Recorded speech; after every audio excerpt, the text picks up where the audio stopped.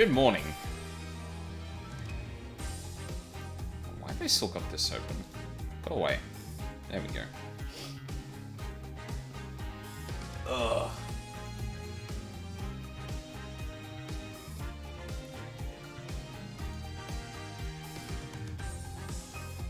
Oh, I forgot to put Mina in the fucking Blue Sky post. I mean... God damn it. I don't know how I keep forgetting that, especially when when Blue Sky has a higher limit on characters than Twitter. Although I think I run up against the limit on this Blue Sky post, so... It's still dumb. It's gonna be at the forefront of my mind. I don't know why it wasn't. Hello, Mina. Hello, Warfy. I just realized I was a dingus, and in the last couple of posts I did for the Ace Attorney streams, I haven't included you in it. Oh, it's fine. And people either know me or they don't. That's fine. I just, yeah. It's one of those things where I'm like, you know, that realistically, the people who do watch this stream are people we know. So it's like, yeah, okay. Like I don't need to tell Cookie who Mina is. Like, yeah, Cookie knows who Mina is. But it's one of those things where I'm like, no, you should make a habit of doing that, because the second, like, for whatever reason, someone chooses to raid you, or for some reason you start getting an influx of followers, and you're not already doing that, you are going to be kicking yourself, because suddenly people could come in and be like, I don't know, who is this? So I don't, like, kick myself in the ass too hard about it, but at the same time I'm like, you really should get in the habit of actually just doing that. Because you never know. People just go viral for ridiculous reasons, so... Yeah. It's like why I've got, the references to Avery for the art he did for my Warriors Light, because... Yeah, like... Yeah, a lot of people I like that would regularly watch the stream know who Avery is, but, like, does random person off the street know them? Probably not. Maybe they see the art and go, oh, I'd love to commission her. Well, there you go. There's, in fact, actually, I probably need to update that since everyone's kind of moved away from Twitter as well. Hello, Cookie. But yeah. Are you not in front? Oh no, you are. That is on the right later. Good. Yeah, Hugh is Crane certified? Why is this 18-year-old an attorney and also... I shouldn't question these things, like, but it's just one of those things where I'm sitting here like, wow, there are a lot of people who are 18 years and under who are doing, like, adult-level jobs really well. Ace Attorney, are you good? It's child labor world, baby. Right? Oh, but it's okay to... It's okay... It's okay because they're capable. It's like their frontal lobe hasn't fully developed. Shut the fuck up. Ugh. Anyway, yeah, so we were still in the middle of an investigation, from memory. We just got done with Miriam. I called it in terms of that, hey, look, that looks like the exact same moon and Starlight Sky asset in terms of the thing. Which does give us a time for, in fact, you know what, let's get into the game, because I'm talking about evidence, so I should probably show it on the screen.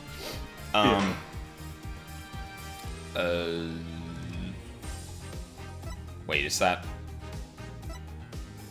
Yeah, no, that's...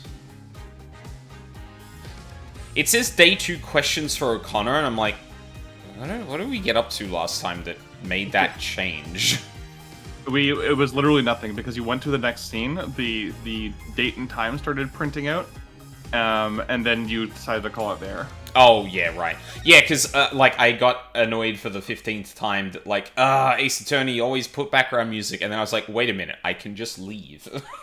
Yeah. I can just trigger the game to make its background music. I can just run. Yep. Right, yeah, we're probably transitioning into something that, yeah.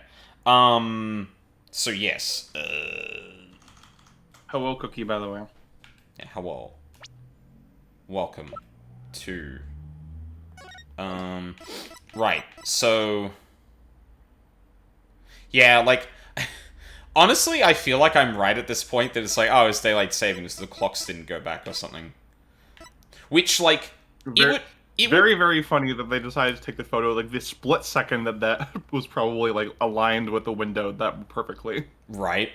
Um, and it'd be well, it's a lot simpler to just say clock's battery's dead or something like that. But I would personally really love the daylight savings thing, because as a software engineer who regularly has to deal with dates being consistent across different places across the world and different time zones, let me tell you how many problems people run into with fucking daylight savings not being accounted for sometimes. Daylight Oh. savings is so stupid. Who gives a shit about farmers? Why do they need more daylight? I need more sleep, is what I need. Well, if it like it's funny you say that, because like I remember jokingly saying that to my previous housemate, and she actually pointed out something really like reasonable too. It's like, well, tradies need to like work in the daylight, and also the way that the day shifts in summer means that they're out in the they're not working during the hottest part of the day. And I was like, oh, that, huh. I never thought of that before. That's fine. So just keep the clock there then. Well, Don't make yeah, it jump exactly. around. Like, why do we have to change it? But then I guess the argument is that, like, uh, when it then shrinks, the morning is taken too much up by darkness, so you have to kind of follow that. So yeah, there's like two goals: keep it in daylight, don't keep it during the hottest part of the day, and those two things don't move in simpatico, if that makes sense.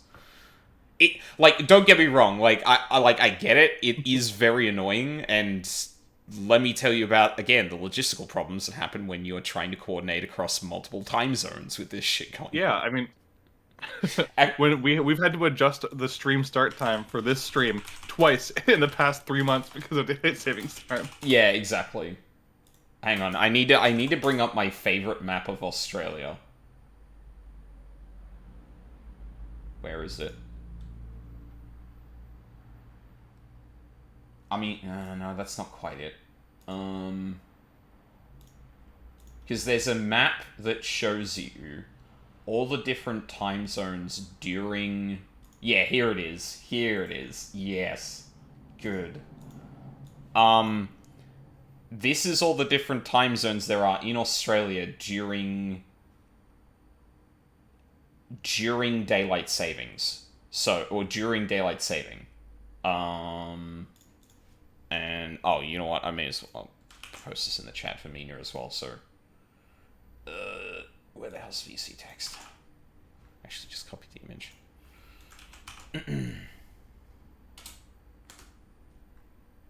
There we go. And that should be appearing on stream... now. Now? No? Now. There we go. Yeah, this is dumb. Yeah, Like, I've seen this map before. yeah, It's inane. it's incredible. Like, and there's so many questions this raises. For example, like, well, actually, Western Australia makes sense when you know where the cities are, but like, it is really funny that on one side you've got 10 and 11, on the other side you've got 8, and in the center is like basically an average of 10. So it's like, what the fuck? What sense does that fucking make? But also, like, the places that are, is it lateral? I forget which is the vertical one. That are vertically aligned on the map have different time zones, because some of them do and don't observe daylight saving. And it's like, what chance does someone have living here for the first time, understanding what time it is anywhere else? Yeah. Fucking incredible. I love it. Hey, Wolfie, what the fuck? got- Don't ask I've me. got friends. So I've got friends in Adelaide, I've got friends in Melbourne, I've got friends in Sydney, and I've got friends in the Queensland area. And I have to save different clocks on my phone for each of them so I can quickly check and reference like, oh yeah, do you want to hang out in checks time 2 hours? Yeah, exactly. Oh, yeah. It's like, yeah, and oh man, coordinating actually a 14 raid group across like 3 different states had that same problem. It's like, okay, so we're doing it 7 o'clock, so 7 server time. No, 7 Melbourne time. Well, what's server time? It is Melbourne time. Okay, I thought, but it used to be Sydney time. It's like, yes, that's because of daylight savings. Or sorry, it used to be for Queensland. It used to be, yeah, it's crazy. I believe the word asinine was created to describe situations like this. Yes, specifically crafted for Australian time zones. Let me just clear the phlegm out of my throat. Are you good? Hey, that's Hugh over there. Hugh, we wanted a word with Hugh, if you don't mind. Everyone stares at Athena. If it was Mr. Right, then sure, but you two? Eh. I knew it. There's a hint of discord in Hugh's voice. You're not getting off that easy. After all... Apollo, you were comically short compared to him. Yeah. Typical short king energy. After all, you're a possible suspect. Plus, you actually confessed in court. Whatever. So what do you want from me? But make it brief. I don't have a lot of time, and I assume you don't either. Okay. Why did you confess? About your confession today. You weren't serious about that, were you? Let's just say I had no choice thanks to a certain lawyer who failed to get the job done. Gulp. So you're really prepared to take the blame for this? Not gonna happen. The voice on the tape is female, so that rules me out. Let's put it this way. You don't actually believe that ridiculous play on words, do you? Well, my confession is just like that. A means to an end. Or, as we say around here, the end justifies the means. Ugh. But I actually do believe the voice is shouting Hugh O'Connor. Juniper's confession was quite advantageous for the real killer. But if Robin or I were actually the killer, we wouldn't have confessed. It's that simple. I mean... Dude, you were the third person to do it. Your fucking I am Spartacus ass. Yeah, that is a good point. It's just like, well, if everyone's confessing to the murder, I should too, so I don't stand out. It's like, well, yeah. Actually, yes. if Juniper and Robin both confessed and you didn't, you said, well, like, it's got nothing to do with me, I'd actually be throwing the side eye at you, like... Like, I know the group, the friend triangle's kind of, like, falling apart, but that doesn't seem to make sense based on the fact that you were also going to confess to Juniper, so...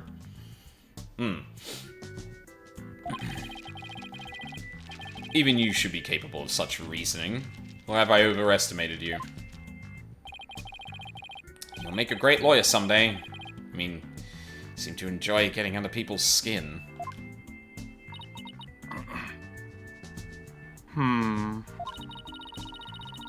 Could Hugh and Robin's confessions really prove their innocence instead of their guilt? This is gonna take some serious thinking on my part. Relation to Blackwell? Oh yeah, like... Blackwell did, like, have a uniquely kind of, like, well, speaking of getting under people's skin, I guess.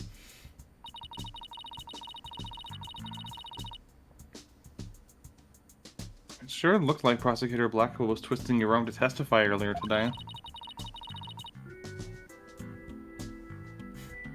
Is there some sort of secret he's using against you?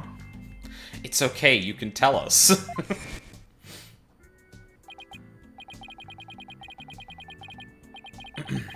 I've no intention of saying anything more. Now, if you'll excuse me.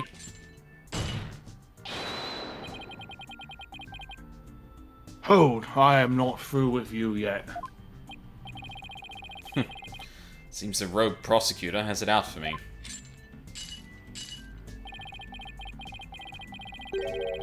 Leave and we just might discuss you know what.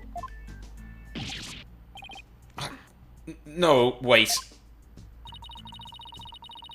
One little statement and Mr. Cool loses it? What's that all about? I'm trying to remember, because that wasn't the only time he managed to kind of, like, get under his skin. I'm trying to remember what phrases he used then. Something about genius. I feel like when Blackwell said something to the effect of, like, emphasizing the fact that he's very smart, like, O'Connor started to crumble a little bit. Am I remembering that right? No, you've got a good recollection of it. Okay. Is he actually cheating? Yeah, that's whatever. You really are a rank amateur. Even if that were true, you think I'd open up to you? So he's not denying it. And we need a Magatama, I think. Secret might be causing the discord in his voice. Then again, we have the same problem with Junie and Robin. You're just wasting your time and mine. Next question. Coarse planner. Oh, yeah. About that meeting with Professor Court on the 23rd, why did she want to see you? I've no intention of telling you. You'll have to force it out of me any way you can. Statements dreamed up by the innocent and extremely trustworthy. Mm-hmm. He's got the most air fryer owner smile I've ever seen. Ah, you're so right. Like, I will give them this game fucking killed it with the character designs. Like, yeah, you can take one look at Robin, Juniper, and Hugh, and you get their deals, like, immediately. Yeah, absolutely. And yet they still have, like, some really cool hidden depths beyond, like, what their quote-unquote deal is. So it's, like, the best of both worlds. You get a cool character design that also tells you a lot about the character. Yeah, but that's not, like, the beginning and end of their character. Which, it is a trap you can fall into. You can lean too much on just, oh yeah, that's the character's deal. Or rather, communicating everything about the character in a very obvious way that means there's nothing to really, like, dig into. Again, like with, yeah, much like with Robin and... Well, I get... Robin's probably... I'm thinking of the eyebrows for Robin, but, like, that's kind of a different thing. Yeah. Ugh, Professor Mean strikes again. Then again, Hugh is in the lawyer course. That I mean, if Yeah, it's true. He is most susceptible to that kind of thinking. The others just have to go, yeah, okay, whatever, Grandpa, every time Professor Means shows up to lecture them. But Hugh is, like, in there, like, every day. Yeah, like, like, I wouldn't have been surprised, for example, if, Hugh ends up being, like, more on Means' side of things in terms of, philosophy about the law and what they're doing at the school. Whereas, like, Juniper and... Robin feels like, she's a bit more just, whatever, about the whole thing, considering she also kind of wants more to be an artist. But I imagine Juniper's probably distinctly on Court's side, I imagine. Yeah. There's a tennis pun in there somewhere, but I can't get it.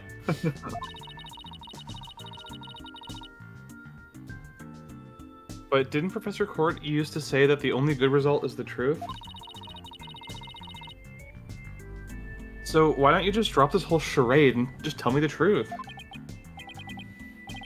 The truth. How can you be so sure it will help you solve this case? The truth isn't necessarily your friend, nor Juniper's, for that matter. No, you're wrong. I don't care what anyone says. I'm going to defend Junie the right way, using the truth. That's the only way to honor Junie's wishes and Professor Court's memory. I see. Very well, Miss Sykes. I'll testify tomorrow about the truth you're so interested in. Hugh. But...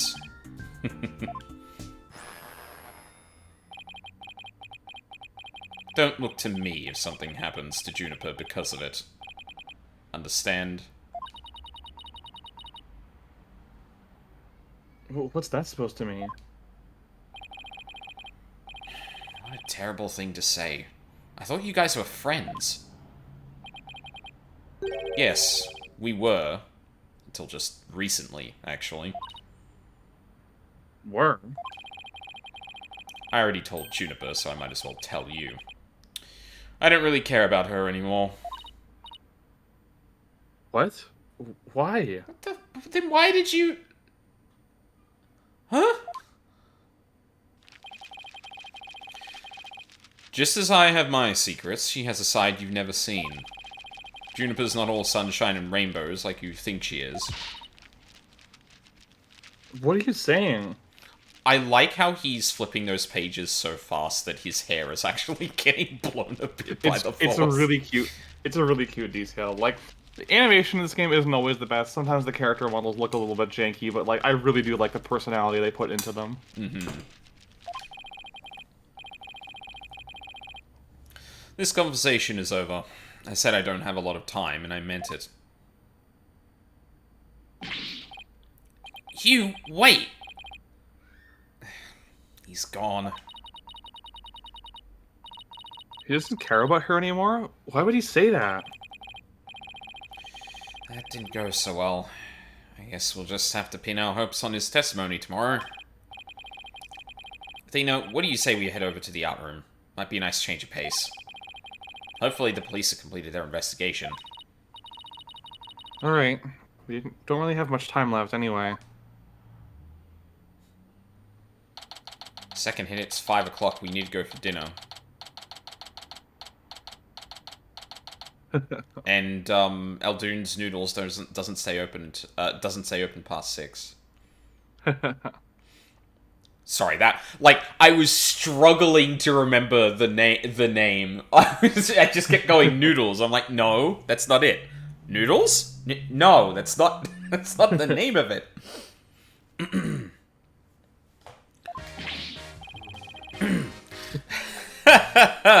Wait, it isn't my little lawyer friends again.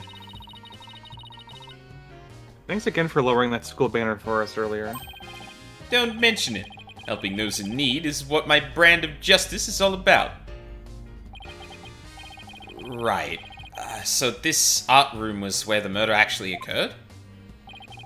That's right. Can't see it with the naked eye, but there's blood on the floor. That area roped off in the middle of the room marks the spot. Police investigation is done, so if you want to look around, knock yourselves out. Nice. Think I'll do just that. Oh, this is a more traditional examination thing. Hell yeah. Alright. Use. Alright. A mock trial script on the floor, and nearby an envelope marked Use. I wonder if Miriam's script was ever really inside that envelope. Let's see here. By Miriam Scuttlebutt. And the title is... Rouge et Noir. Crimson Blood and Dark Judgment. I wouldn't take part in that mock trial if she begged me. Oh, be nice to Polo. She's a friendless weird girl. You gotta hand it to her a little bit. She's just being over dramatic with the title. It's nothing to worry about. It says there are special rules allowing for the payment of bribes while court is adjourned. Oh, and you can bring up to $3 worth of fabricated evidence. It also says... What the fuck?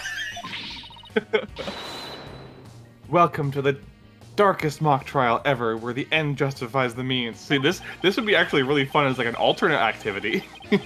Yeah. Prosecution claims this is the script that was supposed to have been used. But the scripts were selected by Professor Court, considering how much she valued the truth. I seriously doubt she'd pick a script entitled Crimson Blood and Dark Judgment. Every fifth Forged Diary page for free. Seriously. Oh. Yeah. Wow, you have that title memorized already? I mean, it's kind of hard not to be honest. What the fuck is this?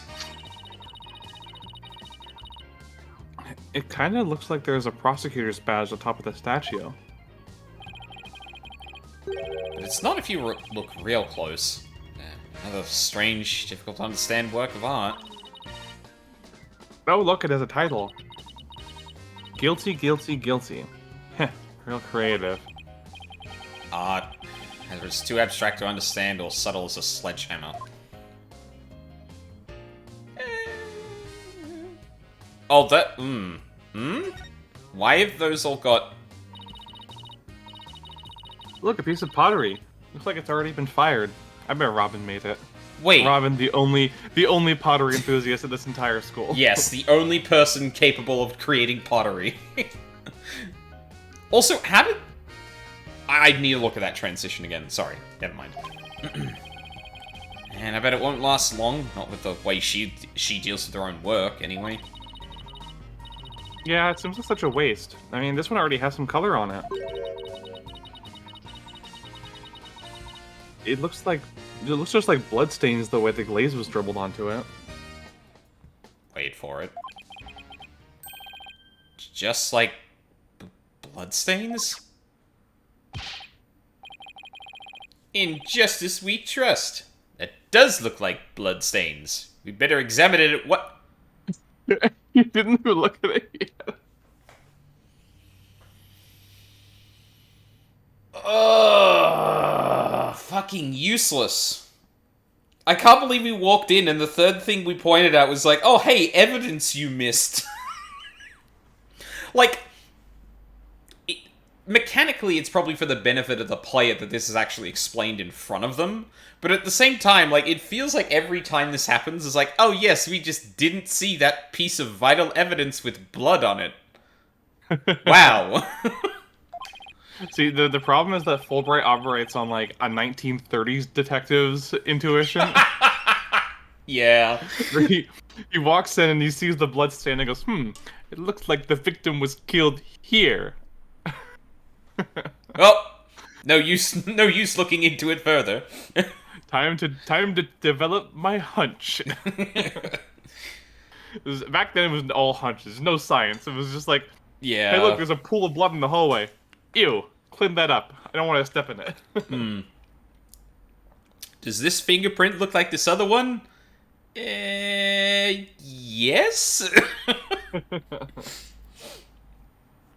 I get it. The victim was stabbed in the middle of the room where the big bloodstain is. And then brought over here, at which point some of the blood dripped onto these pieces.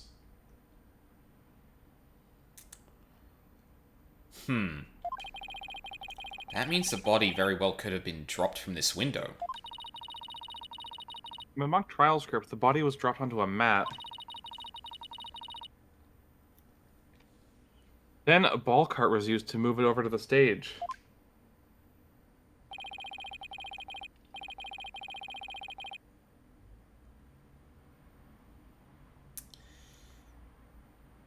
Yeah, something about this doesn't line up. And I'm brought into well, the thing that comes to mind too is that there was a drag mark around the stage too. Like, we haven't seen anything about like like a cart track, but we have seen that. And it might be a little bit of meta, but like I had to assume then that maybe the ball... Well, there's no evidence... There's no strict evidence that a ball cart was there. And especially now that we've got this, like, mechanism that's bringing something down to the stage and knocking over Clavier and, or presumably Phoenix's, busts. Yeah, I don't know if a ball cart was actually used, but at the same time, that could have been getting something else out of there. Considering we know the statue was moved. The maintenance area is below this room, and the storehouse there has a mat and ball cart. So, even the moving of the body was carried out just like in the script? The killer sure had a thing for Junie's script. Well, what do you expect? That's why we suspected the defendant in the first place. Well, you're wrong. I'm gonna prove it in court. Literally, probably one of the dumbest police arguments I've ever seen in this series. Like, Yeah. Oh, this special script whose details were only known to this one person. Surely they recreated them the day before the details of this were made public to the rest of the world. Exactly. There is absolutely nothing suspicious about this person carrying out the crime, as they wrote in a thing that was sealed and only them and the victim knew about it. Absolutely nothing suspicious about that at all. The way things are, I like to imagine Professor Means looked at the Gramarye trial and decided that Phoenix's problem wasn't that he presented forged evidence, but that he got caught. Yeah! Why did he simply not put the evidence? Why did he simply not put the evidence in front of the one person that knew it was forged? Strange to me. A picture of a girl wearing a floral hat. Oh, it has the artist's name right here. C. Court. Wow, Professor Court must have painted this. Abstract Junie. She's incredibly good at the neo-cubist style. Mm-hmm. So is this what they consider art? I really don't get it. Apollo, it's very straightforward. Yes. I swear I've seen this girl before. It's a metaphor, Apollo. It just went over your head. That's impossible. I would catch it if it went over my head. See, this line is cute though, because chronologically this is before Athena has seen her in the present, dressed outside of her school uniform. Oh yeah, I was about to comment on that, saying like, what do you mean? That's Junie, but like, no, she may not have seen her in that getup yet. Yeah.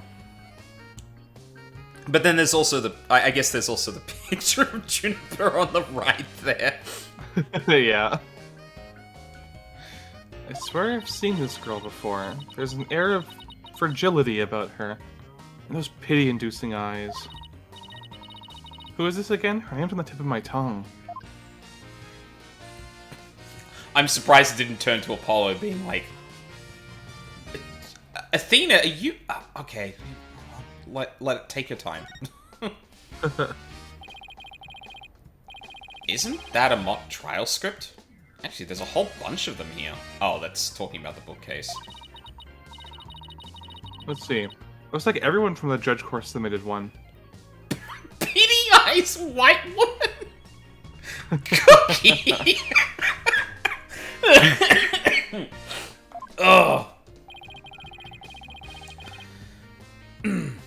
The victim, Constance Court, was the Fine Art Club's advisor, so she probably spent a lot of time up here in addition to her other duties.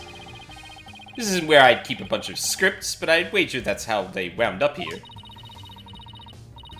Or stressed out overworked Professor Court. I know exactly how that feels. You must, because your desk always looks like a tornado hit it. You're one to talk, Apollo. Me? What about Mr. Wright? Maybe we should rename the firm Write Stuff All Over the Place Agency. Oh, get his ass. I love that kind of moment where, like, they're just giving each other shit for having unorganized living spaces. Yeah, it's good. These 3 busts sitting on a shelf. A judge, a defendant, another a lawyer or a prosecutor. The bearded one must be the judge, and the bummed out looking one the defendant. As we all know, every judge must have a beard.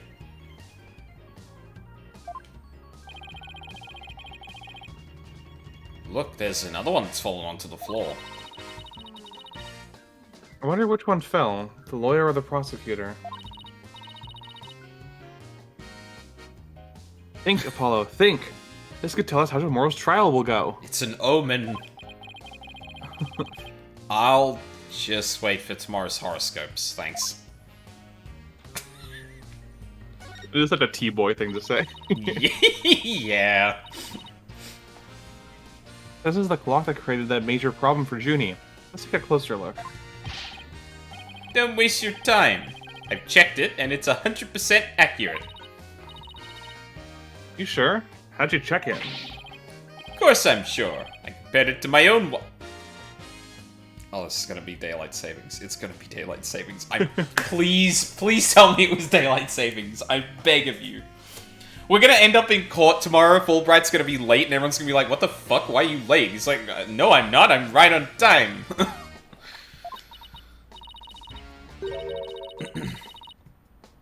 Oh. Detective Fulbright, didn't you notice that your watch has stopped? Did I?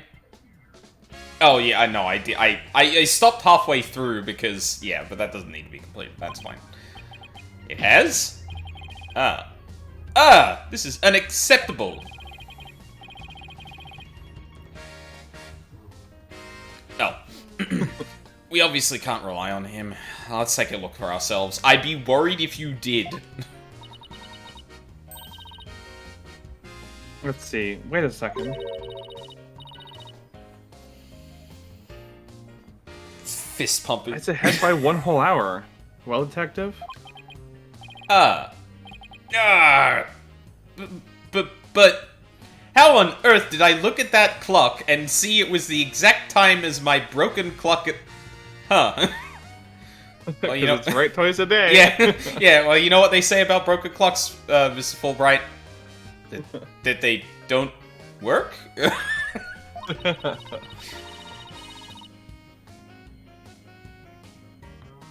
This clock must have also been a whole hour ahead when this photo was taken. If so, that would fit perfectly with Junie's testimony. Yep, and we have pictures to actually line those things up. So, yeah. Prosecutor Blackwell won't like this. I almost feel sorry for the detective. Almost. You can at least pretend to feel sorry by wiping that big grin off your face. Wait just 1 minute. Clock is an hour ahead right now, sure. But what proof do you have it was running ahead on the day of the crime? That's a good question. I happen to have photos with that thing in front of the building, 601. May not be in front of that exact part of the building, but, you know, close enough. Wait. Oh, no, that's Athena. Wait, I think I might just have something. Detective Fulbright, would you agree that there's a moon outside the window? Or, I don't know, I somehow flipped around the phrasing of that backwards. That's all good. Sure. A nice crescent one. Like something out of a picture book. But if you look at that window in the back with the winch attached to it, you'll see that the only view to be had is the opposite side of the school building. Oof. Oof. Then what's this moon doing here? I wonder.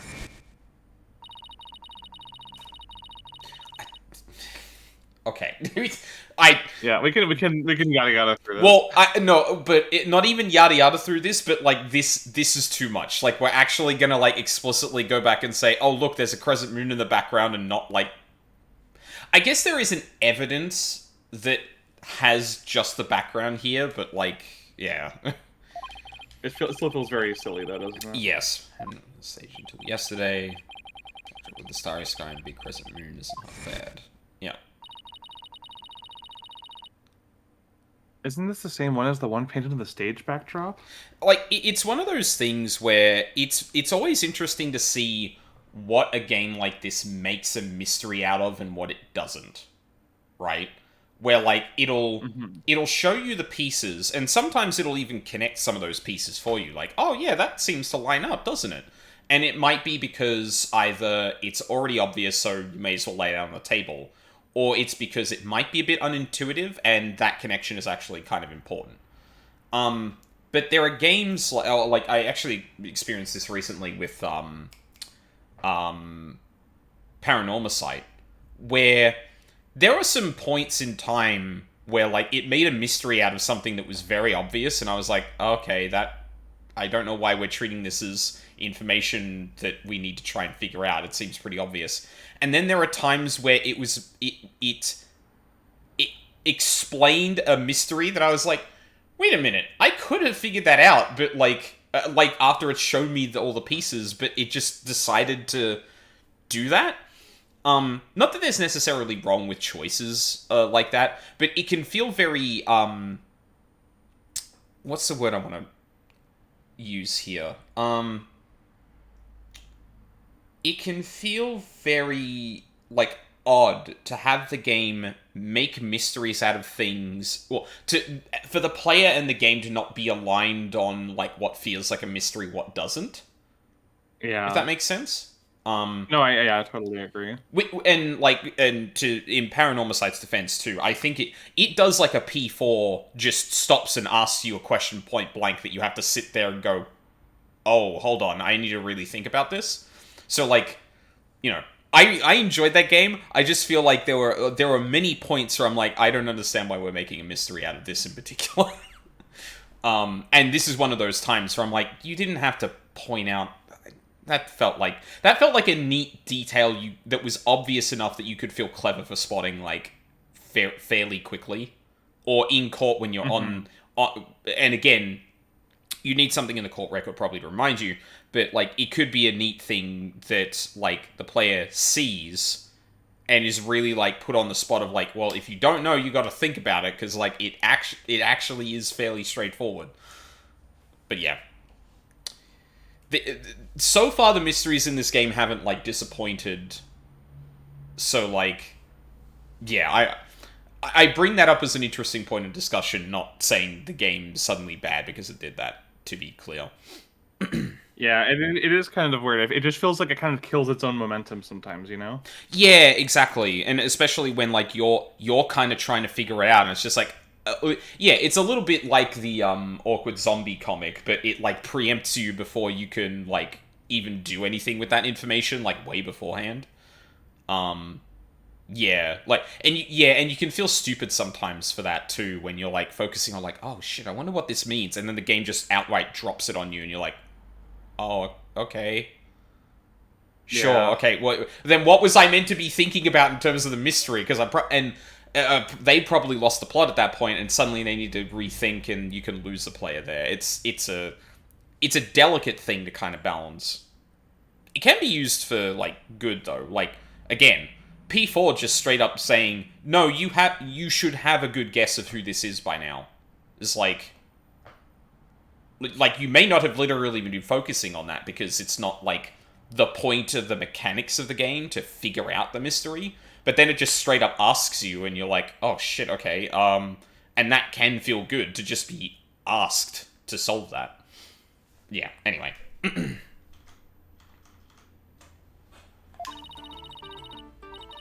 Oops, right here, detective. This shows it was 6 p.m. when the photo was taken.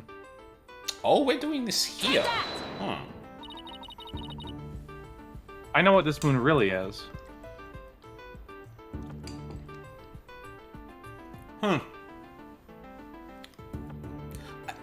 This makes me wonder if this was a playtest thing. If people got weirdly stuck on this and was like, what?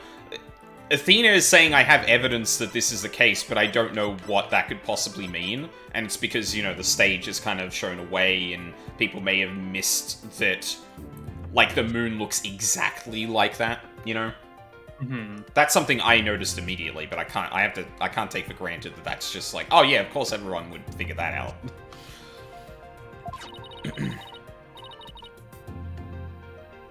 And if you look at this photo, you'll know too.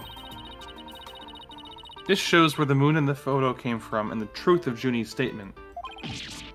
Whoa, what? Where? Where does it show that? Oh, yeah, see. They put Fulbright through the game and he didn't get it. If you look right here, it'll all become crystal clear. That's not a moon, that's a plank of wood. They were still prepping the stage, so its backdrop wasn't in place yet. This photo shows them in the process of moving the backdrop into position. I can see that. That's the big board hanging here. Size matches, too. But there's no picture. Oh, he really is. Oh, Fulbright. Oh. It's a crucial detail.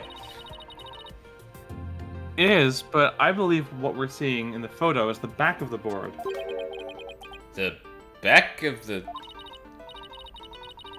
That's right. And at around 6 p.m. when this was taken...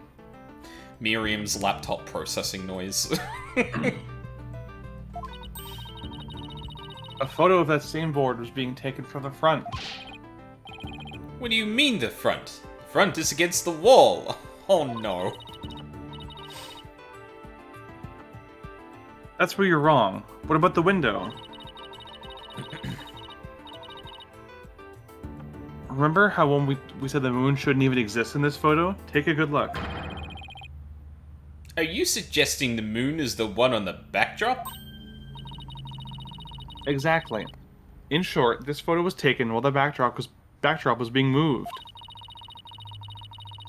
And as you can see here, it was about 6 o'clock when the backdrop was being set in place. See, now that this is being explained outside of the trial, I'm like worried I'm still missing something about the implication here. That is one thing I'll give it when games do this, is like, wait, we're explaining this now, and I feel like I felt clever for thinking of this, but we're laying this out before the bit where it actually matters to say it. Okay. Also, Hi, hello, Luca. Luca. I can't stick around and watch, but I hope you guys have a fun time. No worries, Luca. I hope you're doing well.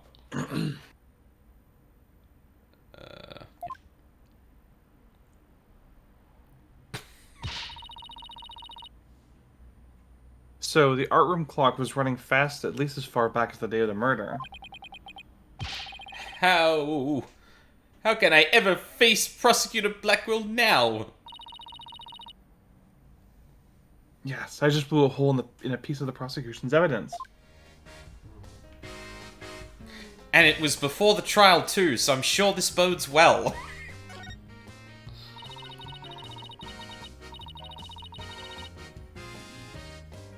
Picture of a girl wearing a floral hat. Oh, it has the artist's name right here. R. Newman. Wow, Robin must have painted this. Is this Juniper? Clothes are different, but... Oh, look, there's a piece of paper stuck to the back. Let's see what it says. Completely lacks Professor Court's artistry. Must keep practicing. Robin. No. Huh. I think this is plenty good myself. Wonder what it would look like if Professor Court had painted Juniper.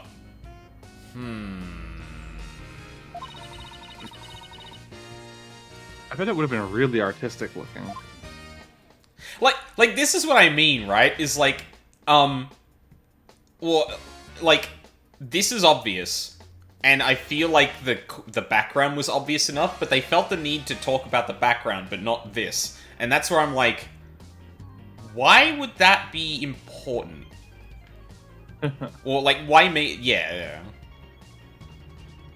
I guess why hold off from making that connection is what I specifically point to. Hey, this area with the rope around it. That's where we detected a large blood stain. In short, the victim was stabbed here or somewhere close by.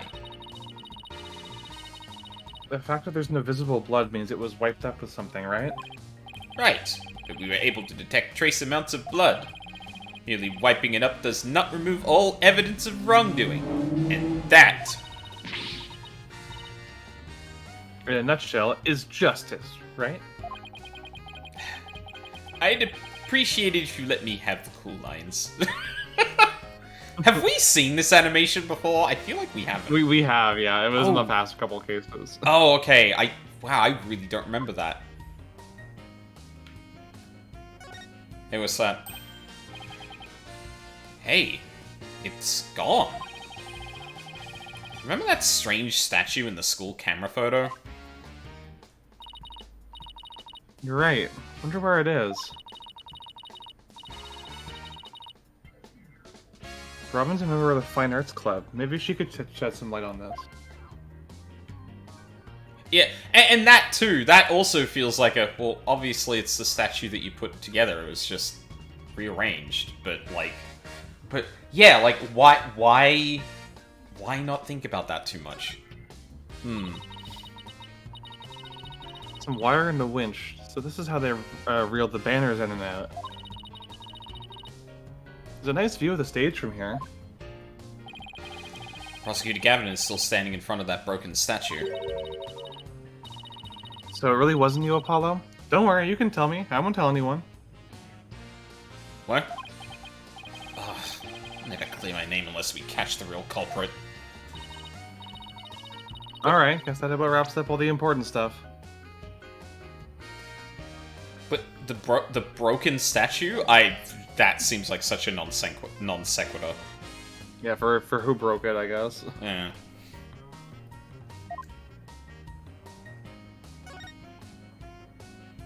Alright. Find anything new, Detective Fulbright? Good question. Unfortunately, the answer is nothing much yet. Well, unless you count that thing you just showed me that I realized I never actually investigated. He sure is confident for having found nothing. But, if we're talking outside of the art room, there has been a major breakthrough. Oh dear. Unless I find out what that is, I don't know what I shall do. No need for the theatrics. I was told I could fill you in on this one. Wow, you saw right through me, Detective. I'm impressed. Looking to get arrested for murder via unwarranted flattery, are we? The breakthrough. So, what's this major breakthrough you mentioned? You want to know? You really want to know? You really, really...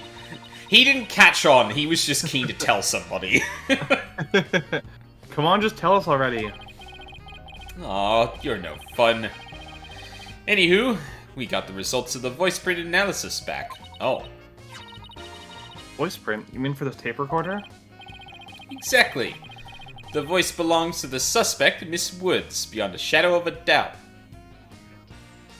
Really? See right here? They analyzed the voice on the tape inside and out.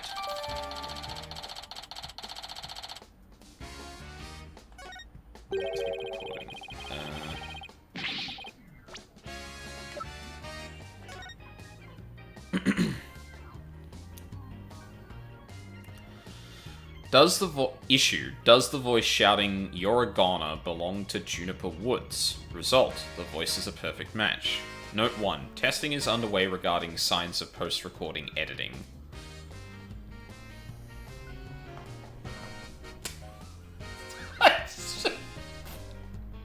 I didn't think I was going to read this and see, like, this is a perfect match. We've got to confirm if it's natural or not. Like, I was expecting, like, oh yeah, there's a decent chance it's, yeah. Tape has about 10 minutes and 35 seconds of noise requiring further testing. Huh.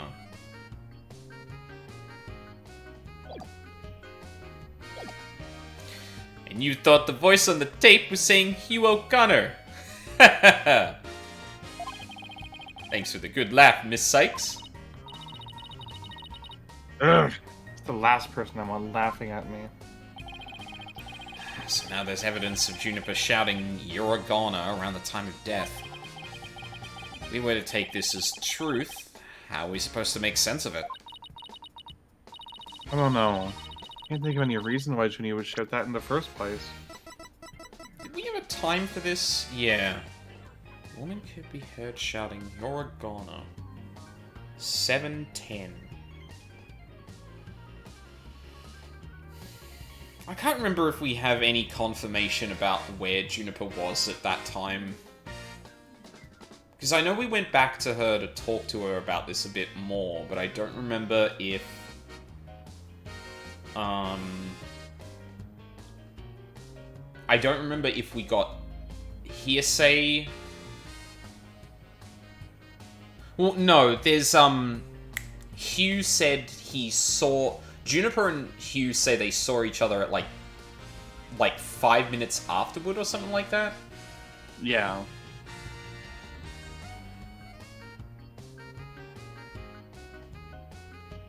Did we confirm where they were going at that point? No, just that it was in the hallways.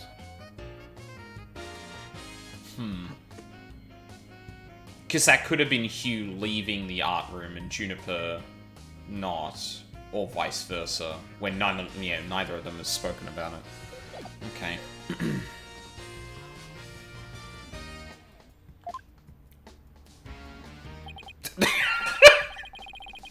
Fulbright jump scare. Well, I think we've examined pretty much everything we can. By the way, did Prosecutor Blackwell happen to tell you anything about tomorrow's trial? In justice we trust. It's no use trying to pry more information out of me. Having just learned that the clock had been in 1 hour fast, means we're back to square one concerning the suspect's actions. Oh no, this completely collapsed our entire case. Jesus Christ. I wonder what the main argument will be about now. How the body was moved would be my guess, but Prosecutor Blackwell's got his own plans. Oh? Does he now? Detective Fulbright. Try as you might, I won't say another word about the investigation. No, I wasn't gonna ask about that. I was just wondering if you've seen Robin. Oh! You mean Miss Robin Newman? She was here just a moment ago. His insistence on tacking the Miz on there, it even feels like someone who just saw someone come out and is trying to validate their identity now. Yeah. Like he's got the spirit, but come on, man, you can lay off a little bit. Like, it's not... Yeah. And she mumbled something about watching videos in the lecture hall. Video? What video? The video recording of the murder. I don't know why this didn't come up before, but... thanks, Detective. Athena, I think we should stop by the lecture hall. Right, let's go. Pretty much finished, so... Oh, that's cute. Because I didn't look at this. Yeah. Hey, look! That's you on this mobile, Apollo. A red demon. A red demon? It's more like a snake curled around a brush to me. I was gonna say an elephant. Yeah, it's supposed to look like Phony Fanty, but these people, yeah. these folks don't know who Phony Fanty is yet, because Case 1 hasn't happened yet, because this game's totally over for no fucking reason. Yeah. Wait, did I actually read? Oh, yeah, no, I did. No, see the antennae and the yellow spots on its back? Anyone can see it's a ladybug. So, Bless for you. some reason, specifically this game and Ace Attorney Investigations 1 are both told like weirdly out of order, in a way that doesn't make sense, because like Ace Attorney 3 not told in chronological order, but the way it's told is so compelling because they foreshadow stuff that you get to see later by just having characters refer to it naturally. Like Case 1 is a Mia flashback, but it's not her first case. You see her first case later, and you know that shit's gonna go down based on how often they referenced it in Case 1. Yeah. But the timeline's still very easy to follow. In the present, it's 2, 3, 5. In the past, it's 4 and then 1. Yeah. Like, it's not complicated. But this game, like, jumps around all over the place. Ace Attorney Investigations' chronological order is, for some godforsaken reason, 2, 3, 1, 4, 5. Oh, sorry, no, it's 4, 1, sorry, 4. God. 42315. That's the order that Ace Attorney Investigation 1's cases are in for some fucking reason. Why? Like, at least if it was like 23415, it'd be like, okay, sure, there's a case right before the end, but then we go back and look in chronological order everything that happened. And yeah, I completely agree. I completely agree on Ace Attorney 3. Like, the reasons narratively for... Oh, excuse me. The reasons narratively for looking at Mia's second case as opposed to her first is very clear in terms of the things it's trying to establish for the rest of the game. And when we do go back to that, like, we go back to that once and it doesn't interrupt... And the rest of the present timeline is just in chronological order. And also, the reason that, like, it comes up at the time Phoenix is looking back on all of this stuff, so now the player and Phoenix are aligned on what they know going into the final case. Yeah, I don't... Like, what's the order for this is, 2... Special 3... 4, 1, I'm not gonna spoil the rest. It gets funnier. Yeah, sorry, I don't actually know that. Yeah, no, yeah. Okay, cool. Great. I'm not gonna spoil anything other than it's somehow worse than you think. Oh my god. Okay. Is it going to be obvious where it jumps from and to? Like, yes. Does it at least... Okay. You will know when we catch up to 1. Okay, yeah. Oh, well, yeah, no, there's a very obvious tell for when we catch up to 1. Fucking punished Apollo. Well, actually, that might not be it now that I think about it. Anyway. I guess we'll have to agree to disagree. What are we agreeing about? Oh, yeah, right. Fine. I'm gonna investigate this further at a later date. Agreed? Okay, let's do that. You okay with that, Athena? I really regret bringing this up. Girl, me too. Huh? Oh, I guess the window. Can I shout out to Gavin? I can see the other half of the building across there, and the quad and the stage down below. Yeah. This must be the window Detective Fulbright stuck his head out of earlier. Oh yeah. Thanks for the help, Detective. A true champion of justice always comes running to those in need. Great, then how about telling us Prosecutor Blackwell's strategy for tomorrow? Alright. Let me think.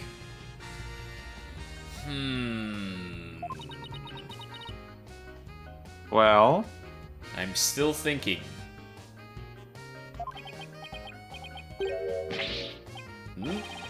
Oh! I'm not following the thing. You were trying to trick me, weren't you? Again, Miriam's laptop processing noise. So close, I could almost taste it. Awesome. Alright. Lecture hall.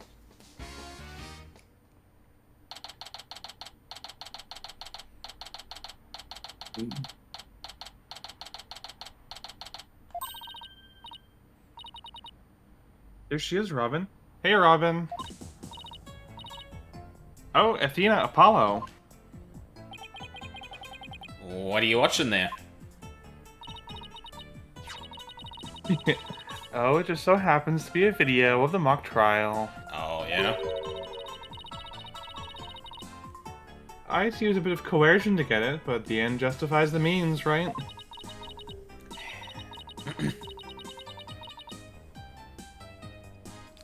If this wasn't Professor Means that did this, I will be very surprised. Considering how much fucking legwork that phrase gets.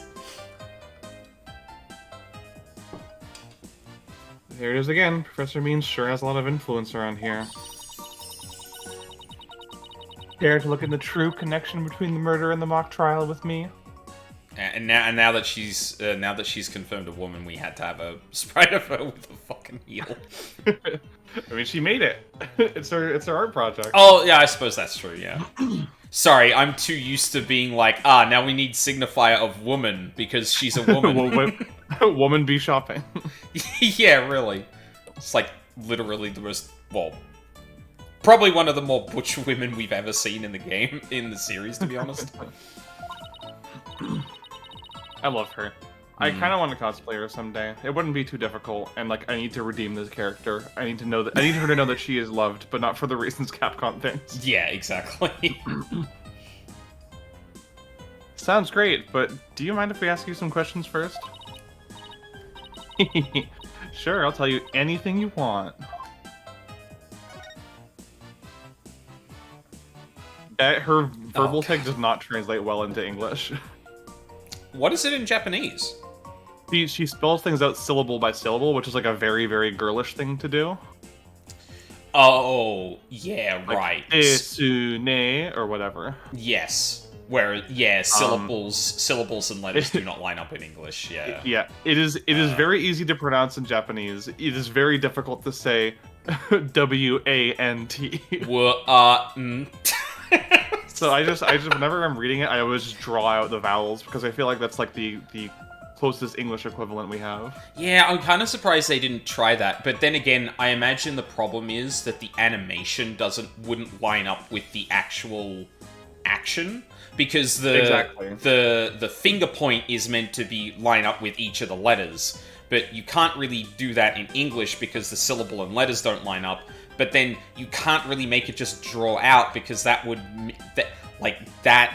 doesn't line up with the animation syncing with the emphasis that's supposed to be there. Again, listen, they still get tons of credit because of the fucking Hugh O'Connor bit, and in each of those languages. Like, yeah, that's again one of those, like, a lot of the time, it can be difficult to move things from one language to another.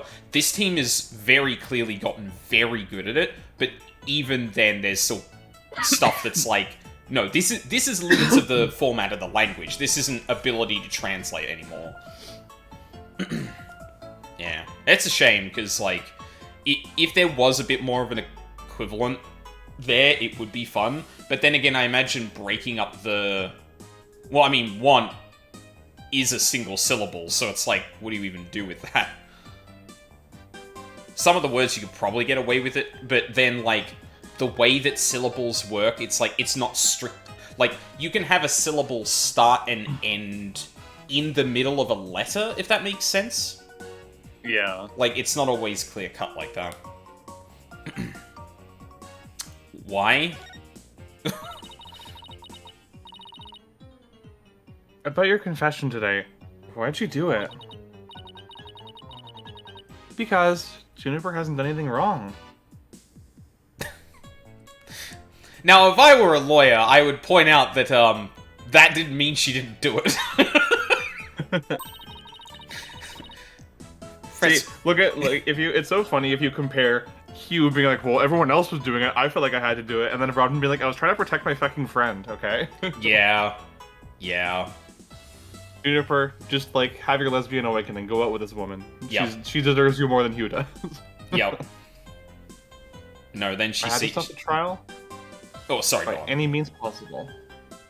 Yeah, and then evidently she ends up with a crush on Apollo. It's like, okay, yeah, sure. Right. The end justifies the means. So you're a follower of Professor Means too? Professor Means is a wonderful teacher, as was Professor Court. I like them both. First, that went off like a pro. Yeah, I kind of figured she was either a bit more in the middle or completely, like... Agnostic is not the word I wanted to use there, but it is the one that came to mind. Like, radical centrist Robin. Yeah, really. I think we should kill the prosecution. I don't think that's a valid strategy. Why don't you guys meet in the middle? We just maim him. We don't kill him. Exactly. Did you ever hear about that prosecutor that got shot in the middle of a trial and they had to replace her? I'm just saying, it worked that one time. But with that style of justice, you run the risk of breaking the law. Well, I'm prepared to quit school because of this case. Hmm. I think we should cancel the prosecution on social media. What? Why? I want to be an artist. That's what I really want, man. But no, my parents forced me to study to become a prosecutor.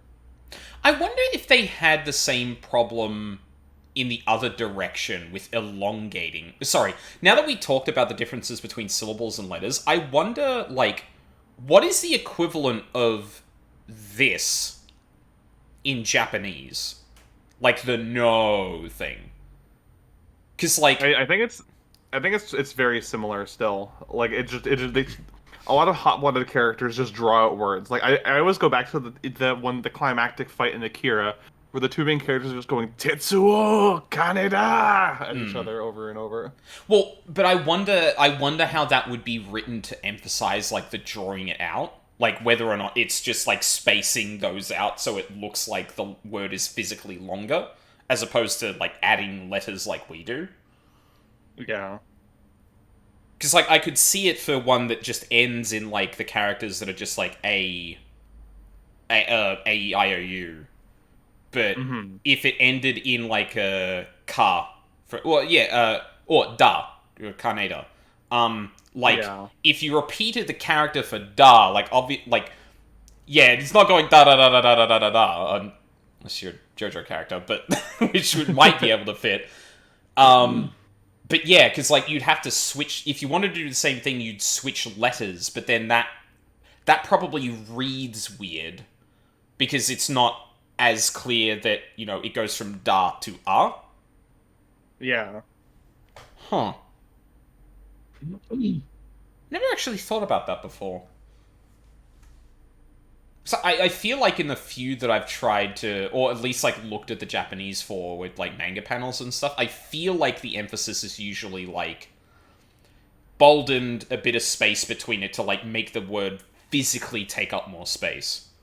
But then, like, you lose the ability to emphasize a particular syllable, potentially. Sorry. Rabbit hole. I like thinking about linguistics and stuff like that, and this is the first time I've thought about It is that very in particular. interesting. Yeah. Yeah. But if the trial went south, you'd have to drop out and give up on becoming a prosecutor. That's what you're really after, isn't it? Mm-hmm. Wait.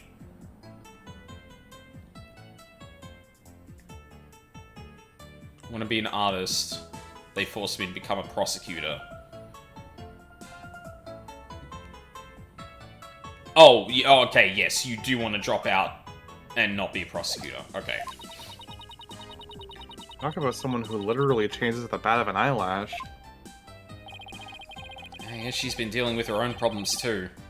That totally makes sense. Yeah, I suppose so, but that doesn't make what she did right. Athena, not a supporter of women's wrongs. Athena, you judo through a cop. What Robin did was pretty small potatoes compared to that. Yeah, this is true. Well, she doesn't think she did anything wrong there, but... I mean, objectively she didn't, but what Robin Yeah. did, like, falsely confessing to save a friend is no less illegal than assaulting an officer of the law. This is true, yeah. Could you tell us a bit, could you tell us about what you were doing the night of the murder? Finishing a statue, I was on the stage until the last bell. That's right, you made the statues of Mr. Wright and Prosecutor Gavin, didn't you? Oh, yes. Yes, I did. Both of them.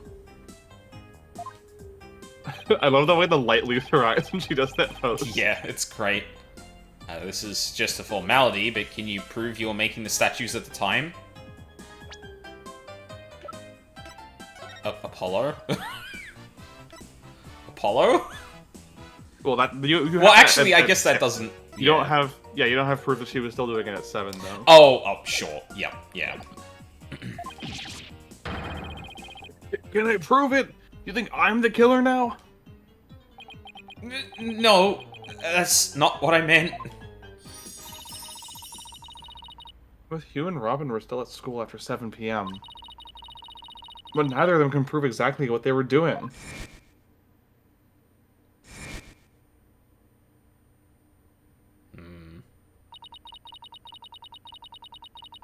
Could one of them really have murdered Professor Court? Now that the secret's out.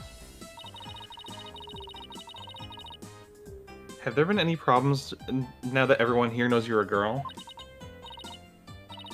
No worries there. I discussed the matter with Professor Court some time ago. Ally! Huh. Literally, like, the nicest witness we've ever, or the nicest victim we've ever had in the entire series. Like, older woman, clearly drawn as that, actually has a backbone when it comes to morals, was, like, literally helping out Robin. I was about to say, like, queer adjacent, but fuck whatever the game is trying to do with that shit. But, like, yeah, and she's dead. Great. Awesome. Love that for her. Ugh. I told her I wanted to let everyone know I'm really a girl. Just today, I found out that she spoke with the school administration on my behalf. Look at that! God damn it. Can't have shit in Japanifornia. What the fuck? Wow. They must really like you. I know, right? But now I can finally be myself here at school. Like, they could not... Robin Newman is the most absolutely fucking accidentally transcoded character I've ever seen in my entire life. Yeah. Yeah. Like, this shit is so poignant if you read it that way. Her being like, I finally get to be myself at school. I get to dress how I want at school. Like, come on. Yeah. And what the fuck is going on? I don't have to hide the fact that I love girly clothes. Yeah, I got nothing for you, Cookie. I don't use that very often. Are you getting any error messages that you could, like, look up, or...?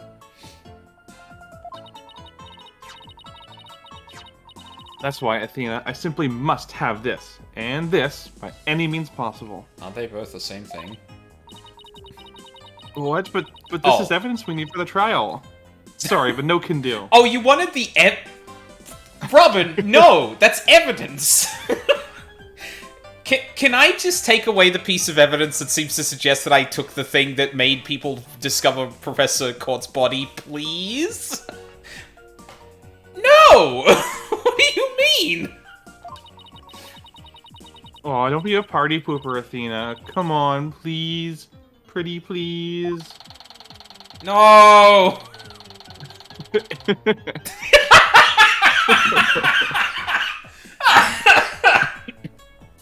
Incredible. Stage costume related evidence taken in classic ends justified the beans style. Oh, darn it. Me when I lose evidence.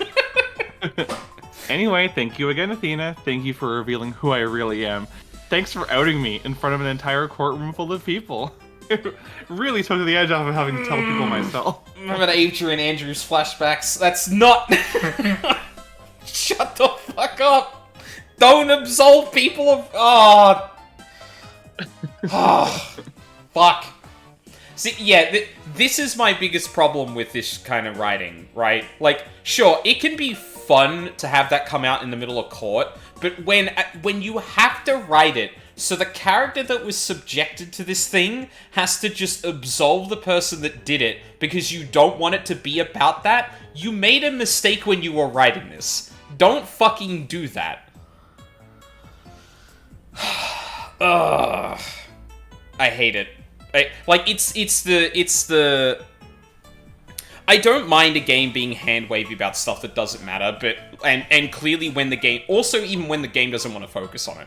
Because I think drawing focus away from something to do some explanation to make it, like, you know, consistent with the world or whatever, like, fuck it. You can hand-wave it and just say it was, you know, it was this, don't worry about that, and move on, and that's fine. But you can't do that with stuff like this. It really chafes me.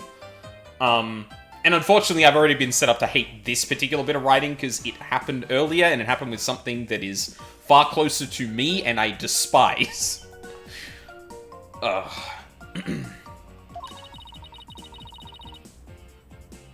I wanted everyone to know before the snitch found out.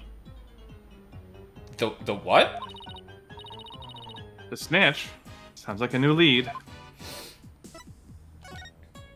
Oh, was it Miriam? There's a rumor going around that one of the students here is a snitch. Yeah, actually, sorry, I don't know why I even thought for a second about anyone else but Miriam, but, like, that should have been the knee-jerk. It's just like, so someone's going around snitching on people. I wonder who that... I think with this information in mind, it kind of softens the blow a bit. Like, at least the information got to be disseminated in a controlled manner, you know? Instead of someone spreading nasty rumors about her. You know what? Like, that's not bad. Sure. It's still shitty, but, like, it's less shitty. It's less shitty, and this actually... And, again, this bit isn't a hand wave. Like, clearly Athena's like, well, hold on, that sounds important. What are we going on about? And we're going to actually talk about it. We're not just leaving that. Yeah. I hear they're watching everything we do, our activities, our relationships, our interests. Yeah, Miriam. I'm reporting it all to one of the professors. But why would anyone do that? Officially, I heard it's to seek out misconduct among the student body. You see, I was joking about Miriam, but that's like, I feel like she's a red herring there. Like, this sounds a lot more like Hugh snitching, honestly. Like the too good for the school kid. Well, yeah, like teacher's pet, more or less. But rumor has it, grades were being bought and sold through the surveillance network. Were they now?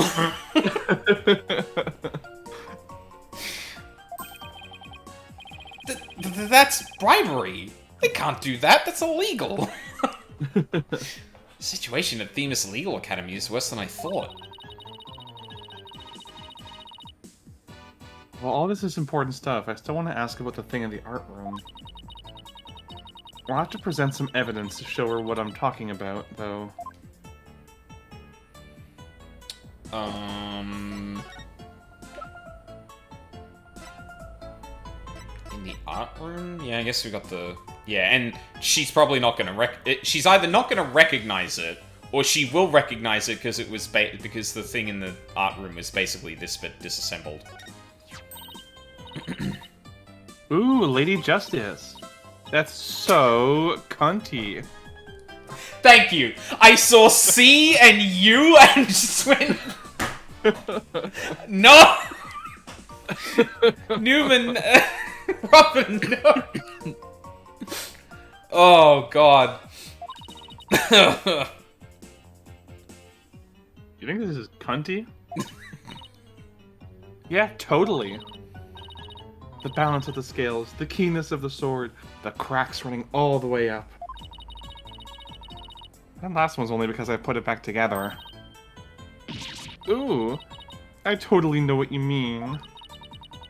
It's that feeling you get when something is so cunty you want to smash it to bits. Right? That one didn't break. That just put a hole in the floor. Sorry, but that sounds more like a case of the crazy than a fondness for the cute.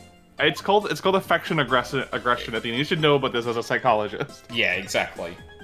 It's the reason why people comment on pictures of cute bunnies being like, I want to fucking put it in my mouth. Yeah. I'm eating this piece of art, thank you. Wait, was that... What... Did we get anything out of that? I feel like we didn't. Oh, no, we're talking about the one that's missing... Yeah, okay. Alright. Robin, I just remembered something I wanted to ask you about. This photo shows a piece of art on the table. Do you know what it is? Whoa! Look at that unique artistic sense. That has to be one of Professor Court's creations, man. Yeah. Professor Court's artistic sense? Why did it replace that one? It's like mechanical thing. They may only have so much vertical space, but it is very funny that it converted the snitch into that. Yeah, I think it always replaces the last one that you've read before. Oh, okay. If you had only read two of those three and the snitch hadn't been read yet, it would replace the one on top of that. Oh, that's clever. Yeah, because from a functional perspective, then you don't have to rely on specific bits of it being read, only that something was read. And you just turn that one. Yeah, that makes sense. Professor Court's artistic sense, that's a tough one. I'd say it's avant-garde and very eclectic. Sorry, the software engineer leaped out and said, "Oh, I understand why that's functioning like that." It's cool. In other words, it's weird and all over the place. Rude. Come to think of it, that strange-looking painting in the art room was one of Professor Court's works too, wasn't it? The statue in that photo was originally a statue of Lady Justice. Lady Justice? Professor Court had planned on placing it on the judge's bench in the lecture hall. But the day before the mock trial, it broke while she was polishing it. Oh.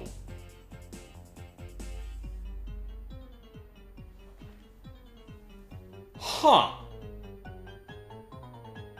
So it was broken before it got down to the stage.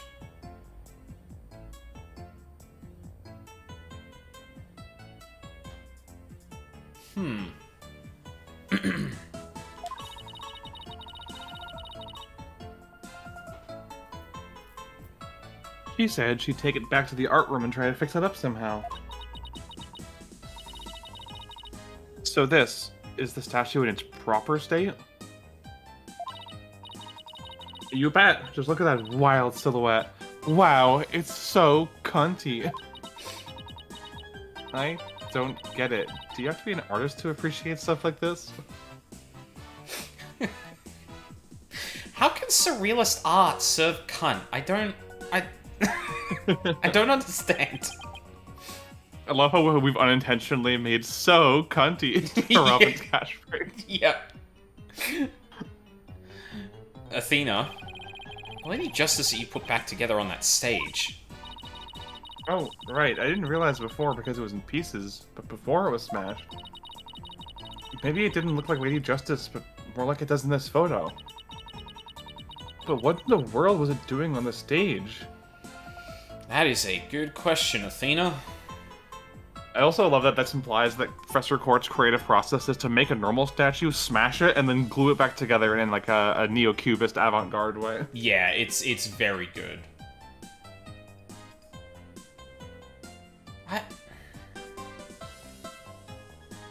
So this was tied in a strange way, and looked like it had been brought down via the rope or via the hinge thing, or the winch. Sorry, that's the word I was looking for. And it would make sense that it was carrying something down, assuming it wasn't the body. But I don't know if I necessarily believe that the bowl cart was used. Like, we don't have evidence that that was the case. Everyone's just assuming that's the case because of the script. But clearly the statue got down there, and it would make sense that, you know, the banner could hold that. But A, there's blood on it, so why does it have blood on it if it was just the statue? And B, if it was... like, why did the broken statue, if it was still broken at the time, need to be moved down there?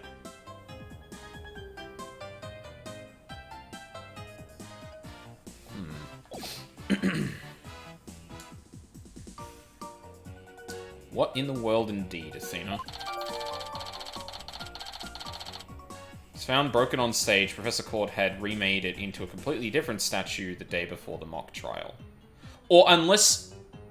Wait, unless it's saying that it was originally Lady Justice, then Professor Court broke it, but in putting it back together, she decided, fuck it, I'll make it a different piece of art.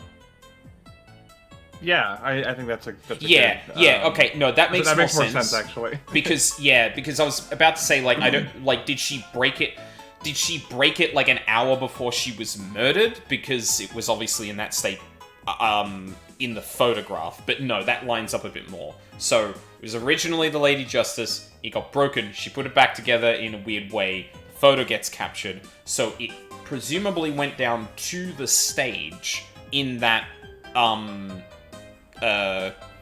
in the cubist form.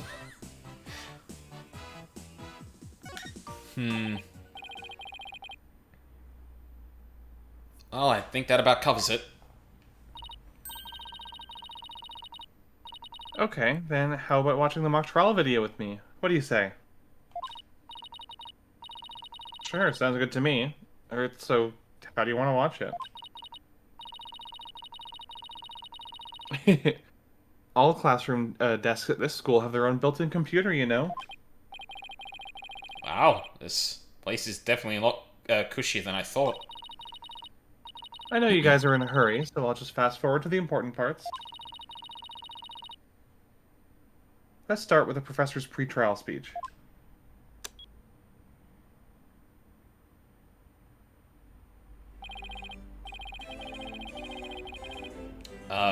Is this court, or...? No, this is Means. Okay. Good afternoon. She was dead by this point. Oh, yes, yeah, of course. No, right, because this is being filmed the morning of the discovery. Yep. Or afternoon, I guess. Good afternoon. I would like to start by thanking you for coming here today. Oh, that sounds like Professor Means. Thank you, Athena. The mock trial, the crown jewel event of the school festival, will begin shortly. Is the camera like this the whole time? Yeah, it's in a fixed position in front of the stage. When I was a student, I too could hardly wait for this day to come.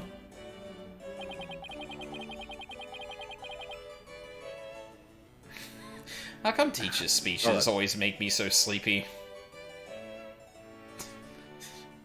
I don't know if it's just in that pose, but it looks like he also has bags under his eyes.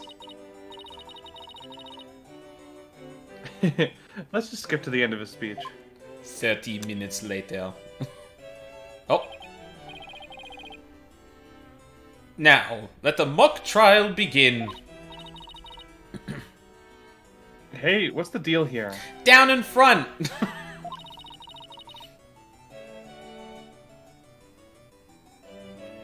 Why is Ginny so large in this shot?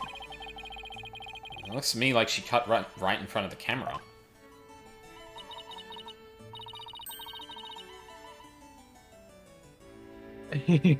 Jennifer was also in charge of the audio. Even though she was already playing a part in the mock trial itself? She had to do it to keep the script details secret. She was all over the place that day.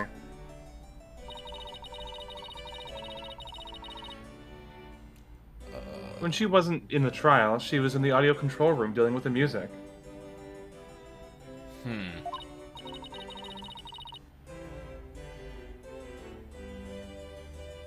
Oh, so this is what the lecture hall looks like.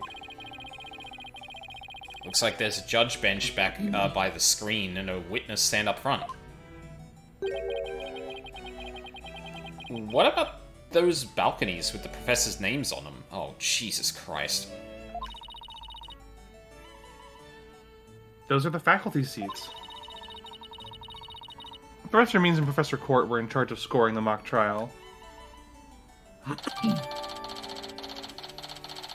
Oh, layout diagrams, my favorite.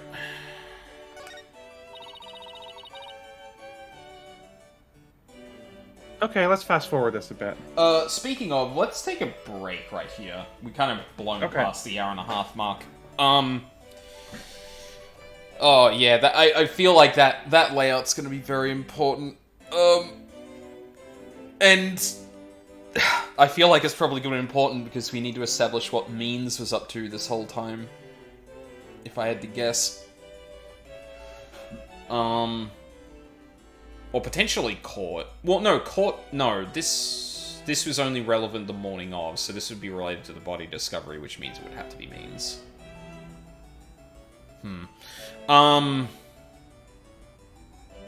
Yeah. I'm a little worried, I'm not gonna lie, just because of how much focus we gave to... Oh, yeah, look, this potential smoking gun we have walking into the trial tomorrow is like... I feel like that's not gonna hold up within the first 5 minutes if you've laid it out already for me. Yeah. Yeah. Oh well. Still more video to go, so we'll find out if there's anything more incriminating when we get back.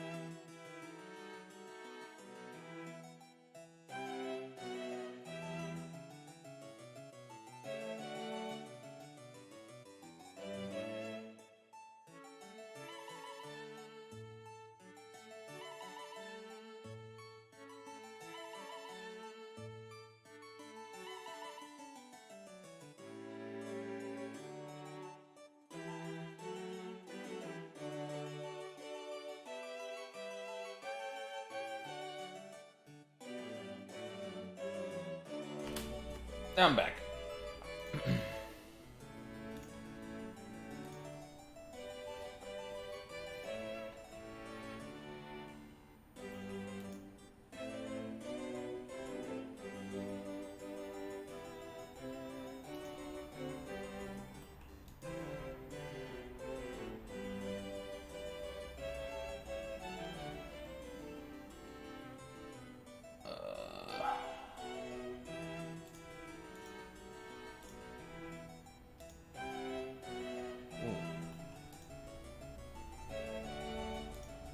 Oh no, okay. Okay, good.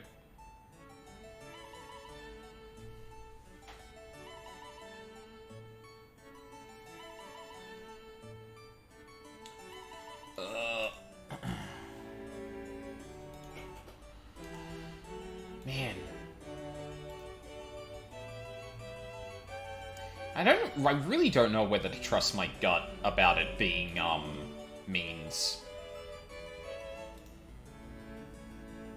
Because so much seems to be hinged on, like, you know, the ends justify the means, that I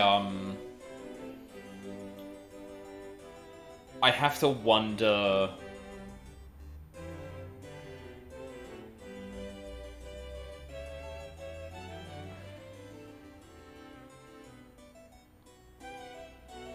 Yeah, like, I guess the list kind of goes means, Hugh, Robin, in terms of the most likely.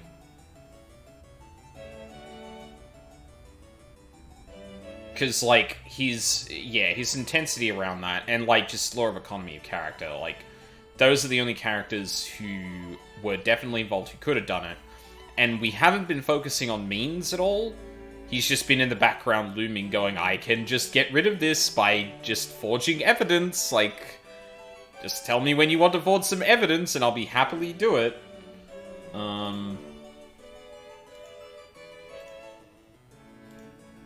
But yeah, there's like, we've been in a kind of a holding pattern, it feels, where we're not really thinking too much about how, how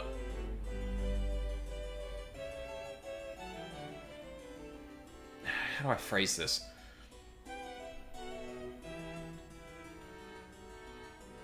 Like, means is starting to creep into the periphery of everything. Like, quite literally, with the photos that were taken. And he's always been in the background. And it seems... It would feel kind of obvious if it was him. But it's... The case is doing, like, a decent job of still providing enough, like, evidence that, you know, both Robin and Hugh are still suspicious.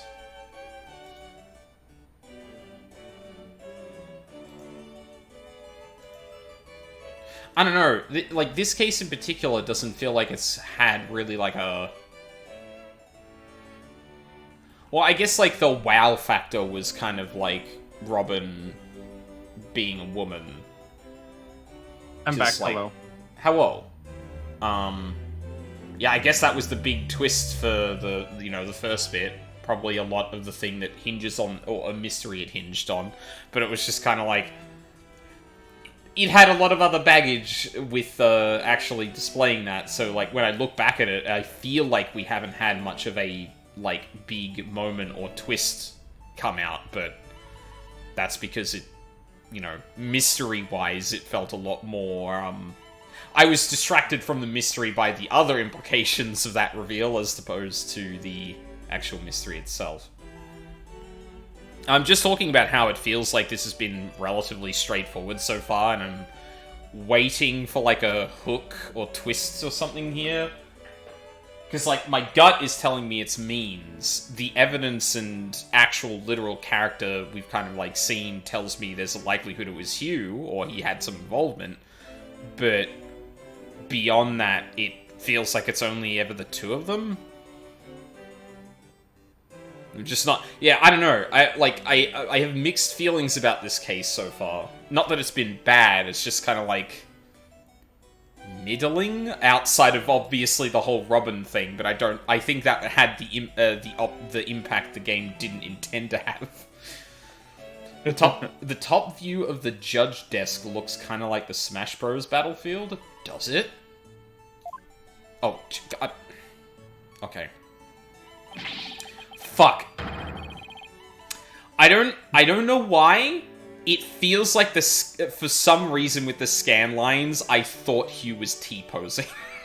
I don't know why it read to me like that, but Jesus. Oh yeah, I can see that. That's it's a really strange Smash stage, but yeah, no, I see where that comes from. Can we actually hold on? No. Do I get a look at the other view of that? I feel like there was a view where we could actually see the bottom floor and not have the balconies on top. But it does not appear like I can look at that. I think the balconies don't really interfere with the floor plan at all. There's nothing beneath them other than the doors. Yeah, it was kind of blank, and there are doors like either side of the frame of this picture here, but yeah. Mm-hmm. This is definitely Robin. Yeah. Yes. And that's why the defendant is definitely guilty! Ah, that was me. Could you tell? Objection. A frail co-ed used her bare hands to stab her professor with an arrow. I don't think so. You read that line in the mock trial, Apollo, but you made it sound kind of weird. Cut me some slack. It's my first time reading that script. I didn't really get into character or anything. I think Juniper's gonna speak next. I didn't do it. I suffered a breakdown and pretty much lost it. It's true I shouted, "You're a goner," but I didn't mean it.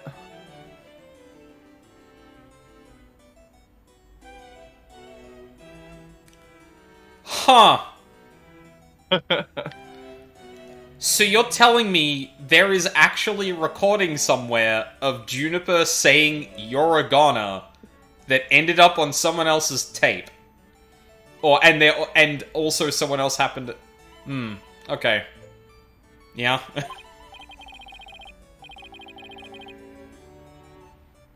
Wow, what an emotional performance.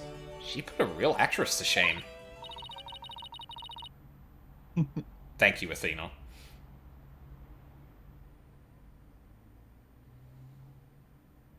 Wait, could you go back and play that scene again? You really think that's necessary?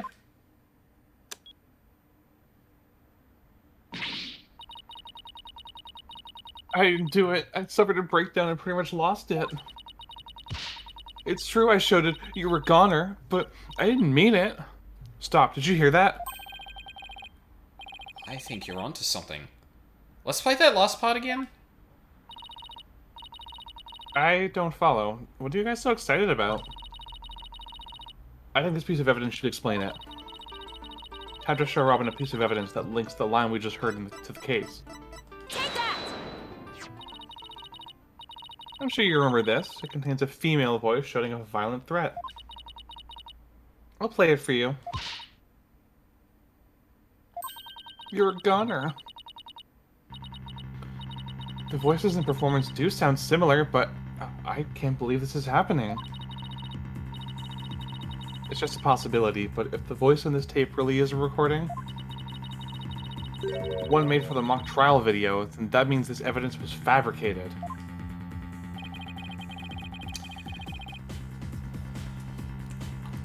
I don't know why I never considered that there would be fabricated evidence in this case. I feel so stupid for not thinking about that. They didn't get to do a voice print analysis in time for court today. That's why the gender of the voice became so important. And if the real killer had foreseen that gender would become key in today's trial, he would have tried to deflect attention away from himself by making the suspect female. So basically, the only one with something to gain from doing this is our sole male suspect. Wait a second. No way! Professor Means' credo is the ends justify the means. So it makes perfect sense that a student who took those words to heart would fabricate evidence. We need to get that tape analyzed as soon as possible. Voice on the tape says, "You're a goner, just like in Junie's script. It may be a fake."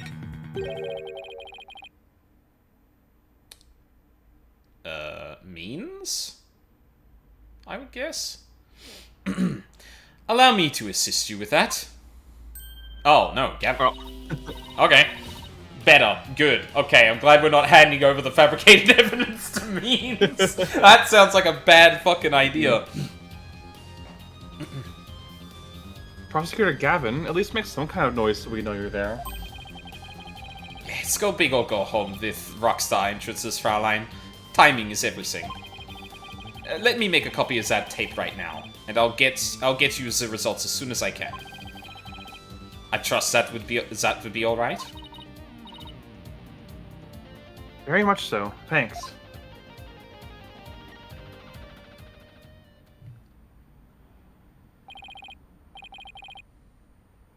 Well, Athena, it's almost sundown.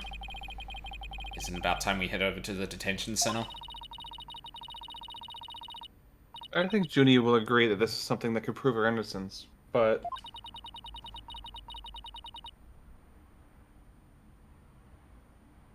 Will her heart really be open to accepting it?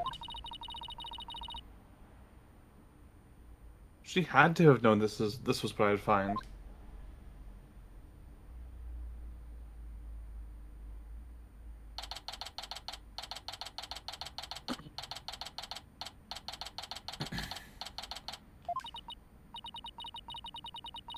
And that about covers the main gist of our investigation.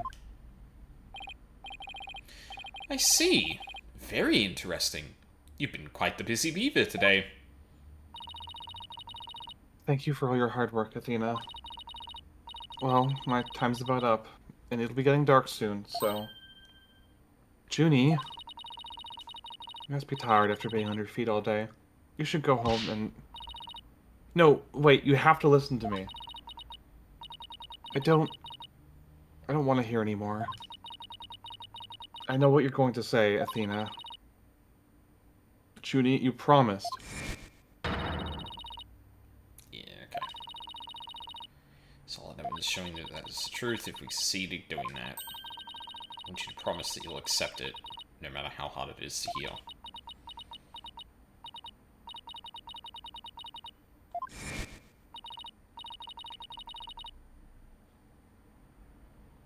So, please just listen to what I have to say. Once you hear me out, I'll let you decide what to do.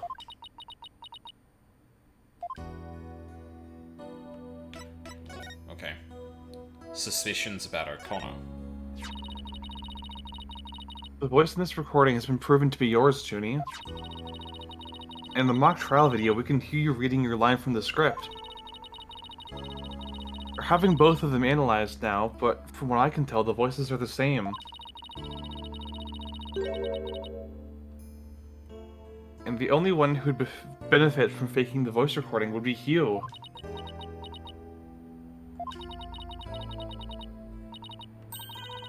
But that doesn't make any sense. I mean, Hugh confessed in order to protect me. This may sound strange, but his confession is a ploy to make himself look less suspicious. In other words, he was just pretending to protect you. Besides, his confession came after. Besides, his confession came after you and Robin had already confessed. If he hadn't confessed right then as well, wouldn't that have seemed a little suspicious? Yeah. Say what you will, Athena, but none of us would hurt a fly, let alone kill someone. Hugh is a gifted student. He gets outstanding grades and never causes trouble. Wait. Athena? My bracelet reacted just now. It did? Why?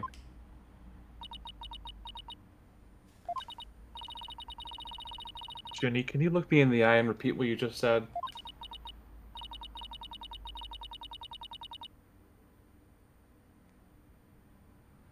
Oh, none of us were hurt to fly, let alone kill someone. He was a gifted student. He gets outstanding grades and never causes trouble.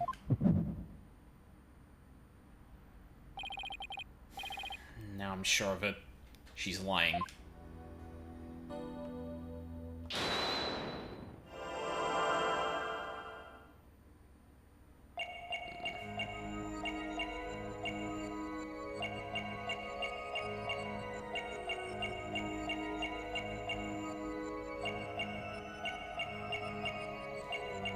Might as well start here, I guess.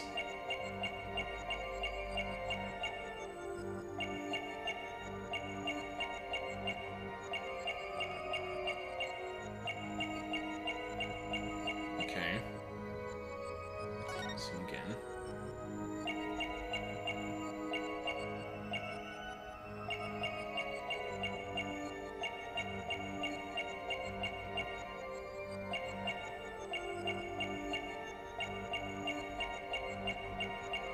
I don't know if I should take the blinking as anything.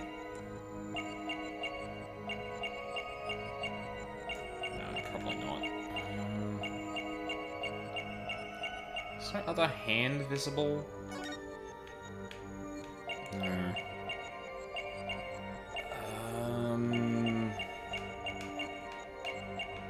Flower. I don't think I saw it moving or anything.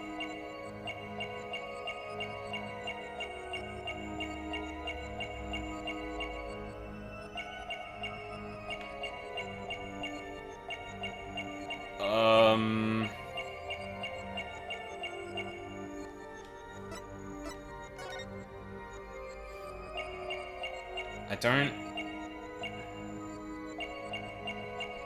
Her hand wasn't moving. She's kind of blinking a bit randomly in each of the statements, so I don't want to take that.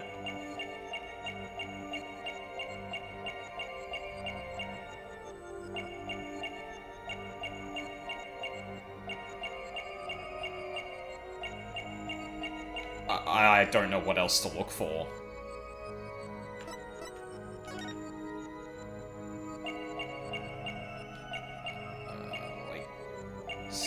Can't see her other hand. Like, the only thing I'd be looking at is these, like, her hand and her face.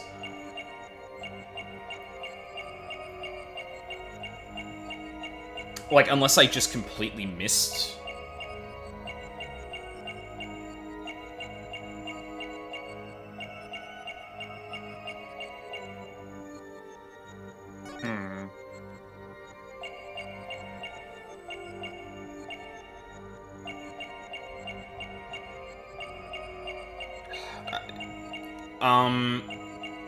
Is there a general area I should be looking at?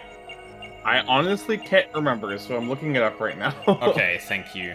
Because... I don't need to remember this part. Okay, yes. Do you want just like a general hint? General, yeah, not what exactly I'm looking for. Lower than where you're looking at right now. Really? Is it her maybe breathing?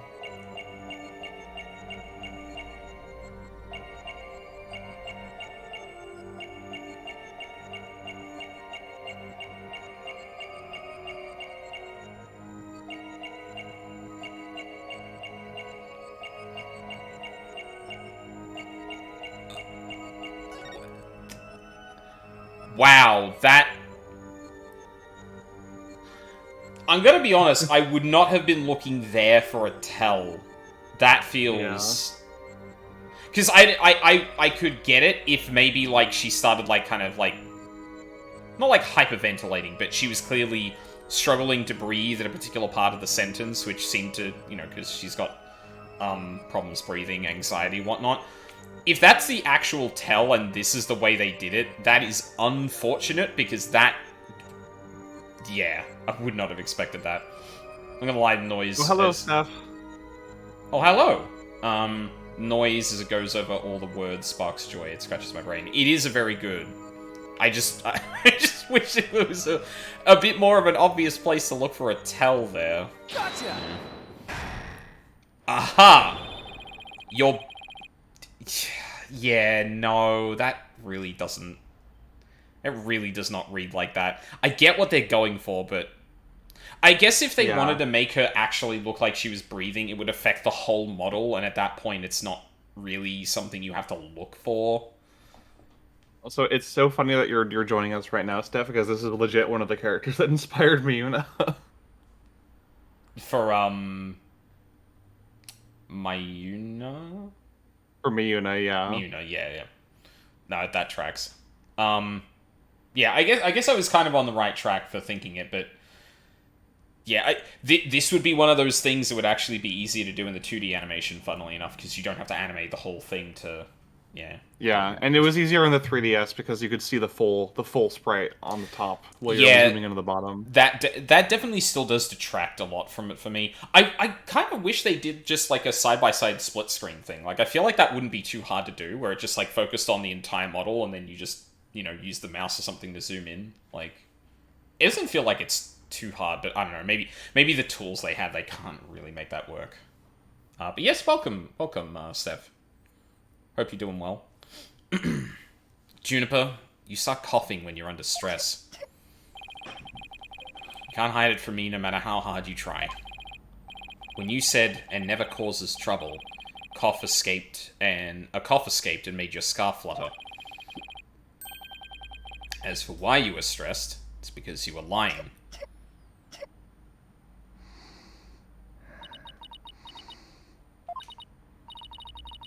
Junie, you're trying to hide Hugh's connection to this case, aren't you? And I believe that also ties into a secret about yourself. What? A secret about me? I don't understand.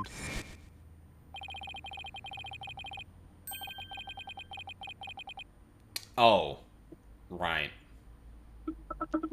Yeah, we haven't talked about this yet, have we? Oh, no, sorry, it's not just that bit, it's this thing. You haven't seen this side of her, right?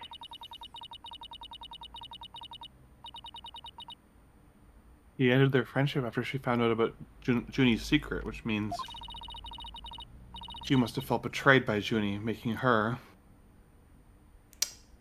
Oh.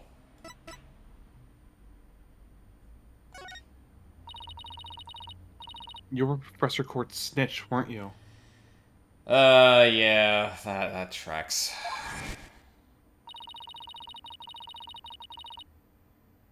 Yeah, we're already watching everything we did this do. like 10 minutes ago. Yeah, exactly.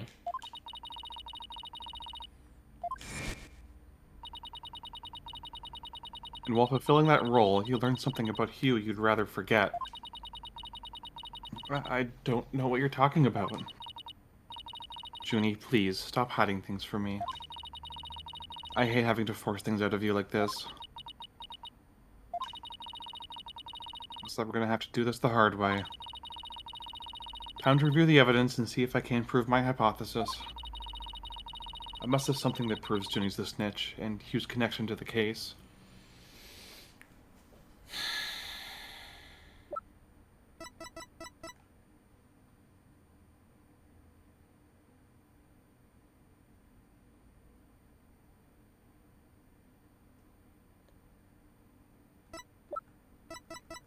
Because my guess would be the fact that the court wanted to...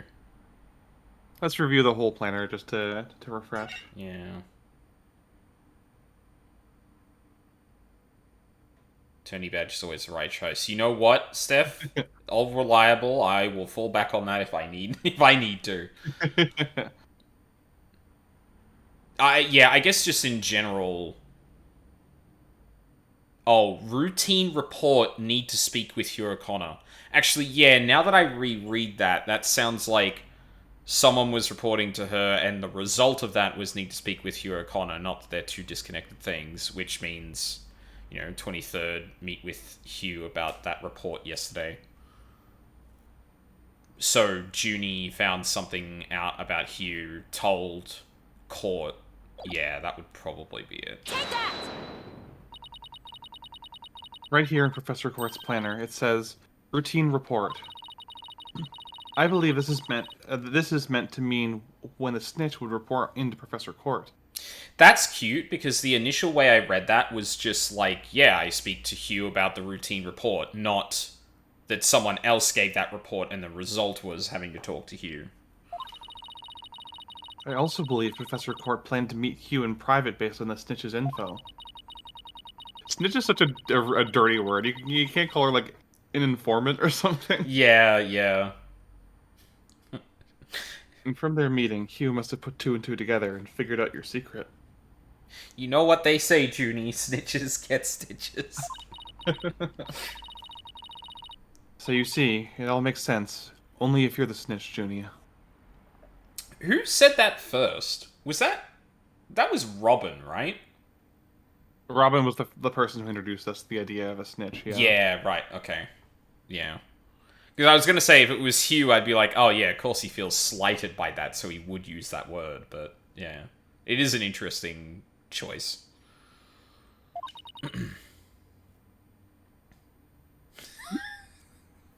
God, Cookie.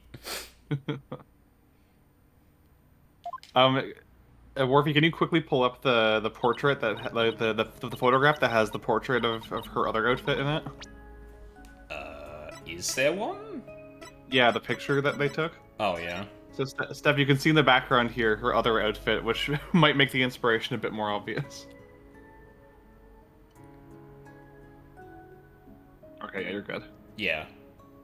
Is it the hair? It's the pigtails, hair, and the Yeah. like the general posture and demeanor. Oh, sure, yeah. Give me Thena. I've been lying to you this whole time. The truth is, I suspected Hugh from the start. You did? Oh, this is surprising. Oh, trusty bracelet. I'm so sorry. I've talked about friendship so much, but I've been a terrible friend. Juniper, I don't have that special kind of hearing that Athena does. But I don't need it to sense the pain you're feeling inside. And its intensity is directly proportional to how you feel about your friend. Am I right? Oh, that's a good emphasis on that animation. Yeah. Apollo. Please, Junie, tell me why you suspected Hugh. Oh, thank I have you, a feeling Steph. that I will be the appreciate key that. to getting to the bottom of this. Alright, what's up? What exactly was your role as class snitch? Professor Court had told me how Academy alumni had strayed from the path of justice. The dark age of the law, huh? She didn't want any more of our students going astray like that. Oh, no worries, Steph. You have a good Thanks nap. for popping around, and I appreciate the follow again. Don't feel silly for not doing that earlier. It's fine. Or rather, I get it. I get it. There were a couple of people who I've genuinely been following on like other social media and catching their streams and stuff that like months later I realize, oh, I'm not following them. I've been finding out about their streams through some other thing and never followed them. But enjoy your nap. They keep showing Final Destination, they do.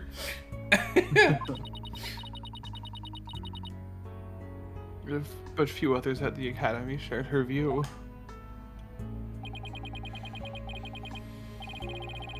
I thought her ideas... I thought her ideas were beautiful, though sad and unrealistic.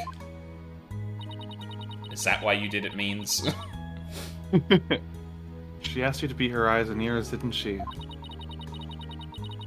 I used to report to her once a month about any wrongdoings I'd seen or heard about. And that report session in her planner, the one from October 22nd, was a part of that? Yes. That's when I reported Hugh to Professor Court.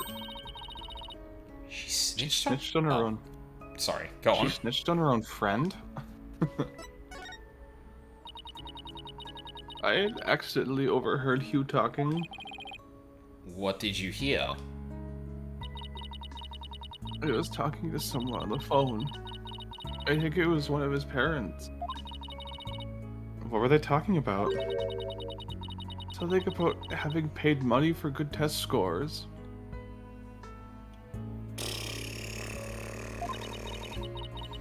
I only overheard him talking, so I never did find out who the money was going to.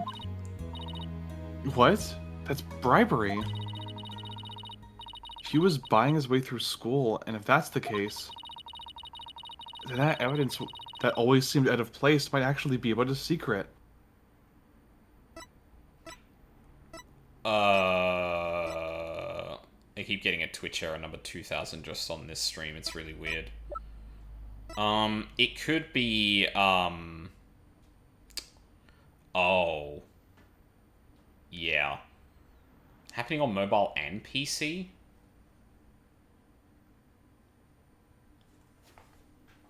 Hold on a second. You just gave me an idea, Cookie. Oh no, it's actually showing me as stable for once. Because I know sometimes Twitch has been telling me that my connection's unstable and saying that I'm maybe putting up too much data for the thing I've got. But it doesn't appear to be doing that right now. That's weird. I'll keep a lookout for that, because that might explain it. If it's specifically me and the data I'm putting to Twitch and Twitch, like, falling over, that might make sense. Actually, you know what? Let me, I can put one of these on in the background and then just mute it, and maybe I'll see if I get the same issue as you. That'd be a good test, I think. Alright.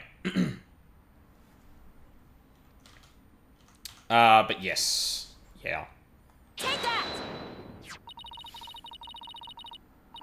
We found this while we were investigating the stage. It's got Hugh's name on it. I didn't know what the number meant at the time, but now that I'm hearing about bribes... And this was written in Professor Court's... Wait. Junie told Professor Court about this October 22nd.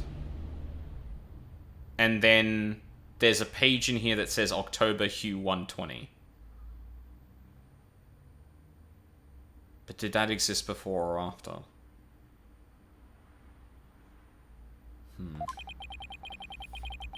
It must mean that a bribe of 120 grand was to be paid in October. Why would you say grand?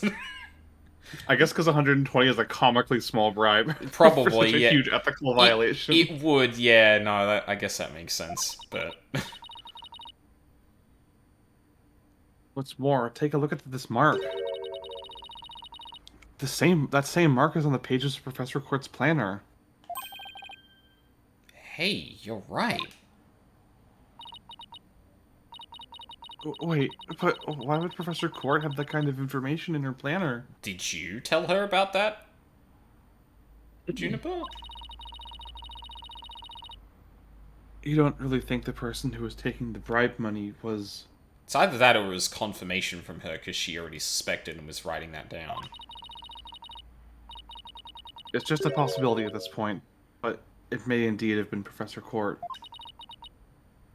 But... That is impossible!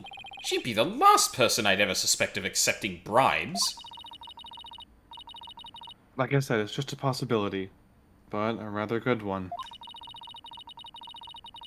Maybe their private talk had to do with the possibility of the bribery being exposed. What started out as a little argument got out of hand. It's not your fault, Junie. Anybody would have suspected Hugh if they knew what you knew. No, I don't believe that alone would have driven him to murder. There's another reason why I suspected Hugh. Oh? You've got to be kidding me. There's another reason?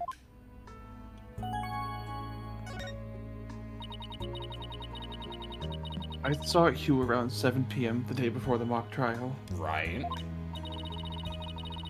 Oh, so she's finally ready to talk about that. When I saw him, his... Oh, Tina. Junior, you alright? Just try and relax and tell me what happened.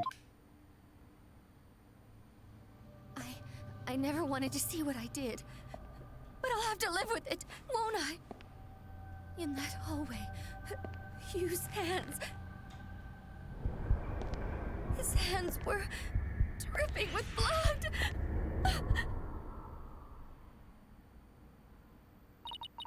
He's all... His hands were dripping with blood.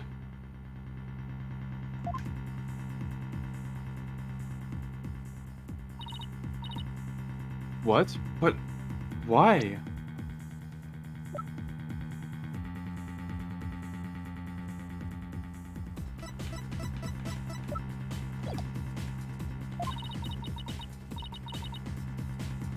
What am I gonna do? Deep down, I know Hugh can't be the killer. But my mind keeps telling me he is, no matter how hard I try to convince myself he isn't. Oh, what am I gonna do? Hugh, he's... I can't take this anymore. Tina. So she hid the fact that she had seen Hugh and said that she went home at 6 because she wanted to avoid talking about what she saw. Junie, it must have been terrible. Oh, sorry, that's not Jennifer. Junie, it must have been terrible holding all that in. But it's going to be okay. I'll get to the bottom of this. And that's my promise from one good friend to another. I'll be defending Juniper tomorrow. If that's okay with you, Professor Means. My main concern is whether you can defeat that prosecutor. But I won't try to stop you. I will be watching from the gallery. And shall look forward to seeing what sort of results your methods can produce. Good luck tomorrow. Now, if you would excuse me.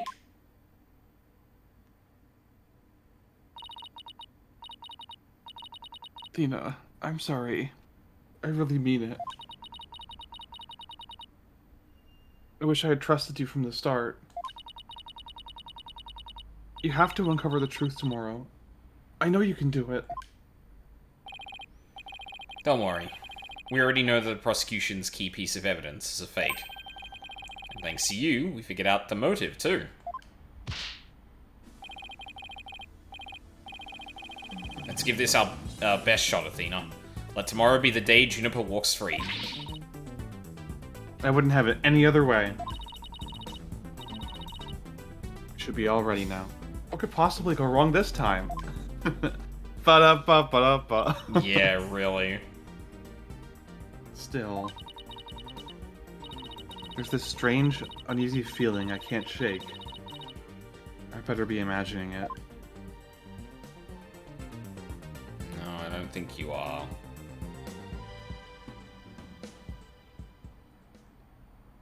Like, it's kind of hard to misinterpret that animation of Hugh walking out, because, like, yeah, dude didn't look right. Which is raising all sorts of red flags.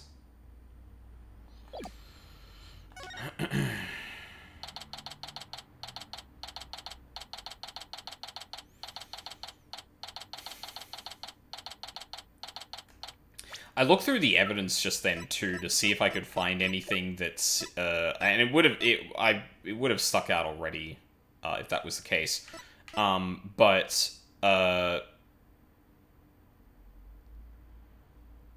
seeing if there was like something that could like knock someone out like chemically or drug someone.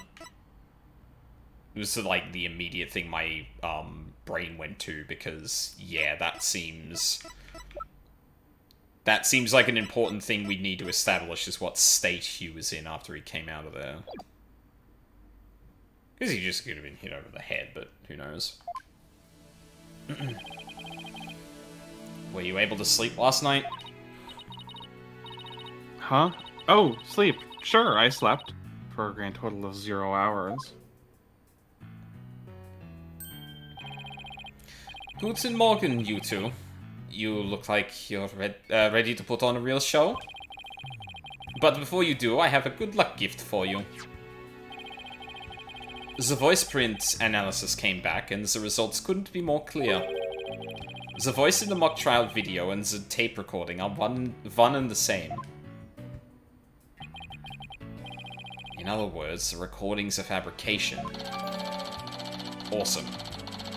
It's been identified as a fake. The lab is continuing their study of the tape.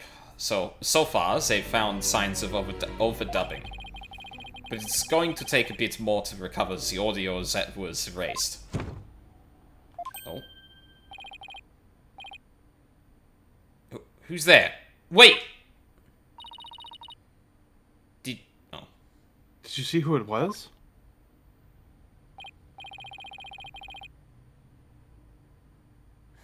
No, I got a quick look, but they got away. I think it might have been Hugh. I bet he was eavesdropping. I wonder if he saw our hand. Oh, I'm sure he wasn't the only one just now. I bet Robin and Boxgirl were listening in too. I will make sure they don't make a run for it. That is my final gift to you. Okay, all that's left now is to reach out to the truth. Dun dun dun dun dun dun dun dun dun dun dun dun dun dun dun. Thank you, Mino. Time for a mini Chords of Steel workout. I'm Apollo Justice, and I'm fine. Your turn. I'm Athena Psyched, and I'm fine. Normal thing to yell. These two are so great together. Yep. I really appreciate that there's two cases in this game that basically don't have Phoenix at all. Yes, it's good. It's real good. Like, these two were just such goofballs together, I love it. And we are the normal siblings. Court will now reconvene for the trial of Juniper Woods. The Sykes Brigade is totally psyched. I mean, the defense is ready, Your Honor. The prosecution is ready as well. I mean, isn't that right, Prosecutor Black Quill? Yes, well, moving right along. Yesterday's adjournment was unexpected, yet necessary. I'm running just about the most jank setup ever to keep watching the stream. Damn. I should probably look at my, well, it's gone back to unstable. Or actually, the thing that's probably happened is that in the background it hasn't had to render the video. I'm gonna keep that somewhere so it doesn't get, like... Actually, yeah, if I do this, I can look at both of these at the same time. No, you... Fucking... Stop that. Yeah, okay, there we go. Cool. Alright. I have now made my setup also Jan Cookie. I have the stream on audio only in the background on my phone, and I'm chatting on my computer. Jesus. Yeah, that's so weird. I have to imagine it's got something to do with unstable bitrate, because if Twitch is potentially playing up, and, like, that would be consistent, but I guess I just don't understand why that would cause that. And I can't adjust the bitrate while I'm on stream, so... I'll have a look back on what Twitch recommends for 720p, or 72060, I think I've got. I'm streaming at. I'll have to double check. I'll have a look at the recommendation, make sure I'm actually following that, and see if that improves it at all. Back to game. But I'll be running a tight ship here today, so no funny business from anyone, understood? Your boldness, Robin Newman and Hugh O'Connor have recounted their confessions. But later I shall grill them at leisure to find whether I can charge them with perjury. Well, this sure complicates matters. Still, one must not overlook the facts.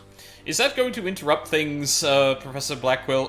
Professor Blackwell. Prosecutor Blackwell? I feel like we haven't actually, enforced any perjury ever, and I don't know what the proceeding for that is.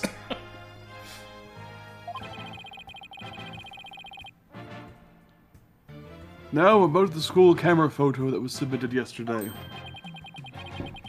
A pity, but that evidence is no longer relevant to this case. The art room clock runs fast, cannot function as an accurate measure of time.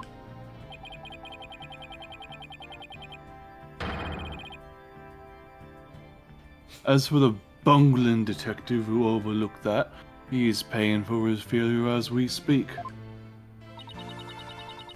Poor Detective Fulbright. I hope he returns to work with all his body parts intact.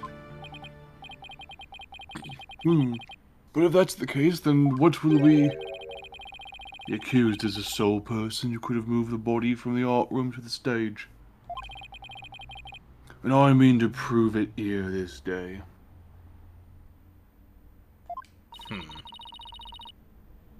It's just like Detective Fulbright said. But what else does he have up his sleeve? My understanding of this heinous crime is thus.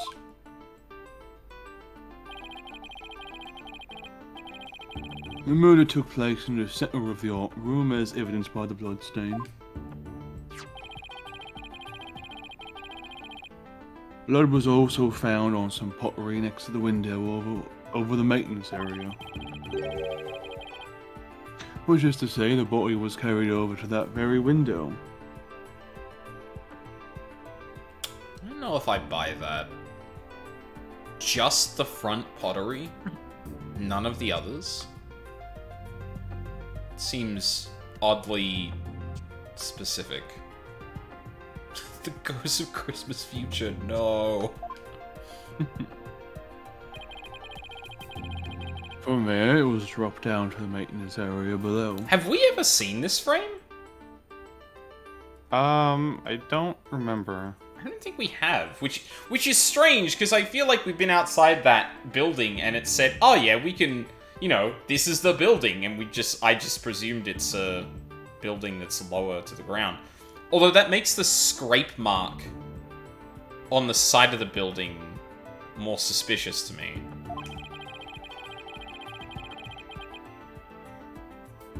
No, there was nary a scratch to the body aside from the fatal wound.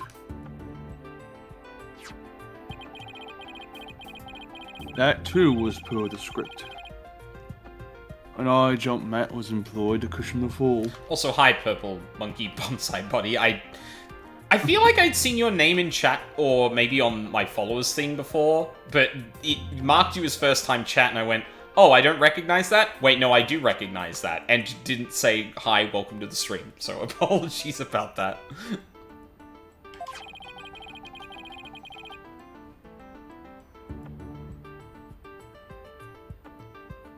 Then a bowl cart was used to hold the body over the stage.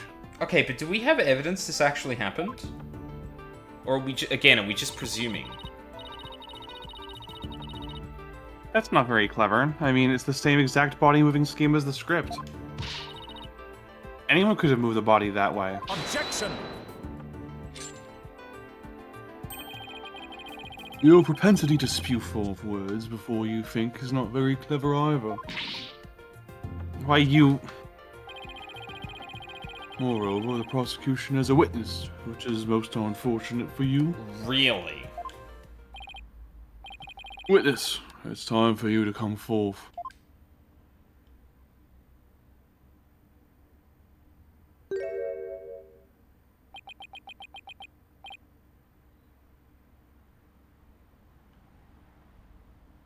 Really?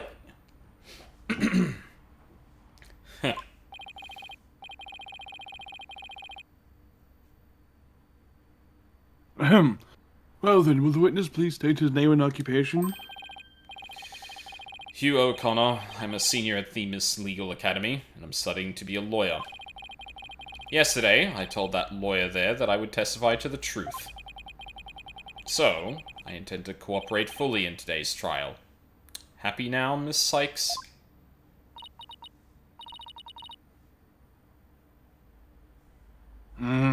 What's he up to now? The court appreciates your cooperation, Mr. O'Connor. Now, your testimony, please.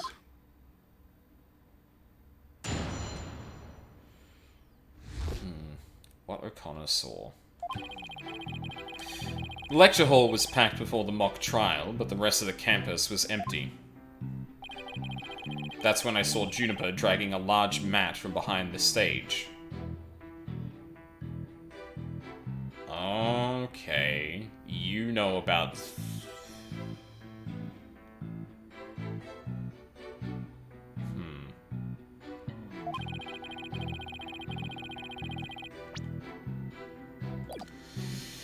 I was watching her from a vantage point between the stage and the maintenance area. She was heading towards me, so I assumed she was on her way to the maintenance area. But I didn't have time to stand around and see what she did after that.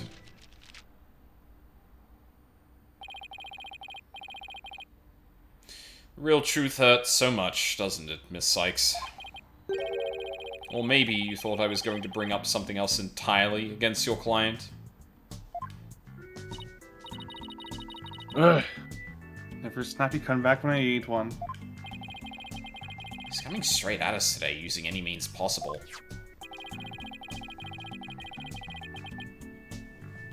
Protect the students who had to climb up high when setting up the stage. A mat was brought over to the stage from the storehouse. But didn't we see, like, a single line? Like, I'd imagine if you were going to move it, you'd, like, prop it up, but, like, I feel like we would have seen a trace of it actually being there besides.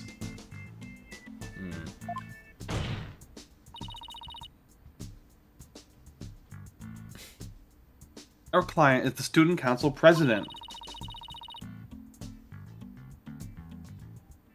What's wrong with her taking it upon herself to put the mat away after they'd used it? Objection!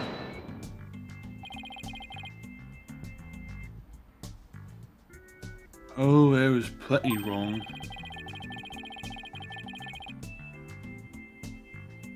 There is but one mat in the entire school that could cushion a fall from such lofty heights.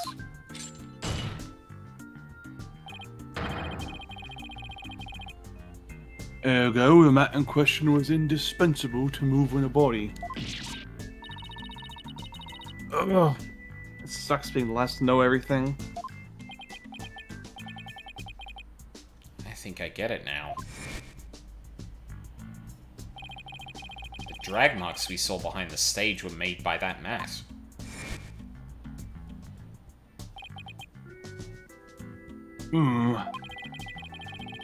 If the only mat of that thickness was where the body is assumed to have been dropped, it would be hard to deny a possible link to the case. We're off to our bad start again. You sure you're okay, Athena? Game on, Hugh. Game on.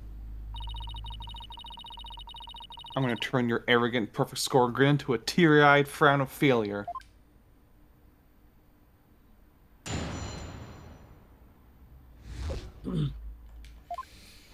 Okay.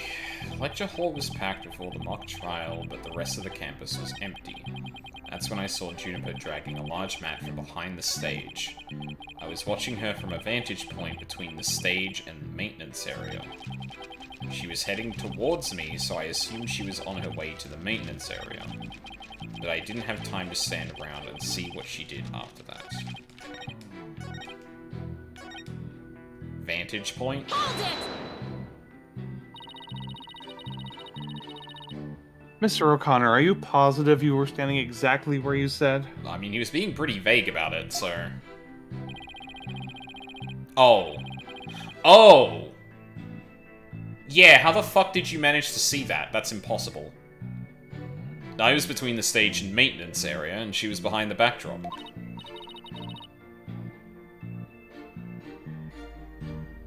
Sticking to his guns. The issue here is where Hugh was standing when he says he saw Junie. Nothing I say will mean anything without evidence. Time to dig a little deeper. Oh, and before you ask, I had my glasses on. Therefore, I'm positive it was Juniper. That is not an issue. Yeah, so... we have a photo of the wall.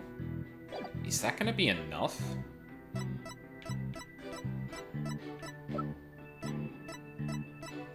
I don't know if there's anything better.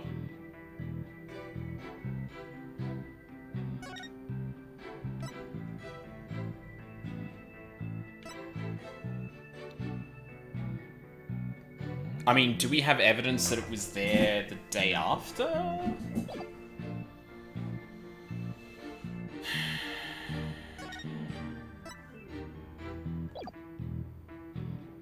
Fuck it. Objection! Yeah. Yeah. So, you saw the back of the stage from between the stage and the maintenance area. Well, let's take a look at this photo taken by Miss Scuttlebutt, shall we? Plus, it's still there now, remember? You found the skid marks over there? Yeah, well, yeah, like, I know it's still there, but, like, yeah, I guess it's a bit of a... They're trying to point at something that you don't need direct evidence that it's still there today, because we know it is, but, like, yeah, yeah, thank you, Cookie. Look at this dated meme. Yeah, it's just one of those things where it's like, okay, but is it still there now? You know, kind of like we're talking about, like, the time at which the photo was taken and things like that. My mind just, yeah, going off on... yeah. You see the big construction screen to the right of the stage in the background here? Why, yes. In fact, there were a bunch of those next to my house until a few days ago, too. It was so noisy behind there, but I couldn't take a peek. Oh, how it piqued my interest. The fucking judge peeking over the fence like, what's his name from, Home Improvement? Like, Wilson, I think his name Yeah. was? Yeah, I think so.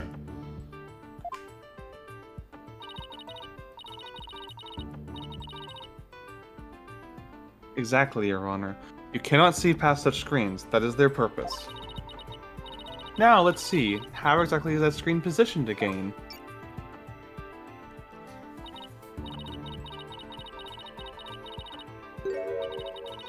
Aha! Since it was to the right of the stage, it should be here. Yeah, I think the stream is fine now. Oh, that's interesting, because I've got it...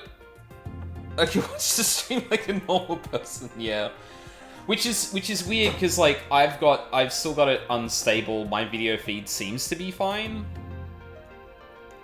Regardless, like, if Twitch is telling me it's unstable and the stream is crashing for people, that could just be an inconsistent problem that's caused by that, so...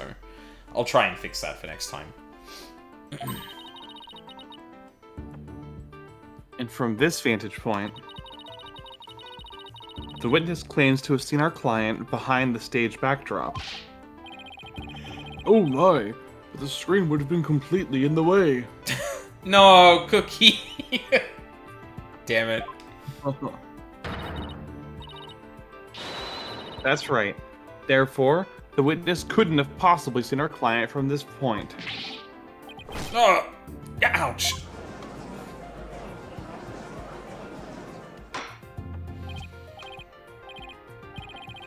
Order! Order! Mr. O'Connor, have you been lying to this court? The screen. Right. Must have slipped my mind. What? Are you telling me you, Mr. Genius, forgot something as literally big as that? There are two kinds of memory lapse. Oh, yeah, okay, buddy. There are two kinds of memory lapses. The normal kind you mouth breathe.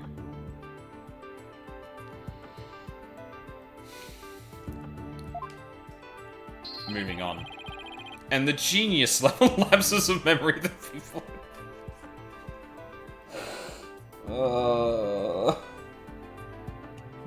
fuck?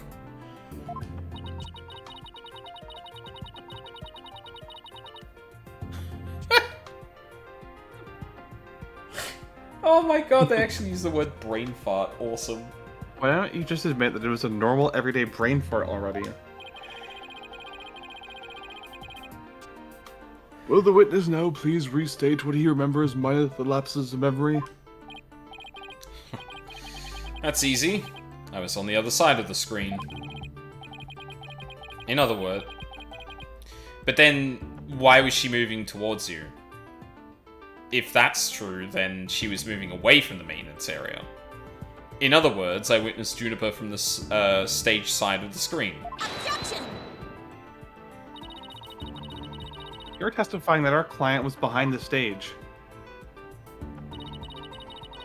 But need I remind this court, the back of the stage is not visible from the front. You actually see our client behind the stage from the stage side of the screen. The witness himself would have also had to be in the same area behind the stage.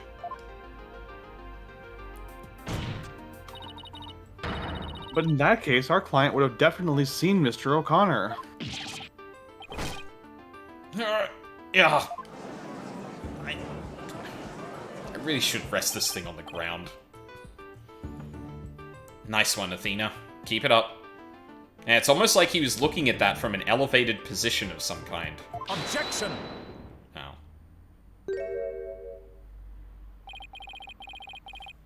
Alright, Golden Boy. Is this not your chance? Telling the truth will be like a weight lifted from your chest. The truth? What truth? The fact that Golden Boy here was where he initially stated.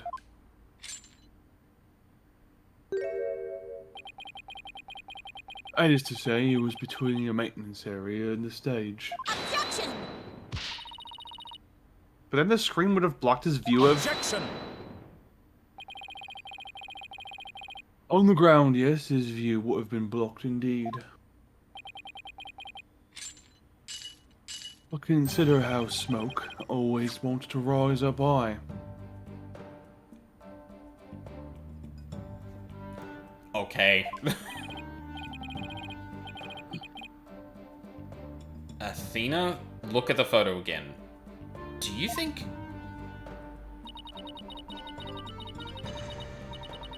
Something on the other side of the screen.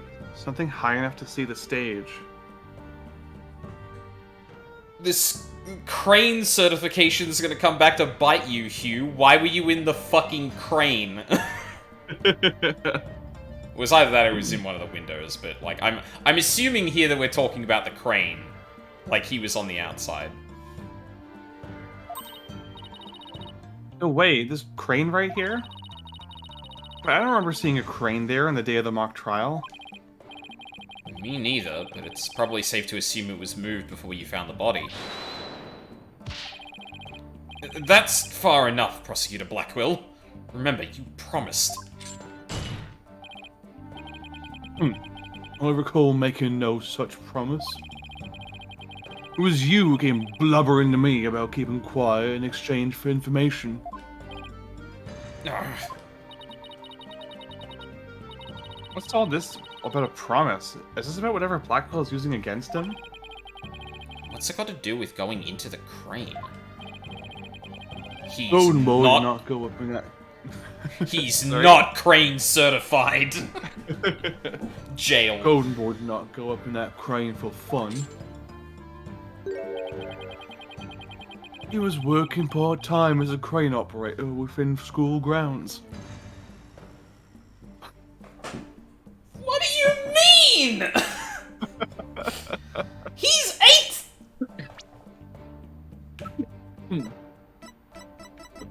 He's 18! Fuck you! God, they just let kids do anything in this universe. What the fuck? What? Do you mean to tell me a high school student was operating a crane? I know, right? The witness... I mean, I object to the prosecutor's last statement.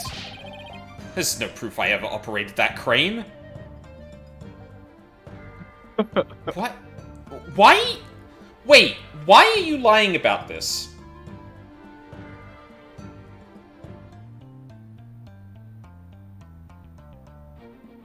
Because, like, the winch... Like, because I was thinking, okay, what is the... Like, if you were in the crane when you saw this happen, what were you trying to do? And the crane could probably reach the art room, much like the winch can. I mean, we literally saw that. So were you, like...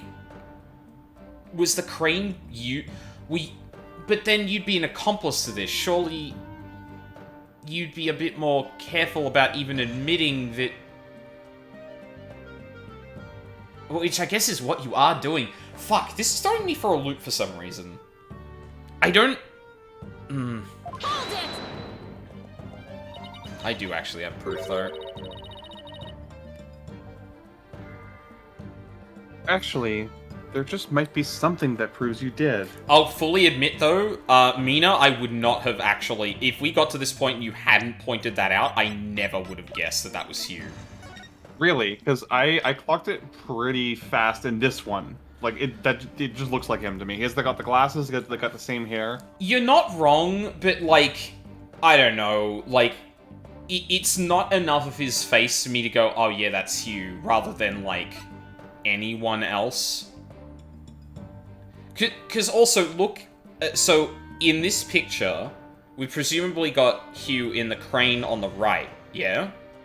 Mm-hmm. But on the left, you've got a guy with similar hair, no glasses admittedly, but like similarly faded out. I just never would have made that connection. Okay, I'm sorry if that was a spoiler then. No, when I first played this game, I thought they were trying to make me see it. No, I genuinely wouldn't have picked that. No, and that's fine, because like, I didn't think it would matter at the time too. I thought it'd just be a bit of a joke, but like, yeah. Until we got to this point, I was like, oh shit, yeah, that probably would be important, rather than me just making a joke about him being crane certified. What? This whole part-time job thing is true. I doubt it would be limited to a single day. You were probably working at the same site the previous day, too. Is this what you're thinking of? That is literally the awkward zombie comic. Here, I'll present it for you. It's like, fucking...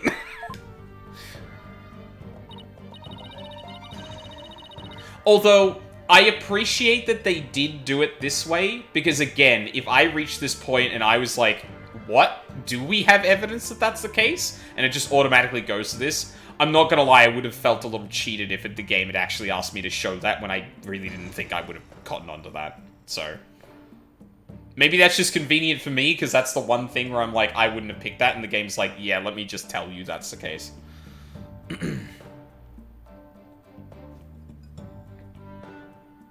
Yep, as the court can see, this photo captured the crane's operator.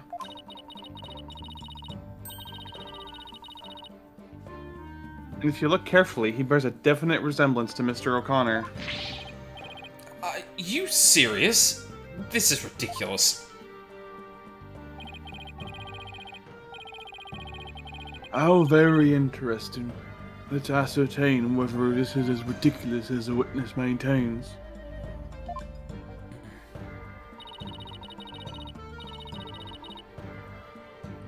The defense agrees with the prosecution. Let's bring the facts to light. This might be a good time for a break. We're about to hit 3 hours, and it feels like we're probably going to be on a bit of a roll once we get past this point. So yeah, this probably makes the most sense here. Works for me. Yep. All right, Hugh. Show us the paperwork that tells us you're able or not to work a crane. Or are you being exploited by the university like every single institution in this world seems to do to children? I mean, I guess he's 18, but like, really? Construction site equipment? I find that very hard to believe, personally. Alright, we will be back.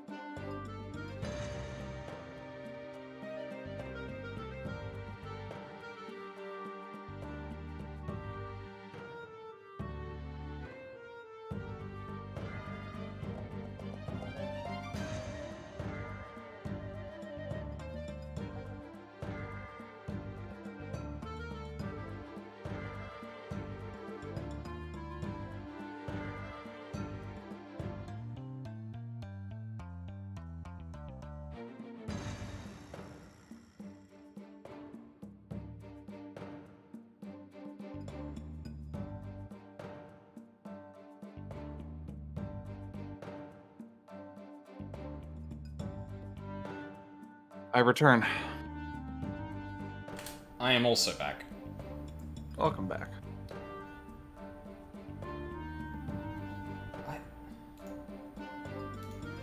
I was looking through Luca's Discord and someone linked to a tweet that just said Bayonetta, Devil May Cry, Okami, Beautiful Joe, and Wonderful 101 are all part of the same universe. I'm like, what the fuck does this even... I don't think that's actually possible. According to Hideki Kamiya. Alright, man. Considering the shit that happens in Bayonetta 3, I don't think that's possible. Yeah, I know, yeah. Unless you want, like, a really, really sad ending for all those games except for Bayonetta. And like a really loose definition of what you'd call, or a really loose definition of what you'd call universe. Yeah. Yeah. Like, I'm pretty sure the Geth Jerk are not canon to Bayonetta, you know? And yeah, like, where the fuck was Dante and Virgil when reality started collapsing in Bayo 3? Like, come on. Now Kamiya. God. It's kind of wild he's back at Capcom. Considering, like... When did he leave? That was, like, around DMC... It was around 2007, 2008. Because Clovers, which is the Capcom sub-studio that he worked for, got shuttered, and he and some other developers reopened it and called it Seeds, to reference, like, you know, Clover being reborn. And then Seeds worked together and released Mad World as Platinum Games. That was their first game under the new banner. Yeah. Yeah, it's like 15 years or so. Damn.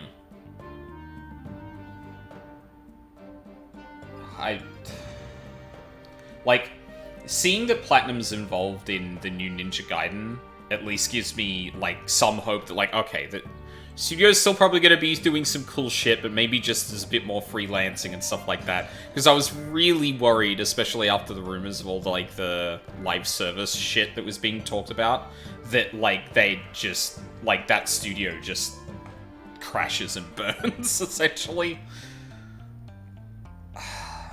Like, I don't know would I want to see a Bayonetta 4? Like, morbid curiosity, definitely. Mechanically, I still like Bayonetta 3, but, like, Jesus, I would be very curious to see, especially with some of the people that had left, whether or not the story would go down the path it's already going down, or if it would try and reboot it, or... Yeah, I'm really curious to know where the rights to Bayonetta are right now, like, because they're kind of torn between Platinum, Sega, and Nintendo at this point. Yeah, that is true. Because Bayonettas 2 and 3 were Nintendo co-productions, and that's why they were exclusives. But I think Sega, because they published the first game, still own some of the distribution rights. But then obviously Platinum developed it, but Kamiya was the director of all three games, and he left. Like, he's gone, yeah. So... I don't know. I mean, listen, good character action has existed without Kamiya. Like, Tango games, Hi-Fi Rush, even Final Fantasy 16. Like, yeah, shit can still be good without him. But, like, in terms of, like, Bayonetta... Half of Platinum's best games weren't made by him. Like, he wasn't involved in Metal Gear Rising or Revengeance. He wasn't involved in, you know, fucking Transformers Devastation. He was, like, minimally involved in some other stuff as well, so... Yeah. But, yeah. So he was involved in Wonderful 101, which is unfortunately objectively their best game. Yes, this is true. And, you know, bless him for fucking heading up Bayonetta and then being like, no, everyone will have glasses because spite. Oh, man. It would be a real shame if that series ended the way it did with Bayonetta 3, and then, because of outside circumstances, it never got to try and do or fix anything about it. Viola deserves an apology game. She does! I'm so... That that character could have been so fucking cool, and they just like, Despite everything, I still think she's cool. I do Her too. design, I design is too good. I don't care if she's like a slapstick comedy, victim for half the game. I still think she's cool. I just don't think the story does her justice. Nor, Yeah. and the rest of it that it contrives itself to be just leaves, you know, her with the remnants of that, and, like, I don't know, I could go on that for hours. I did, like, rant about that game, like, immediately after finishing it for, like, 40 minutes. So yeah, if you want to go and see that, there is a VOD of that. Yeah. Anyway, speaking of Capcom, that's a segue. Back to game.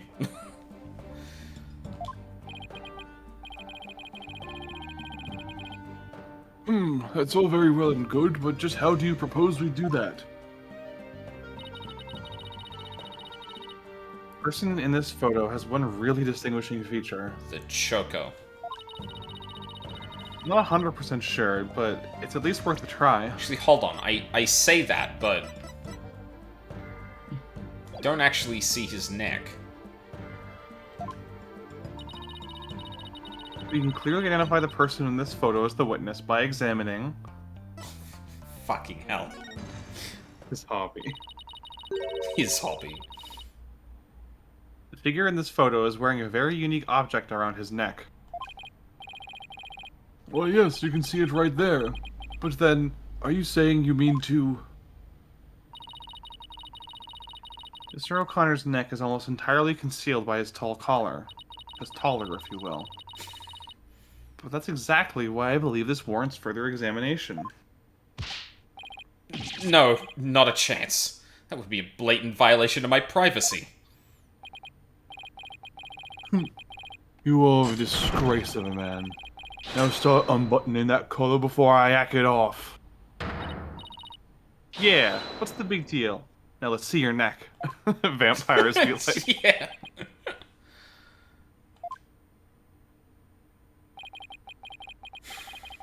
Guess I have no choice.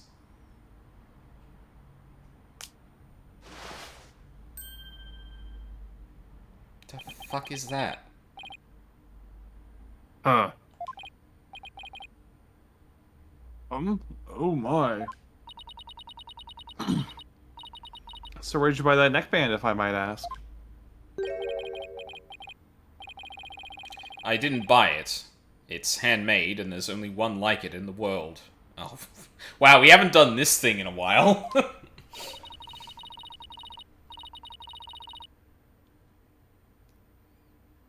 Well, it sure looks like the neckband in the photo. Should we have the photo analyzed? You are one irritating lady. Fine, I admit it. Seals the ancient dragon spirit inside my body. God. I'm actually a 1,000-year-old dragon, but don't tell anyone. I work a part-time construction job. It has nothing to do with our school. That's an 18-year-old? Operating heavy equipment's no big deal for a guy who can parallel park one-handed. Okay, man. Alright. Alright. Somehow that's less believable than his perfect test scores. But he is absolutely the kind of person that would brag about that. Ugh, I know people like that, and the second you talk about driving to them, it's just like, oh yeah, well, me without my license, I'm just like, yeah, okay, that's great, man. I never expected one of my jobs would take me to my own school.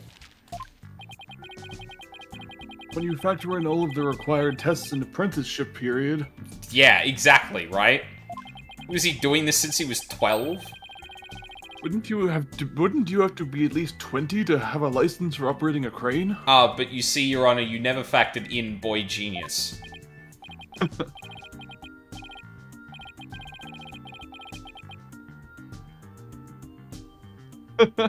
What the fuck? Oh, about that.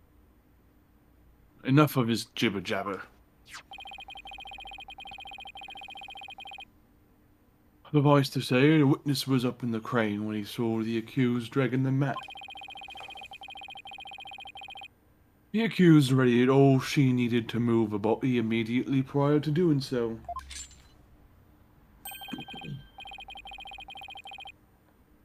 That much is clear. I see no need to deliberate the matter further.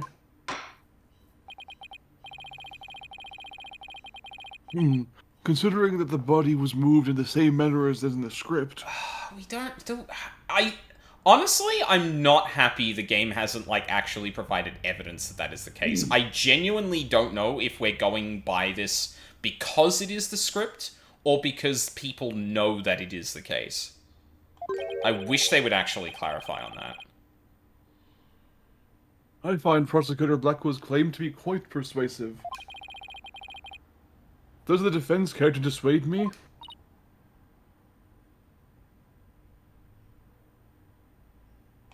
Ugh. As long as the mat was used to move the body, Junie's gonna be under suspicion. Athena, I just thought of something. What was Hugh doing in the crane right before the mock trial? Thank you, Apollo. He couldn't have been on the job at the time. I mean, he was waiting for the trial to start. Yeah, why was he in the crane? Wait, you don't think... Your Honor? Yes, Miss Sykes? I've got it. I've got an amazing idea that will turn the prosecution's claim on its head. Well, conjecture has never stopped us before. Interesting.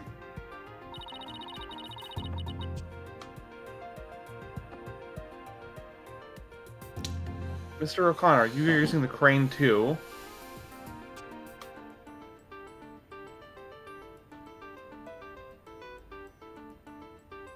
The screen would have already been in place, at least so we argued earlier. Move yourself? I guess he could have climbed the crane back into the building?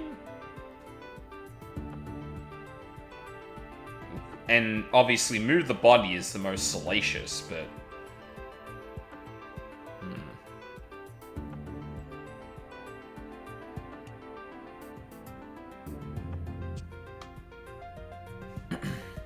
Where did he say... where did he say he was...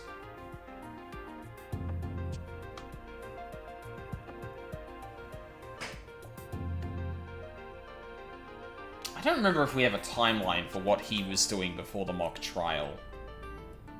I know him, Juniper, and Robin were the three people who were moving around at the time beforehand.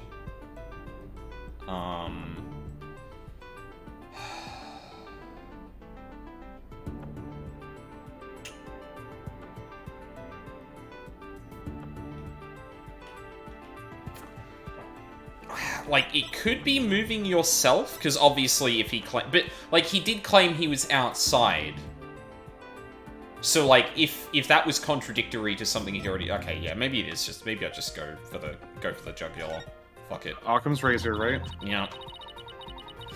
The body was just like it was in the script, so it must have been moved like in the script too. At least, that's what the prosecution believes. How simplistic, even foolish. Those are pretty strong words, Athena. You sure about this? The witness is a licensed crane operator, so he could have used it to move the body. Objection! Well, Golden Boy, care to chime in? I intend to say no more on the matter, save that this does not bode well for you. He doesn't even care. He's just like, well, you've got to say something to get yourself out of this. I'm not gonna fucking get you out of it. That's good. He He's a messy bitch who lives for the drama. Just as long as you... He's on my side this time? Or is this another trap? Just as long as you don't make me do any work, I'll stand here and let you dig your own grave. Watch this.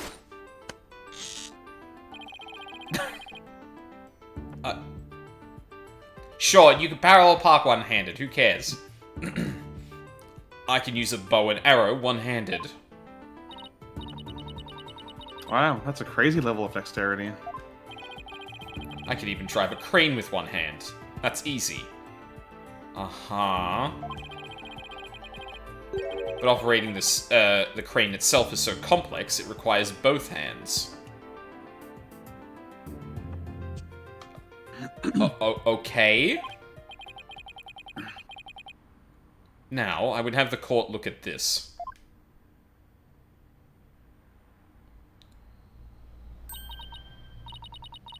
Oh, please tell me that's a ketchup stain. Oh. And how did you get that injury, Hugh? You wish. My hand was injured and required surgery. That's the reason I kept my hand in my pockets all this time. I have already verified this with a hospital of treatment. Quite a nasty wound, they say. Was it a very thin stab wound? Circular in origin, maybe? So, Thank you, Cookie. how did you hurt it? I see no need to discuss that. It has no relevance to this case. Okay, dude. Okay, well, but this is where Juniper's testimony comes in. He walked out of the thing with bloody hands, so why were your hands bloody? And I guess that would explain it. He got stabbed in the hand, was experiencing blood loss, because if it's what I'm thinking, he would have lost a lot of blood from that. Sorry, go on. Two hands are required to operate complex machinery such as a crane. So then what was he doing in the crane? Ergo, on the day of the mock trial, the witness was incapable of moving a body by crane. His lip...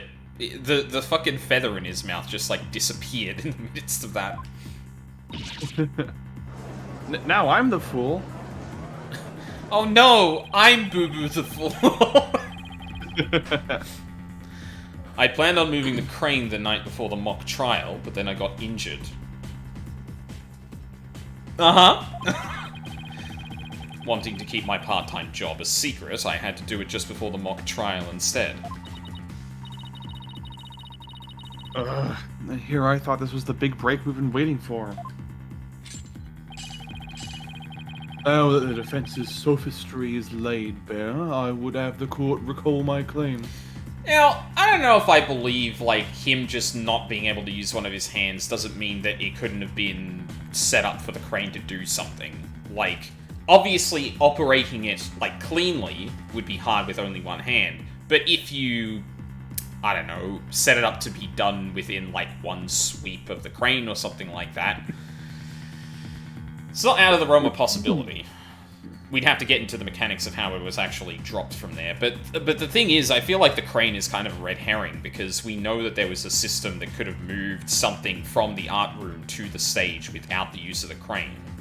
Now, whether or not the crane could have initiated that, I guess, is a question there, but, like, the crane needn't be involved.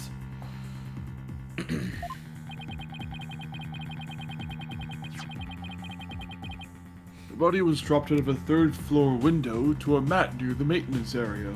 Also, if the body was still actively bleeding in such a way that it could have gotten on the pottery, how is there nothing on the mat? Oh. Oh. Interesting question. We do have...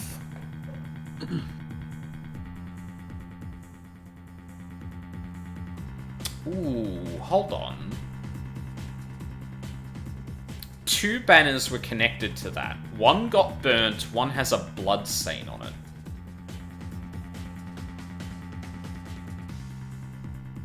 I don't think it's possible... to... I guess it could have been on the mat, potentially, but one was definitely tied up and the other was in the incinerator. We know both were at the stage because of them being at in the photo, too.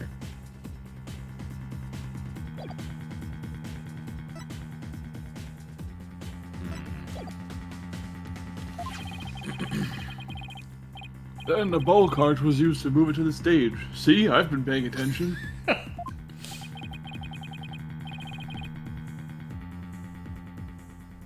Well done, your boldness. Now consider this.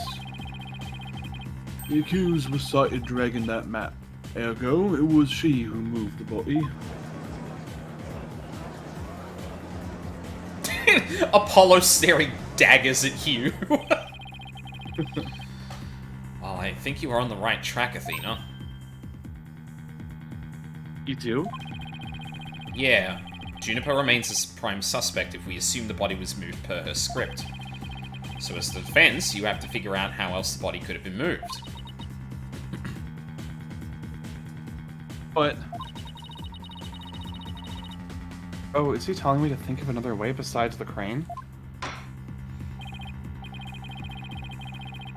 Sykes, if you have a counter-argument, this court would love to hear it. And if you do not, it is time for the verdict. Isn't that correct, your boldness? Objection! No, not yet. All I have to do is show that the body wasn't moved like it was in the script, right? Well, that would show that the mat had nothing to do with this case. There is a sword of great renown that cuts down sophistic layers.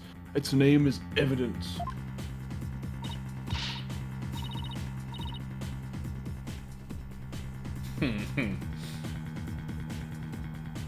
Just, you don't scare me. Force a smile, Athena. You can do it. What's wrong with your face, Athena? It's a weird mix of terror and creepy grin. Just focus on how the body could have been moved without it being dropped. How could anyone lower it without just dropping it? It's not like it could fly.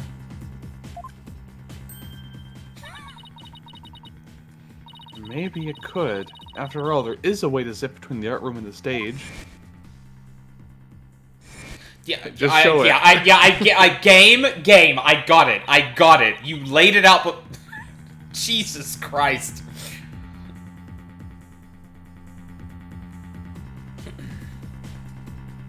Someone could have easily used that thing.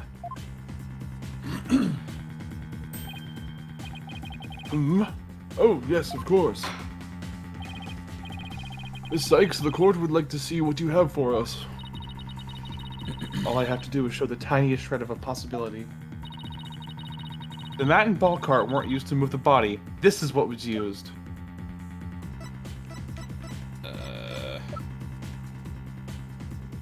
Can you see the winch in that photo? You sure can. So it's either that or this, but like the game is clearly trying to get me to point at the winch. I think the one with the blood on it is probably what they're asking for, just because you can then see it's got blood on it. Oh, hung by a wire between the stage and art room. There was already a connection there. Yeah. Take that! The key here is the thing that ties the art room and the stage together. Might I propose an idea? Might do you well to tie your lips together, lest you further expose your ignorance. This isn't exactly the time for black comedy, Prosecutor Blackquill. Oh, I disagree. It's never a bad time for black comedy. You ever seen Blackadder? I was trying to think of a way to work that into the next bit. Same bean. Same VM. One of the greats of British comedy. Yep. Anyway, the court will recall the wire in which the school banner was hung. Hanged, Athena, not hung. New diagram. Don't say it was hung. Yep. That wire was strung between the art room and the stage. which allowed students to run or reel in the school banner from the art room. It's called Blackwell humor. Fuck. Every joke I make is Blackwell humor. The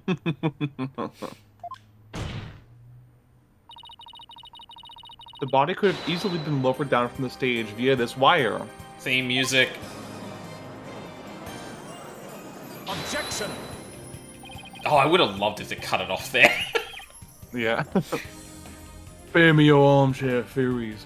This wasn't some kind of high wire act. The body surely would have fallen. Yet there were no signs of blunt force trauma. Objection! Oh, you surprised me, Prosecutor Blackwell. You didn't actually think I failed to account for that. I mean... I'm sure that's exactly what he thought. When we investigated the stage yesterday, the bottom part of the school banner had been tied into a pouch-like shape.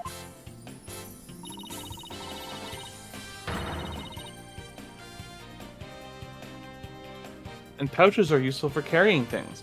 What do you think? What do you think this one could have carried?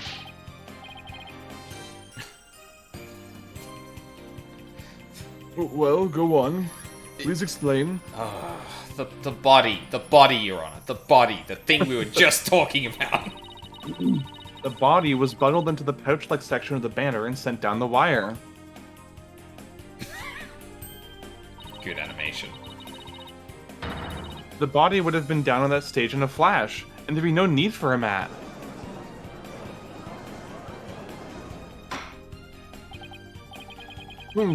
I've heard the phrase carrying the banner, but the banner doing the carrying. Objection! That's an awful pun. I've no patience for you and your cheap parlor tricks. Your claim is as shaky as a corpse performing that absurd eye-wire act. If you have an actual objection, then just come out and say it.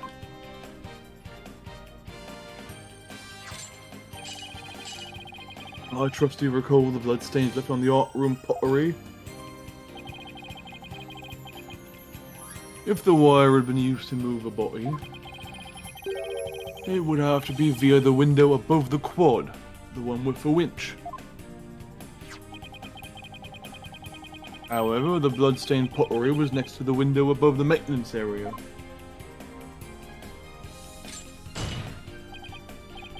There you go. The wire and banner had not at all to do with this case. Oh, the bloodstained pottery. I remember that. This doesn't look good. We'll be back to the mat theory if you don't do something. For Louis Sykes, I hope you have something better this time than the circus act.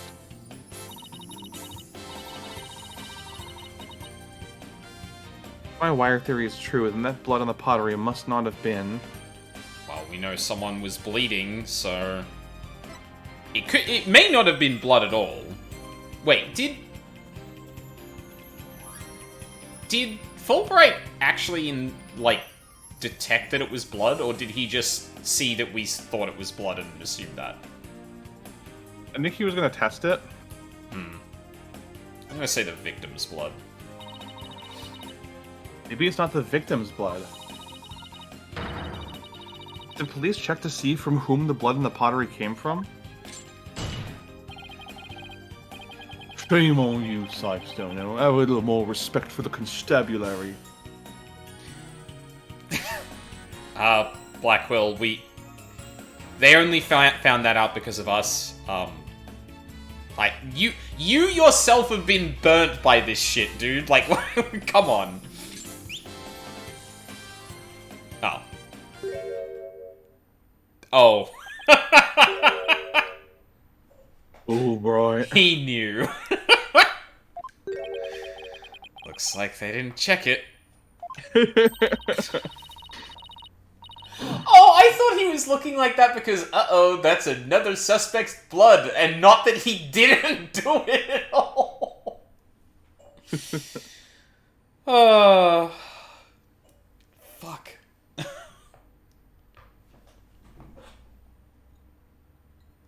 Don't let it get you down, Prosecutor Blackwell.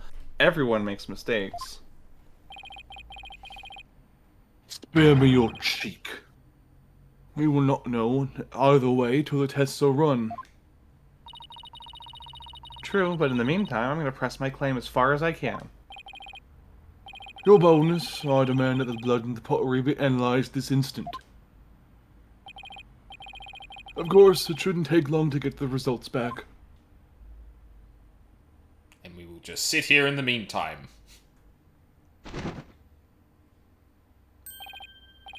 Oh my, that was quick. Our history if it turns out to be the victim's blood. Please, please let it be someone else's.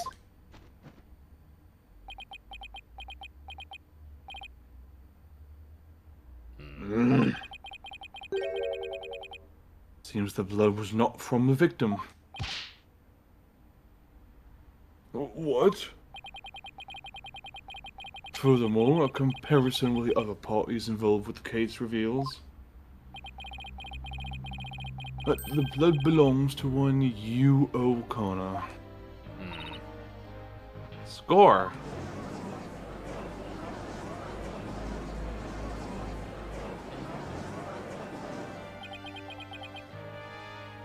Oh shit.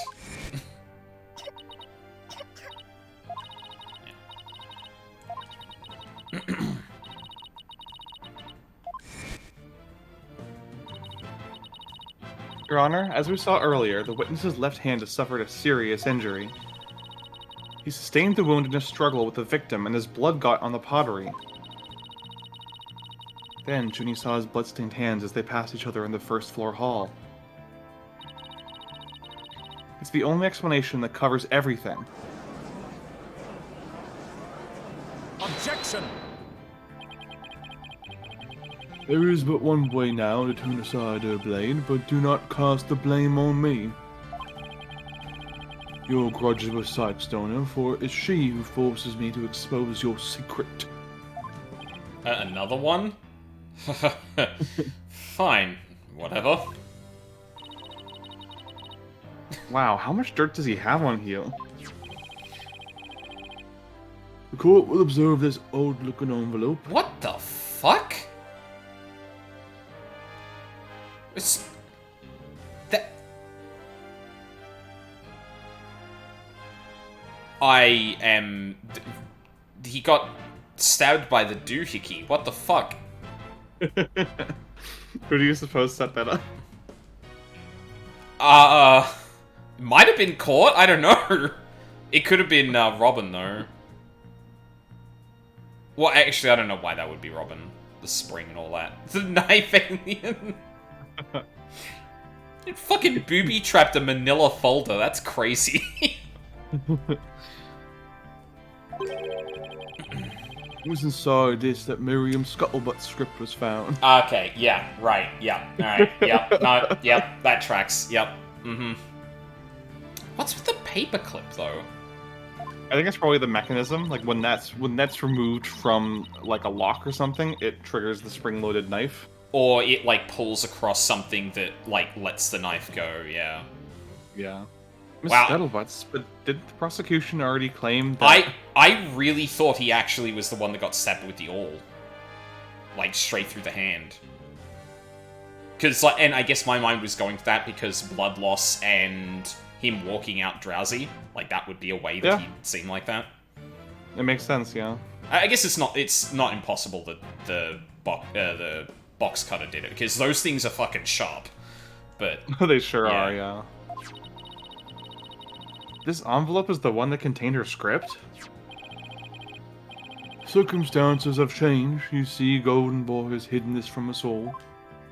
I love how she tried to fucking cheat the system by writing "use" on her envelope. Yeah. Let's see here. My word, talk about the world's most painful paper cut.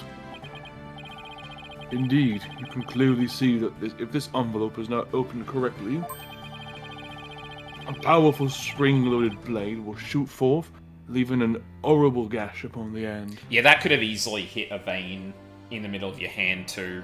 Like, it wouldn't have required, like, an awl to go straight through it. That would have just, yeah, that's bad. The only one who had been told of the correct way to open it was Constance Court. Oh, because, like, I've, like, accidentally cut a finger with a box cutter before, but it's, like, you know, sort of, holding it in such a way that it kind of just cut a little bit into the side of a finger. Yeah, I still have a small scar on one of my hands from a box cutter. I can imagine, and especially, like, a spring-loaded thing that's basically, like, you know, like, sweeping it as fast as it probably goes with the pointed end. It's just... Oh. I got a little bit of, like, a sympathy kind of shiver just thinking about that, given, like, I had been cut a little bit by one before. It's like imagining that just speeding. You really want to see my script that bad? Well, you better watch out. Read it without my permission and you wish you hadn't. I completely forgot about that. Yikes. Miriam wasn't kidding when she said that. See, that's one of those flashbacks I'm glad they went back to, because I legitimately didn't remember that. Yeah, you wouldn't have any reason to. Hmm. The blood and the blade as the witnesses. Old genius here tried to sneak a peek at the wrong script and paid for his foolishness. Ouch. This guy's the worst genius I've ever seen.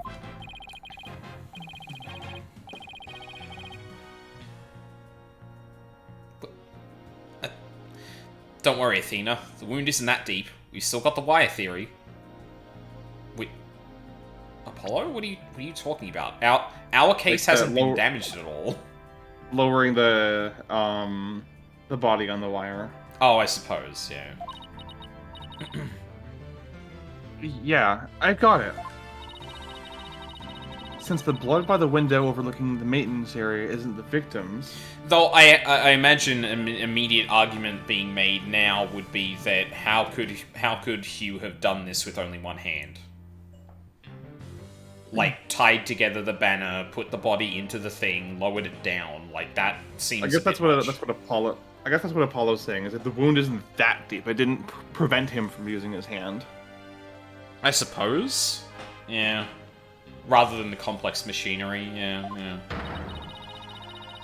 There's no longer any basis for denying the body was moved using the wire and banner. Therefore, the defense once again asserts just that.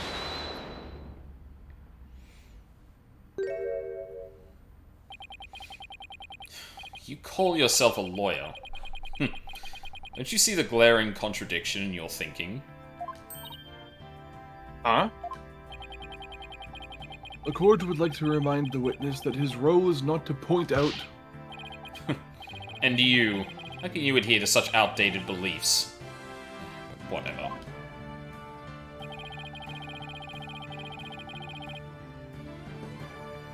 What the fuck are you talking about?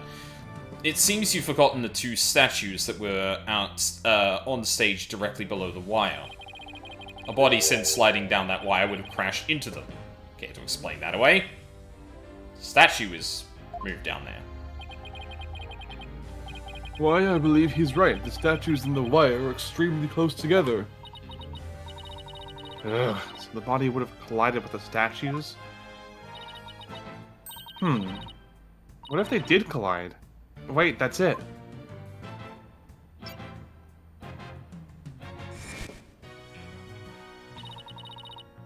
Speaking of those statues, we still don't know how they were broken. But if we assume the body crashed into them...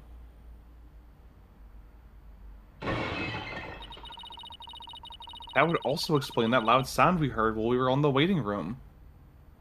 Yeah. Oh, now that you mention it. You and Mr. Wright went out to the stage after you heard that sound, correct? The argument here is going to be that there was no evidence that the body came in contact with that, and then we're going to have to show the statue did. Objection! Interesting. How very interesting. But might I ask just one question? Although, now that I think about it... Okay. So, you have to use 2 banners to move both of these things down to make sure the body doesn't, like, get hit by the statues, get bruising, suggest that it actually got moved in this way. But if you were going to burn one of the banners, I would presume it's the one that had the body in it. Yet the remaining banner actually has a trace of blood on it still. Which I guess might suggest, Hugh with bloody hands actually handled it, but why not burn both then? Actually, in fact, if that's the case, how did someone manage to burn the Gavanir's banner but not the other one?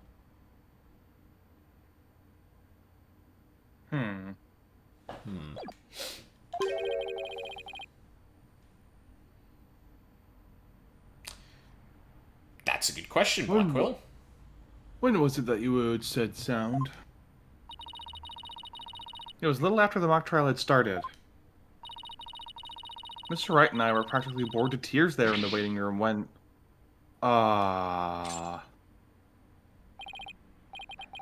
Precisely, if that sound you heard did happen while the body was being moved. That would place it during the mock trial. Right.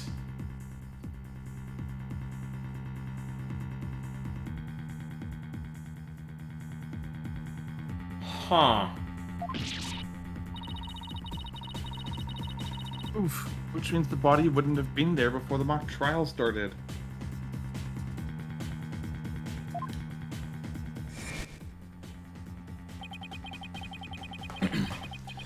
You see, right before the mock trial started, I saw the body.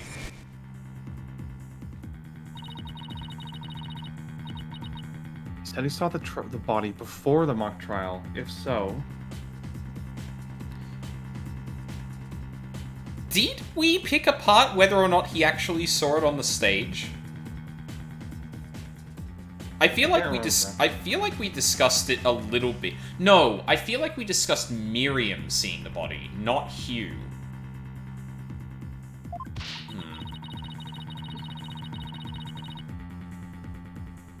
Then my claim that the body was moved during the mock trial doesn't hold water. Stupid contradiction. It's gonna get me and our case killed. The focus was on just 3 suspects because the body was moved before the mock trial.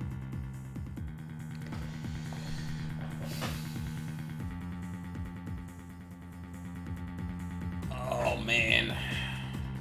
That's not an easy thing to untangle right now, either. Could be going either way with it. Whether it was actually moved during the trial and someone else did it, or the body was moved before the trial and someone set it up to knock things over.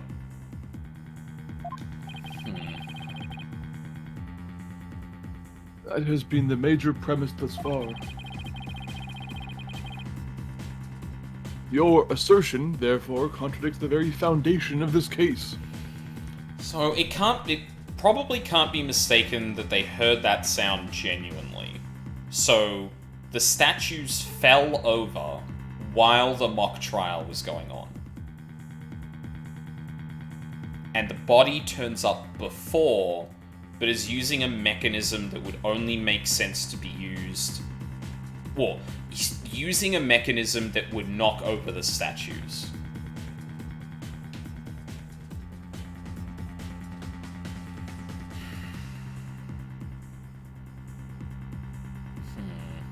Objection! Both sides still lack incontrovertible evidence. So, should we not also treat Golden Boy's testimony with the same level of suspicion? Agreed. Good point. Ugh. The prosecutor Blackquill is on our side. I bet he's figured out the truth behind this case. Well, great. As long as he's not up to something else. If the statues really were broken when the body hit them, then Hugh's statement about seeing the body before the mock trial is a big fat lie. Okay, Mr. O'Connor. Let's get to the bottom of this contradiction about when you saw the body. Look me straight in the eyes and repeat your statement to me. Like I said before, before the mock trial, the body was, you know... I shall only say this once more, Golden Boy. You had best tell the truth and do it now. That is, if your Ed wishes to enjoy the continued companionship of your body. Oh, no more dirt on him now, it's just violence. Ow! Again. Now, out with it. Did you truly witness the body?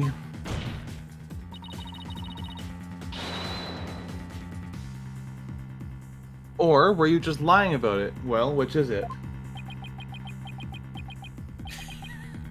I appreciate the darting eyes here specifically, because both of them are kind of harrying in on him. It's good. It's really good, yeah. You what? I never saw the body. Fucking dipshit. Are you sure about that? Lie to this court again and I'll charge you with perjury. Again. There was no body on that stage. I've been lying about it this whole time. I'm sorry. God damn it, you... Yes, I've exposed Hugh's big lie for what it really is. But why would he lie about this to begin with? Yeah, that's...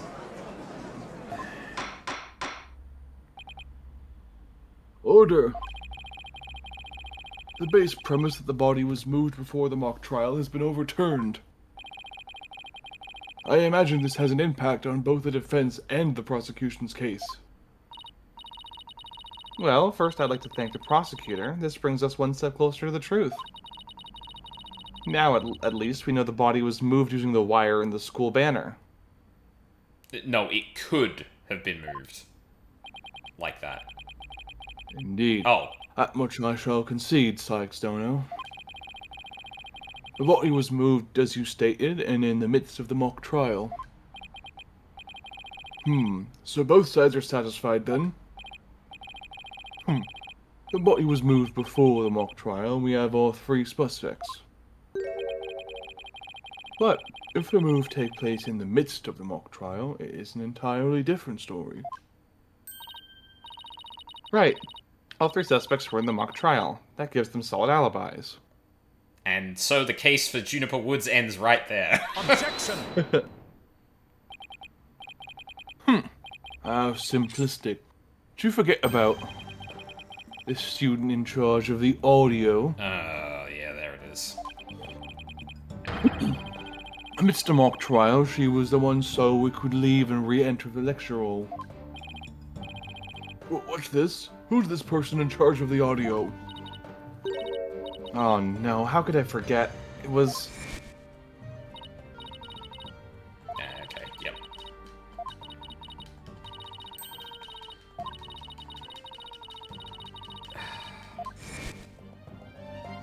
Kinda wish it gave you the fast skip option when it was clearly a flashback. Yeah, it'd be really annoying.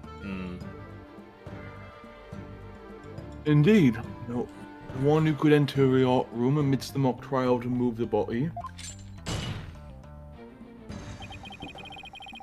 was none other than the accused, Juniper Woods, for she was in charge of the audio. No.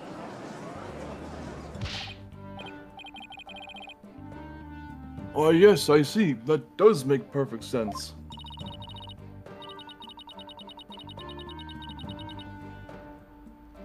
This can't be happening. Instead of exposing Hugh's crime, Junie's in even deeper.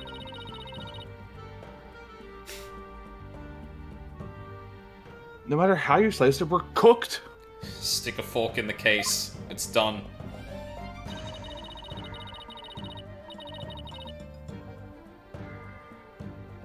And here I thought Prosecutor Blackhill was on our side, at least on this issue. Twisted Samurai strikes again. Twisted? It's more like dirty rotten.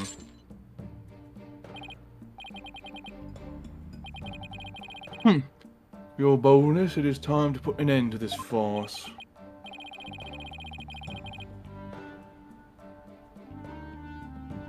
The prosecution has presented a quite convincing case. I mean, we have an entire videotape to look through to see when and where Juniper left. Probably would make sense to look through that to see if that, you know, lines up.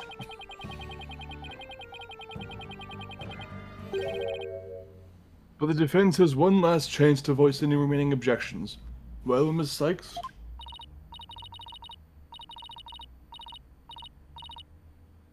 Apollo, what are we gonna do? I've got nothing left. Nothing. Nada. I've been trying to think of something, but I'm drawing a big blank, too. We need to review the tapes 5 or 6 times. Exactly. Ugh, poor Junie. Unless we figure out something, she'll be... objection. Objection? Well, I object to...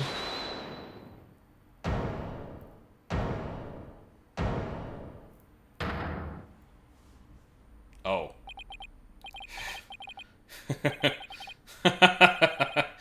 Stop right there. All is to me. It's time you heard about the rare genius. Oh, shut the fuck up. The rare genius, yeah. What? Oh my god.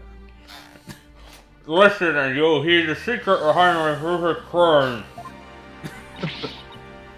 But... Are we doing this again? What the fuck? Dismiss this man from the fucking court. He's just lying through his goddamn teeth. Wait, this is some serious deja vu. Didn't we just go through something like this yesterday? Yes. Yes, we did. This better not be another one of his enraging traps. The murder, the moving of the body, the cover-up, it all sprang from my brilliant mind. Well, go ahead, arrest me. The real killer is right before you. Order! Order, I say! Mr. O'Connor! You already confessed yesterday, then earlier today recanted your confession. As if you mouth breathers could comprehend my genius. The end justifies the means. Now bow down and kneel. Kneel before my great murdering intellect. Objection! He says, chewing his own bow. Enough! The only thing maddening is the ignominy you bear for all to see. For it is impossible for you to have been the perpetrator behind this crime. Ah. There is no perfect crime, only a perfect alibi, for you were at the mock trial. And it is silly that I must remind you of this, but you were a participant the entire time. There shall be no mercy if you persist in hindering this trial with your silly little act. I like the This is like the maddest we've seen him get. Yeah, I like the idea that this was his line. It's like, motherfucker, you are not making me do more work, like, trying to refute your bullshit every time you open your mouth. You stop that now, or I will cut you down. Yeah. He doesn't seem the least bit shaken by Blackwell's threat. Listen, Mr. Prosecutor. Calling that a perfect alibi is beyond contempt. Your Honor, I'd like to take this opportunity to offer further testimony. I will now demonstrate the very moment of genius that transcended even perfection. I don't know if we really need this testimony, but it all started. You won't believe this, but I used the body double.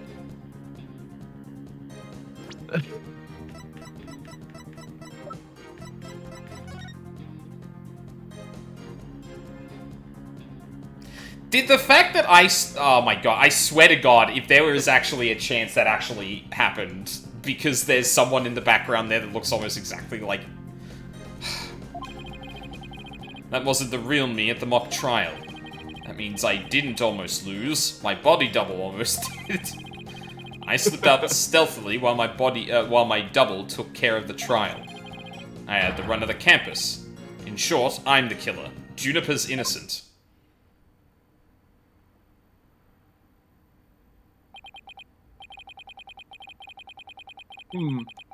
I have a question I was hoping the defense and prosecution might help answer. Is it just me, or does the witness's testimony make no sense at all? I was gonna make a joke of that. I'm glad that was the actual line. No, it's not just you, Your Honor. All I got from listening to that was a headache. Yeah, that was just plain weird. Especially the whole thing about a body double. Well, I'm relieved it's not just me. And the prosecution. Oh no. Your boldness, summon an ambulance this instant. The witness is stark, raving mad. Oh, okay. Yes, I think that would be for the best.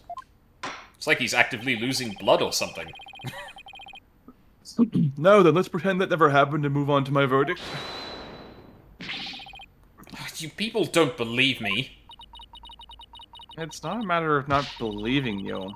It's more along the lines of questioning your sanity. Yeah, the funny farm just called. They want their genius back. Fuck you, Apollo. Shut your pie holes! The intellect of a genius transcends even logic. Besides, don't you guys have that weird device for testimony like this? the fucking... Oh! Oh, you piece of shit. I was about to say a lie detector, but no, we do have the weird device for testimony in the room. Because of Athena. Objection! Call him a weird device? Yeah. Which is not a weird device. I don't waste them on ridiculous testimonies. Easy there, Tiger. Think of it this way. We don't want a verdict to be passed just yet.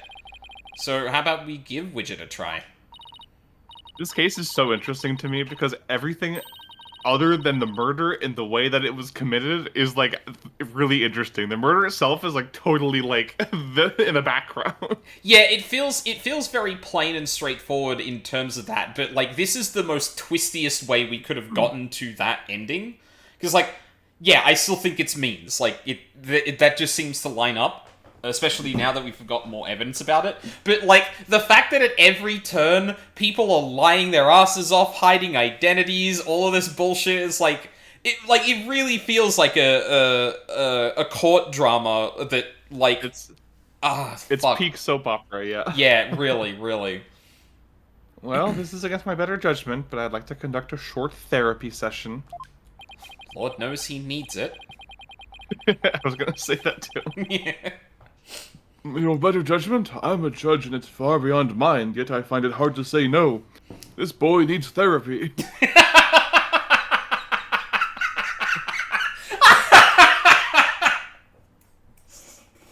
Oh, that's good. Shout out to the avalanches. Yeah, fuck. Oh. Some men will take a 7-year gap year and bribe their way through law school rather than go to therapy. Prosecutor Blackquill, I trust you have no objections. Prosecutor Blackquill? The prosecutor said, "Rubbish. We'll be out on a stroll," and left with Detective Fulbright. Darker can take over for me. He just pieced the fuck out. I love it. Yeah, like, even I have my limits. This is ridiculous. You're just wasting my time. Just hit the bricks. If it sucks, hit the bricks. You can just leave. Lying witnesses, secret identities.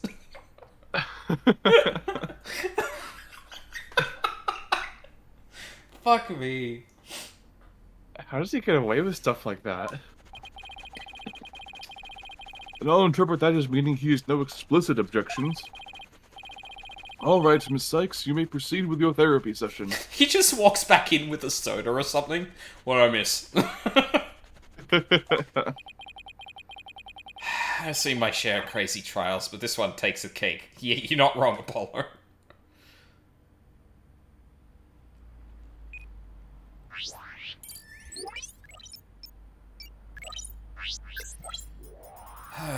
Alright.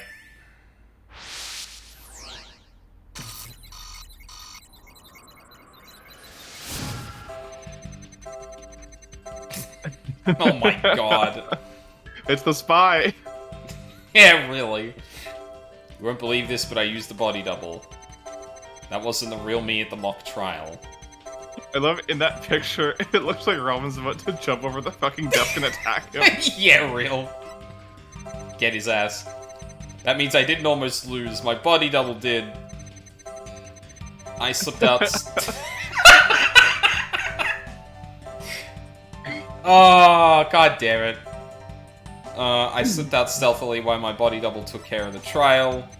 I had the run of the campus. In short, I'm the killer. Juniper's innocent. Why are you happy about your... Well, which is the one I want to probe here? Because this feels like it's not... Remember, for the out of control emotions ones, you have to pinpoint what the source of this emotion is. Oh, yeah, right. We did kind of skip the one where we go easy. Yeah, no, it's... Got it!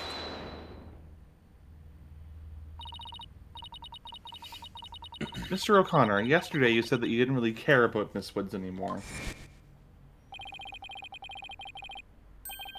Yeah, I don't care about her anymore. This is the second time we flash back to this within 20 minutes.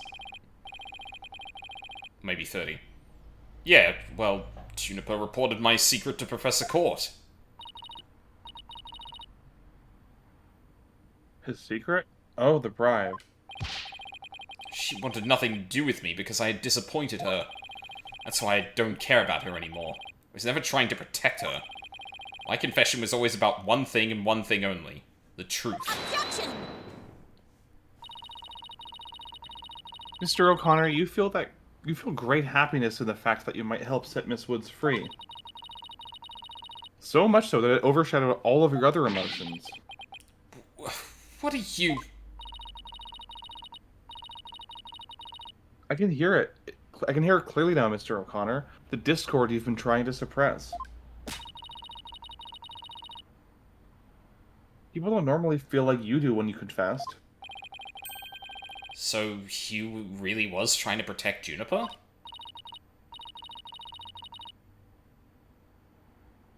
Yes, I'm sure of it. Hugh's feelings for her are the real deal. That means his confession is...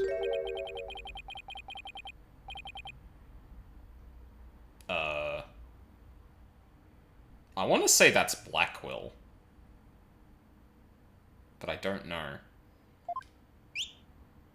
Yeah, okay. Yep. Only figured out the obvious, have we? Why, Prosecutor Blackwell, you're back.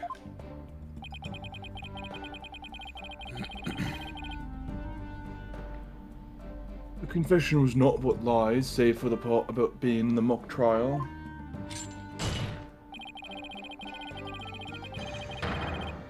We all agree now a killer is the one in charge of the audio, i.e. the accused. How much longer do you feel comfortable going for? Because it feels like we've still got a fair bit to go. I say we can finish this therapy session, then that's a good place to call it. Okay, cool. That sounds good. Why couldn't you have taken a longer stroll? Fast food store we were going to was closed, so we're back here early. No, you haven't unraveled the genius of my body double trick yet. You can't be serious. Do you really expect us to believe you had a body double?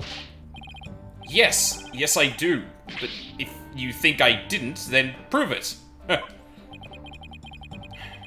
Either we quit here and Juniper is found guilty, or we play along with Hugh's delusion. Let's go with the least worst choice. But first, let me update his testimony. Is this the least worst choice? Hey, why are you surprised at your own... Hey, Hugh, why are you surprised at your own... That seems weird. Wasn't me at the mock trial. Nothing? Huh. Got stealthily one bottle took care of the trial. Had to enter the campus. Sure, I'm the killer.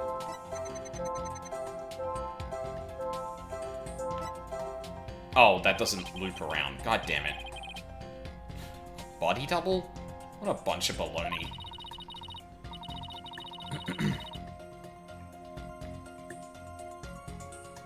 I know, but I can hear the noise. It means there's a contradictory emotion somewhere.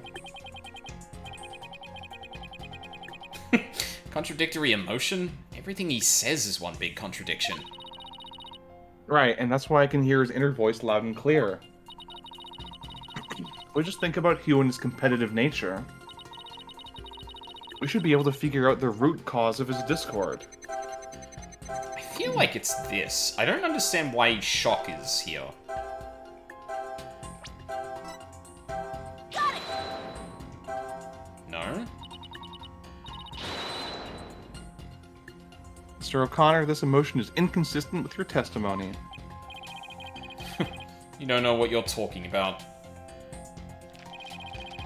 I take joy in my intellect, feel anger toward your superficiality, suffer sadness at the world's ephemerality, and wonder at the universe's mysteries.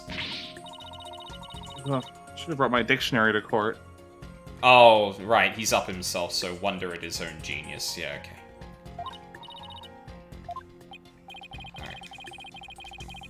Alright, you shut your goddamn mouth now.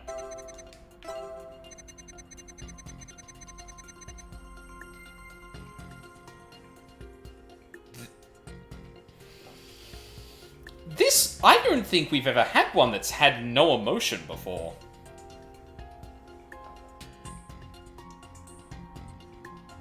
Yeah, and you can probe an emotion that you think is missing, too. Hmm.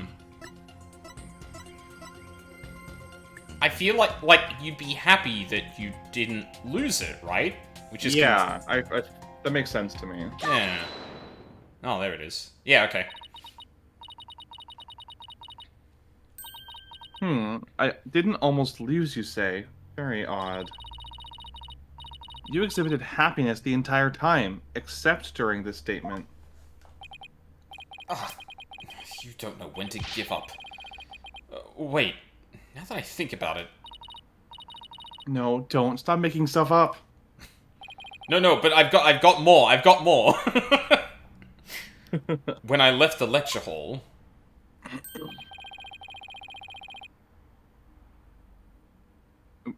Oh. It was during Professor Means's pre-trial speech.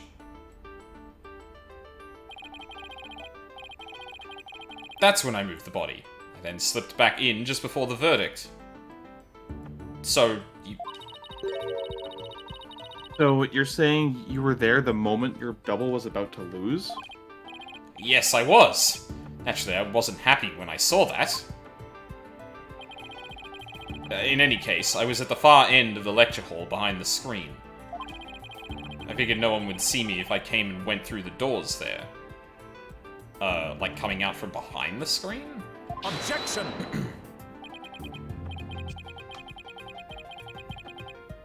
Stoner, how much longer will you indulge him in this charade? While it's true none of the audience might see him go through either of those doors, the faculty seats on the balconies are a different story and have a splendid view. I thought you could do better than that. Lawyer's bench is on the right side when facing the front of the hall. I used the door on the right side near the lawyer's bench. Okay. That means my movements were only visible to someone in the left balcony seat, which would have been Means, right? Yeah. But that seat was empty at the time, which is only natural. After all, it belonged to Professor Court, and as we all know, she was already dead by then.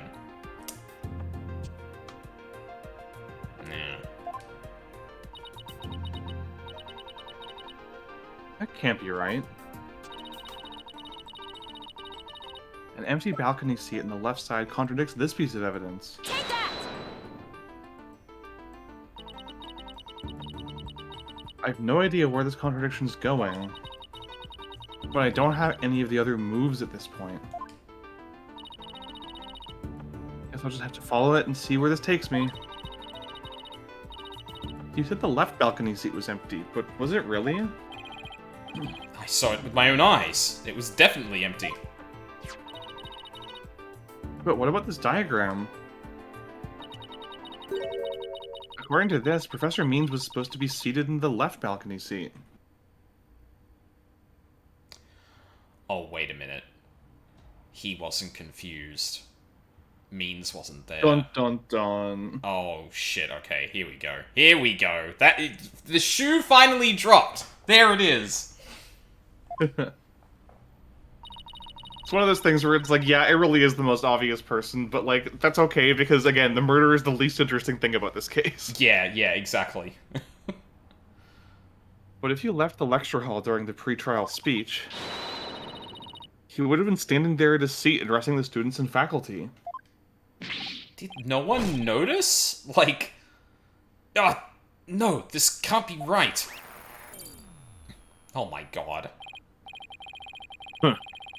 You do no one any favors by exposing the falsities of his confession. I've told plenty of lies so far, but this part is true, I tell you.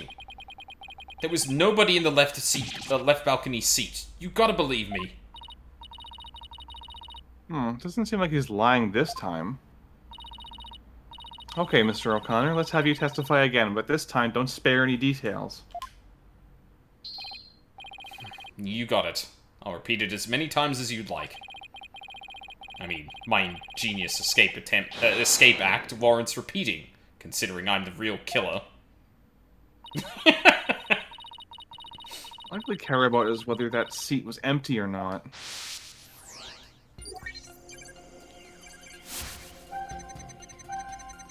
Second floor was deserted.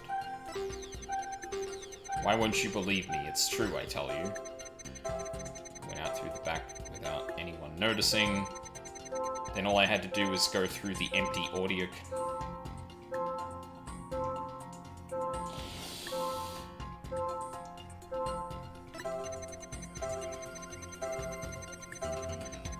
Moving the body. Yeah, why sad? Also, hold on.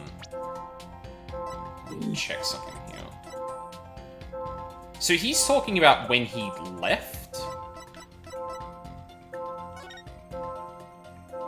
Right, so if he went out the screen...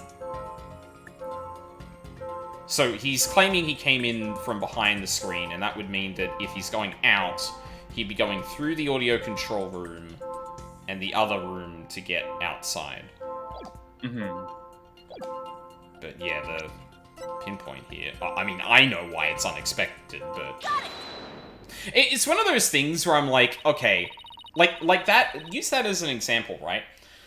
You sit there and you look, well, you look at that and you go, Juniper wasn't in the audio room, so he was sad. But, like, I guess the thing is that it's the text of what he's saying as opposed to the emotion.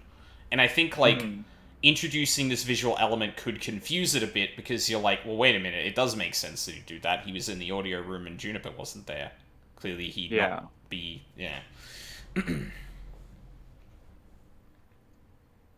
I detected powerful sadness and fear right after you said this part.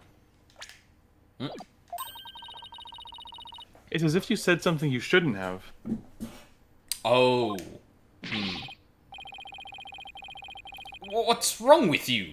You shouldn't reveal a person's inner feelings for all to see. You were literally asking for it. Also, that line has been crossed in way worse circumstances up until now, my dude. Mr. O'Connor, it's you who is revealing your inner emotions by the way you speak. Plus, I have a good idea about why you're feeling sad. You're a horrible person. Can't you just leave me be? You said that you went through the empty audio control room, but that's not true, is it? There was someone who returned from there once Professor Means finished his speech. And that someone who's in the audio control room was... Take that! I know you realized there was a problem with your statement as you were saying it. That's why you felt so uneasy. If the audio control room really was empty, that would mean Miss Woods was roaming around the campus.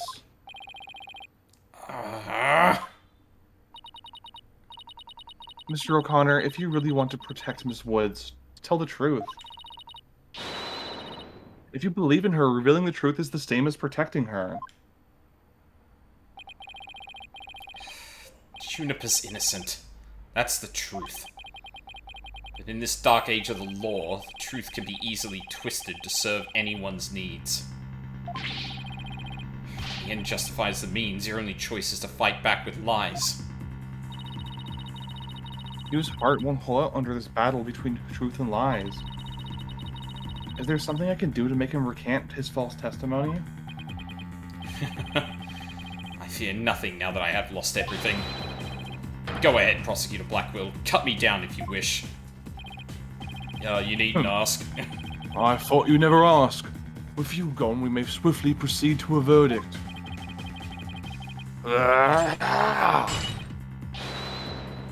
Yeah! Oh, he broke out of his shackles again. I don't know why we're surprised about it this time. I don't want to be the poor accountant down at the detention center. You, O'Connor, in deference to your valor, I will limit your suffering with one clean blow. Hold it! Did you wait just one moment before you cut him down? Silence. Not come between a samurai and his foe, Sykes, Dono. I never learned about this in law school. Careful, Prosecutor. Remember that shocking experience you had last time?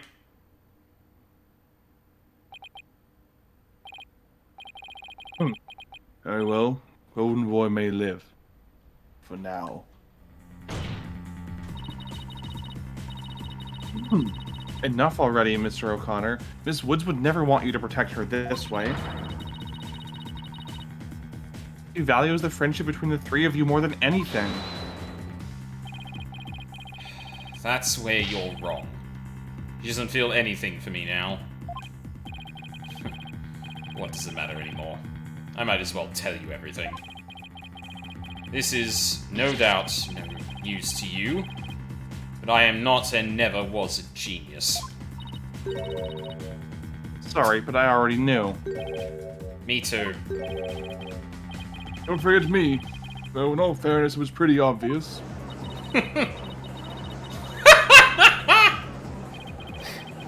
Stuff he said was crazy. No need to rub it in. Just shut up and listen. It all started several days ago. I accidentally learned that my parents have been paying good money for my grades.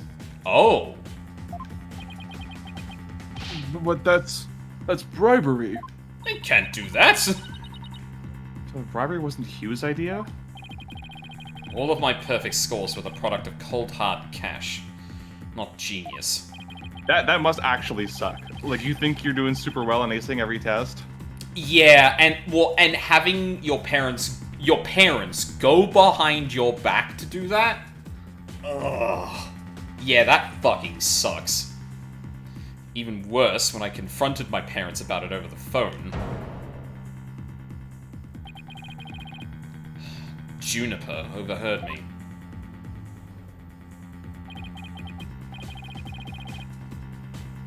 Oh my, what a terrible misunderstanding. I've been living a lie. I don't know what else there is to say. I'm no genius. Completely worthless.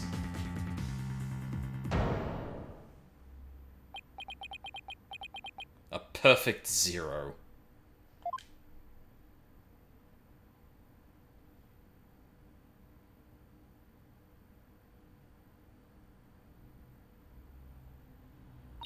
Okay, but why did you lie? Hugh. Even so, I still wanted to make it up to Juniper for disappointing her like that. That's why I wanted to clear her name by pinning the blame on me. I mean, she probably hates me now, so it'd be a relief for her to see me locked away. If you were trying to help her, then why did you testify against her? You were the ones who told me to tell the truth yesterday. So I thought if I did, it would help her. He wasn't trying to provoke us. Looks like we seriously misunderstood him. More ways than one. At the detention center yesterday, Junie was in tears when she opened up to me. But the truth is, the friendship between the three of them is still rock solid. If there was something that could help me prove that to Hugh...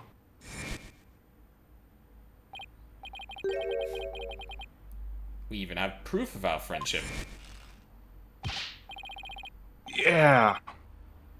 As long as our friendship lasts, you can bet we'll be carrying them around.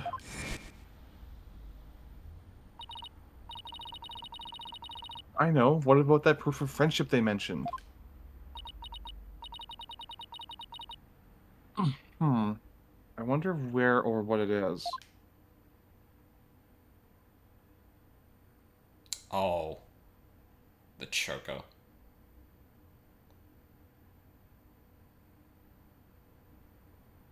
There's only one of them in the world. Yeah, I was wondering when this was going to come back.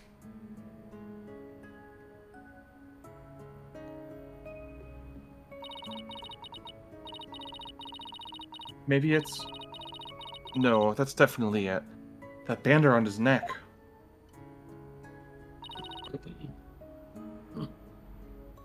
Mr. O'Connor.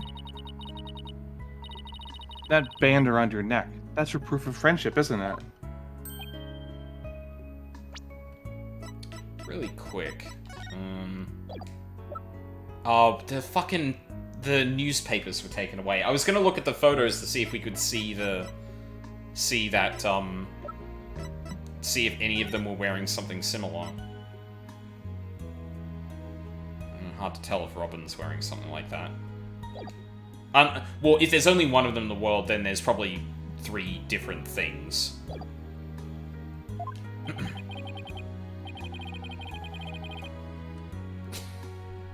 Proof of friendship? Is that anything like a proof of purchase barcode? Not now, Your Honor. In court, evidence is everything. That's why the 3 friends created friendship bands. It's the evidence that proves their friendship. Oh, how very interesting. And chic. If they have doubts about their friendship, they can look to the proof that they have on hand. That's why Mr. O'Connor's hand always goes to his neck when he's pressured. It proves he still has feelings of friendship towards the other 2. It doesn't matter if I wear it, if those 2...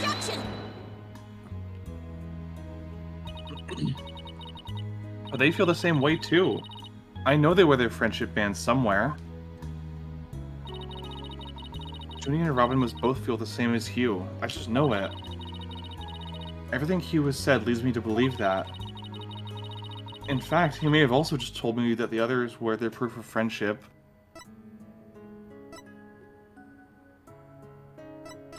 Where they're easy to touch or where they're hard to spot.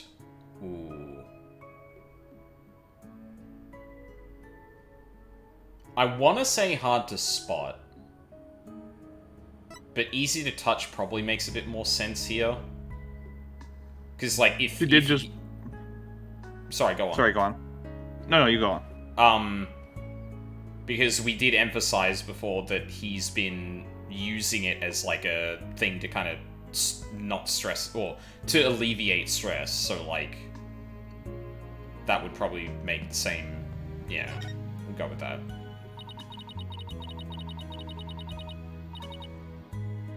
All we have to do is think back to their testimonies. Ready? Ms. Newman holds her arm when pressured. And Miss Woods holds her wrist. That's really good. God damn it. It's really cute foreshadowing, yeah. I know Miss Woods very well. She would never abandon her friendship with you over something like this. And taking the blame for her will only succeed in making her terribly sad.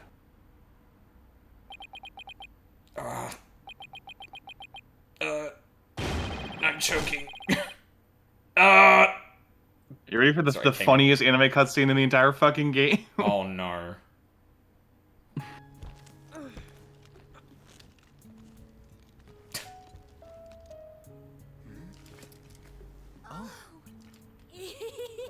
Robin, those bands of friendship that you made, just for the three of us.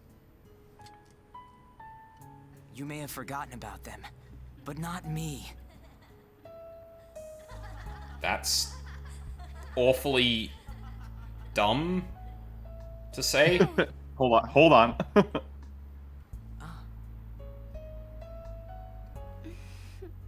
Hey, Hugh!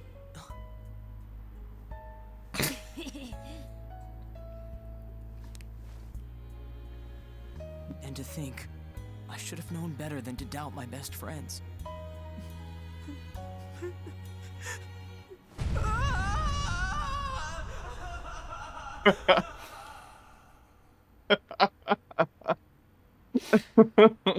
I don't remember what Gundam it's from, but it reminds me of that dub where someone leans against the windows just going, ah! Actually, it might not be Gundam now that I think about it. It reminds me a lot of the Mega Man Zero. What am I fighting for? yeah. No, exactly. That's it. It's the awful dub I have to express emotion now scream. Yeah. God. Zero voice direction giving. If the page said scream in anguish, he's like, alright, I'll give it my best shot, I guess. Yeah, exactly. Also, just like the comment before of like, you may have forgotten about it, but like, bro, why? What makes you think that?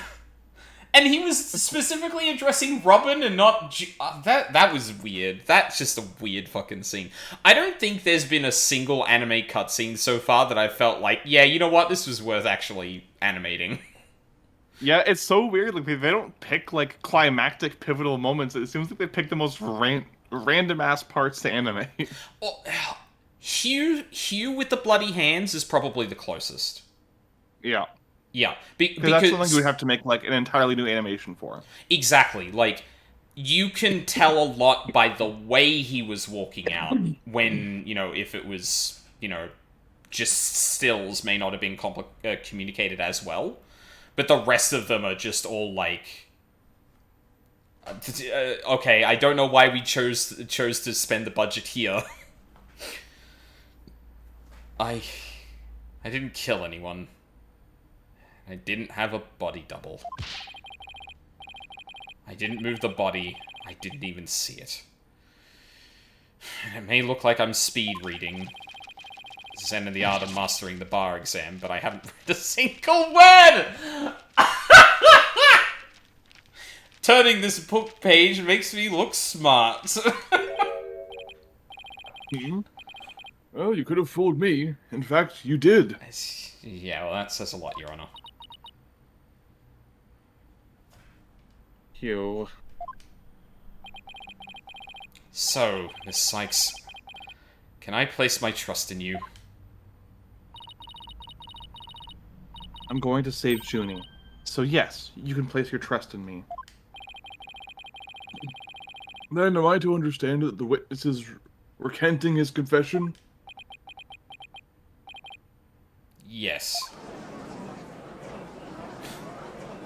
Boo!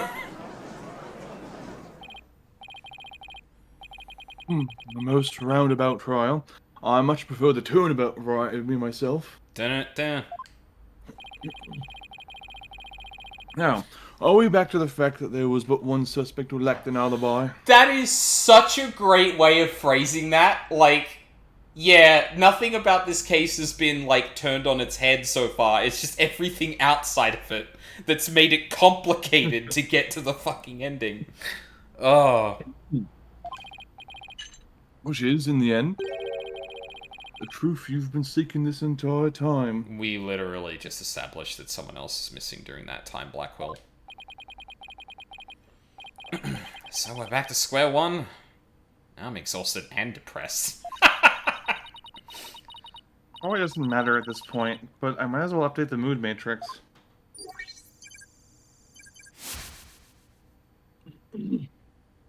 Hey, Athena. Remember... Huh. Does this mean...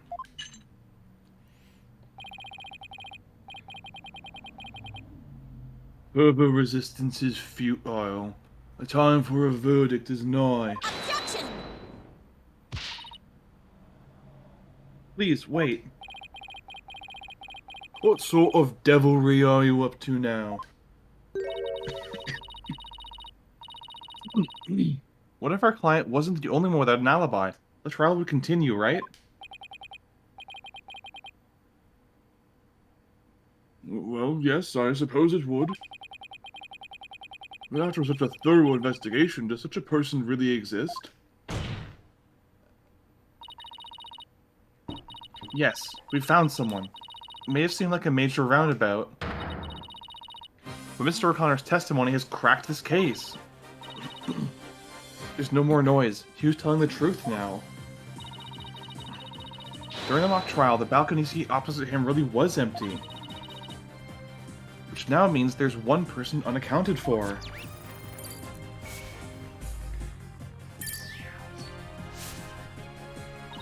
Thank you, Widget.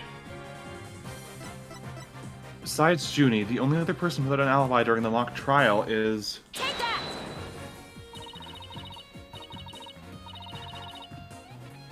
Balcony seat was empty. That much is true. Isn't it, Mr. O'Connor? That's right. How many more times do I have to say it? So basically, Professor Means wasn't where he was supposed to be during the mock trial. Silence. Need I remind you, every last soul in the lecture hall heard him deliver his speech? Objection! Did they see him? I know, and that's not in dispute here. Now, let me explain how a speech could have been given from an empty seat. It was... Pre-recorded. Well,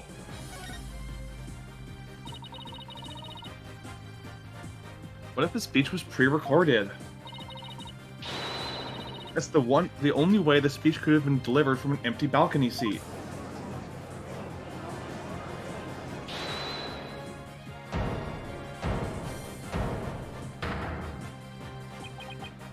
wait. Are you accusing Professor Means? That's insane! I mean, he's the one who gave me the tape recorder. Yeah? Is that right? You stupid boy. You stupid boy. Take this to the police, he said, and tell them you found it. Athena's like, what the fuck? Yeah. Wait, what? Really? Wait a second. Mr. O'Connor, did you just say that Professor Means gave that phony recording to you? Phony, the defense will refrain from hurling unsubstantiated allegations. Well, I said he gave it to me, but what do you mean it's phony? Wow, who could have seen this development? I did. Use Hugh to pass it to the police, yeah. The voice shouting "You're a goner" as recorded on this tape was dubbed onto it using a line our client said in the mock trial video. Why, this is an extremely crucial piece of evidence. Is there going to be like a to be continued in a minute? I'm not sure where to stop this right now. There'll be a new testimony in a second, and we can stop before that starts. Okay, cool. Professor Means gave Hugh the phony tape. If that's really true, then Professor Means has guilt written all over him.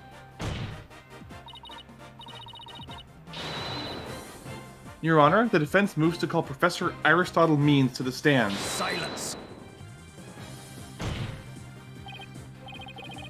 The seat was never empty. 'Twas but an oversight by our dullard of a witness.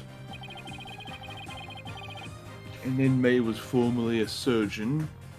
Once told me something. He said it's often all too easy to overlook critical symptoms. Objection! Well, we're not going to overlook this oversight. If the speech was pre-recorded, the basis for suspecting our client would be shattered. Let's check with Professor Means and see whether the empty seat was a witness oversight. Or you could ask literally anyone else in the school? Surely someone noticed. No, because their seats were beneath the balconies. They wouldn't have been able to see. But if you... yeah, I suppose. Could have been pre-recorded and he was still sitting there, I guess. A verdict without first looking into that would be inconceivable. That's enough, both of you. Now, here's my opinion on the matter. While the surgeon overlooking critical symptoms is a problem, a witness's oversight too must not be overlooked. Thus, as to the matter of whether Professor Means was or was not in his faculty seat,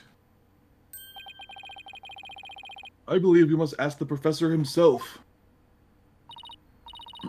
I agree. Professor Means should be here in the gallery today. Do as you please. You bring him down yourself then. No, I'm not moving. Already went for this stroll.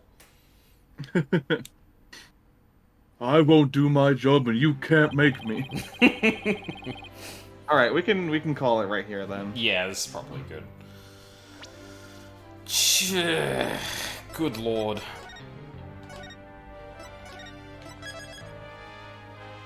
A lecture in court, Jesus. Yes. What was this called again? Roundabout Academy? Oh, dear lord. Yeah, Christ. Okay, I'm glad at least we avoided the fucking, like, the nth time that Ace Attorney has just gone, hey, how about this adult looking at this person who's barely of age? Because Yeah. 18. I was so ready for that. Like, once it said he's 25, I'm just like, oh no, not again. No, they're just besties. Uh-huh. Yeah, I think the implication is that he was going to confess that he's a 25-year-old boy failure after he won the trial to prove that he's, like, worth something. Because he was afraid that it would damage their friendship. Right. But Miriam caught wind that he was looking to confess something, automatically assumed that it was a love confession, which then leaked to Juniper, and she thought it was a love confession. She was freaked out by that, so she tried to sabotage him so that he wouldn't win, and therefore wouldn't get to make the confession. Yeah. Damn. But Hugh tried to cheat by sneaking a peek at the trial script. But he fell victim to Scuttlebutt's trap. Miriam's trap. Jesus. Yeah, that's fucking nasty too. Like, it wasn't just a regular old knife. Like, it was a box cutter. Like, that's... Yeah, it's really funny that she was that paranoid about someone stealing her script. Yeah, God. You shouldn't have ripped the end of it. You should have opened it properly. What? But no one does that. Although I guess it is kind of stupid if he wanted to sneak a peek that he was opening it in a way that would give away that someone looked at it. It's like, yeah, good job. Now someone knows. What? But doesn't... No, it was Miriam's script, not Juniper's. I was gonna say, doesn't that mean that someone else actually saw the script, but he didn't? But I guess there's a question of, like, timing there, like, when was, like, when did that happen? I don't remember if we actually established that.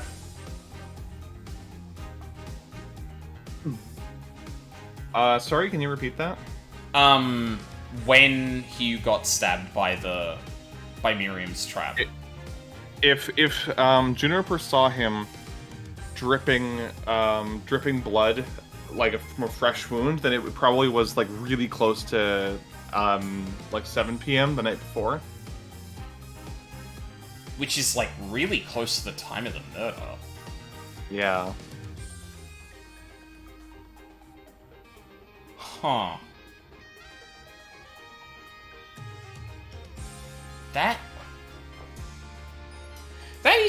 There's still something to pick away at that, I think. Like, I don't know if it'll just be hand-waved or not, but there's something about the timing of that seems off. Because, like, I don't remember what... from memory, the autopsy report says something around, like, 7. Or gives, like, a range that includes 7 o'clock. But if they were really close to that and they were in the art... or near the art room, then, like... Yeah. How did Court and Means get into the same room without them seeing that? It's not impossible, but I don't know if we're gonna... Like, clearly we're probably gonna be well, actually, I don't know, maybe we've used the layout of the room enough that, we're not gonna look into the courtroom anymore. Oh, I guess we're probably going to start off the logistics of, like, could someone see into the balcony if he was sitting down, blah, blah, blah. Yeah. But yeah, you're absolutely right. Like, a lot of the interest in this case has got nothing to do with the actual trial or logic of all of it. It's, like, it's fairly obvious from the get-go that something is off and that it's probably not the three of them and it's probably Means. But, like... And it definitely is interesting to have each of them hiding something that ends up being impactful for, like, the, I guess, social or, like, personal parts of the case, where we apply our logic based on what we know of them, but they're lying to us about who they are, which means it, you know, gives, there's complexity in trying to approach it that way, not because the logic isn't sound, but because there's details of each of these characters that are actually unexpected. And, you know, one of them happened to have some unfortunate implications, and the other was just, yeah, this child is forklift certified, actually. I love that we were joking about that, and you're like, how is a child forklift certified?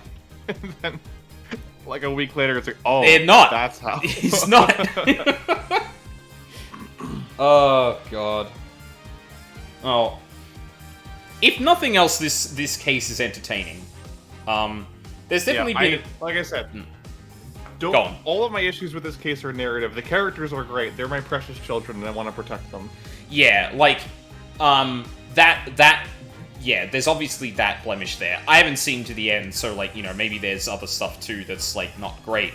But so far, like, the mystery is, like, solid. It's nothing, like, super complicated, but, like, everything about the character interactions and stuff like that has been entertaining. Obviously, like, ridiculous to some degree, but, like, you know, exaggeration's completely fine. Yeah. I mean, it's kind of obvious who done it from this point, but, like, I feel like the meat of the actual logical deduction is probably going to happen now, because I feel like not a lot of it has been done previously, and that there's going to be a lot of, like, well, why did one of the banners get burned? Why does the remaining one still have blood on it? What order did all of this stuff get brought down? If the noise happened and everyone immediately ran out, how did Means disappear without anyone seeing him? Yeah. The franchise itself sort of makes you believe that he could have a forklift could have been forklift certified because of character. Yeah, no, exactly. Like, there are so many capable children and child labor exploitation going on in this universe that you look at that and you say, yeah, course he was forklift certified. Why the fuck not? But no, that again, honestly, kind of a Rhymes-ish twist, though not as grand, obviously. Yeah, like it clearly still showing like it knows its own tropes enough to like actually play with those expectations. It's good. It's good. I don't care for I don't care for the implications it has on Athena's character, unfortunately, but like, you know. Yeah. It very clearly written by cis straight people. Through and through. But yeah, that untangling will have to wait until another time. How is your weekend next weekend looking, Nino?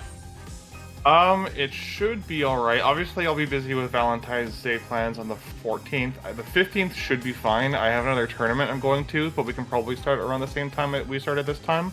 Okay, that sounds good. And I have the next day off, so we can go late again. Hell yeah. Yeah, I don't... Yeah, no, that's all good. This is 16th for me, so yeah, that's well past. Yeah, okay. Cool. So, general plan for this next week. Still catching up on Blasphemous. I feel like that I want to just put to bed. From what I understand, I'm pretty close to the end, but I may do, like, an extra...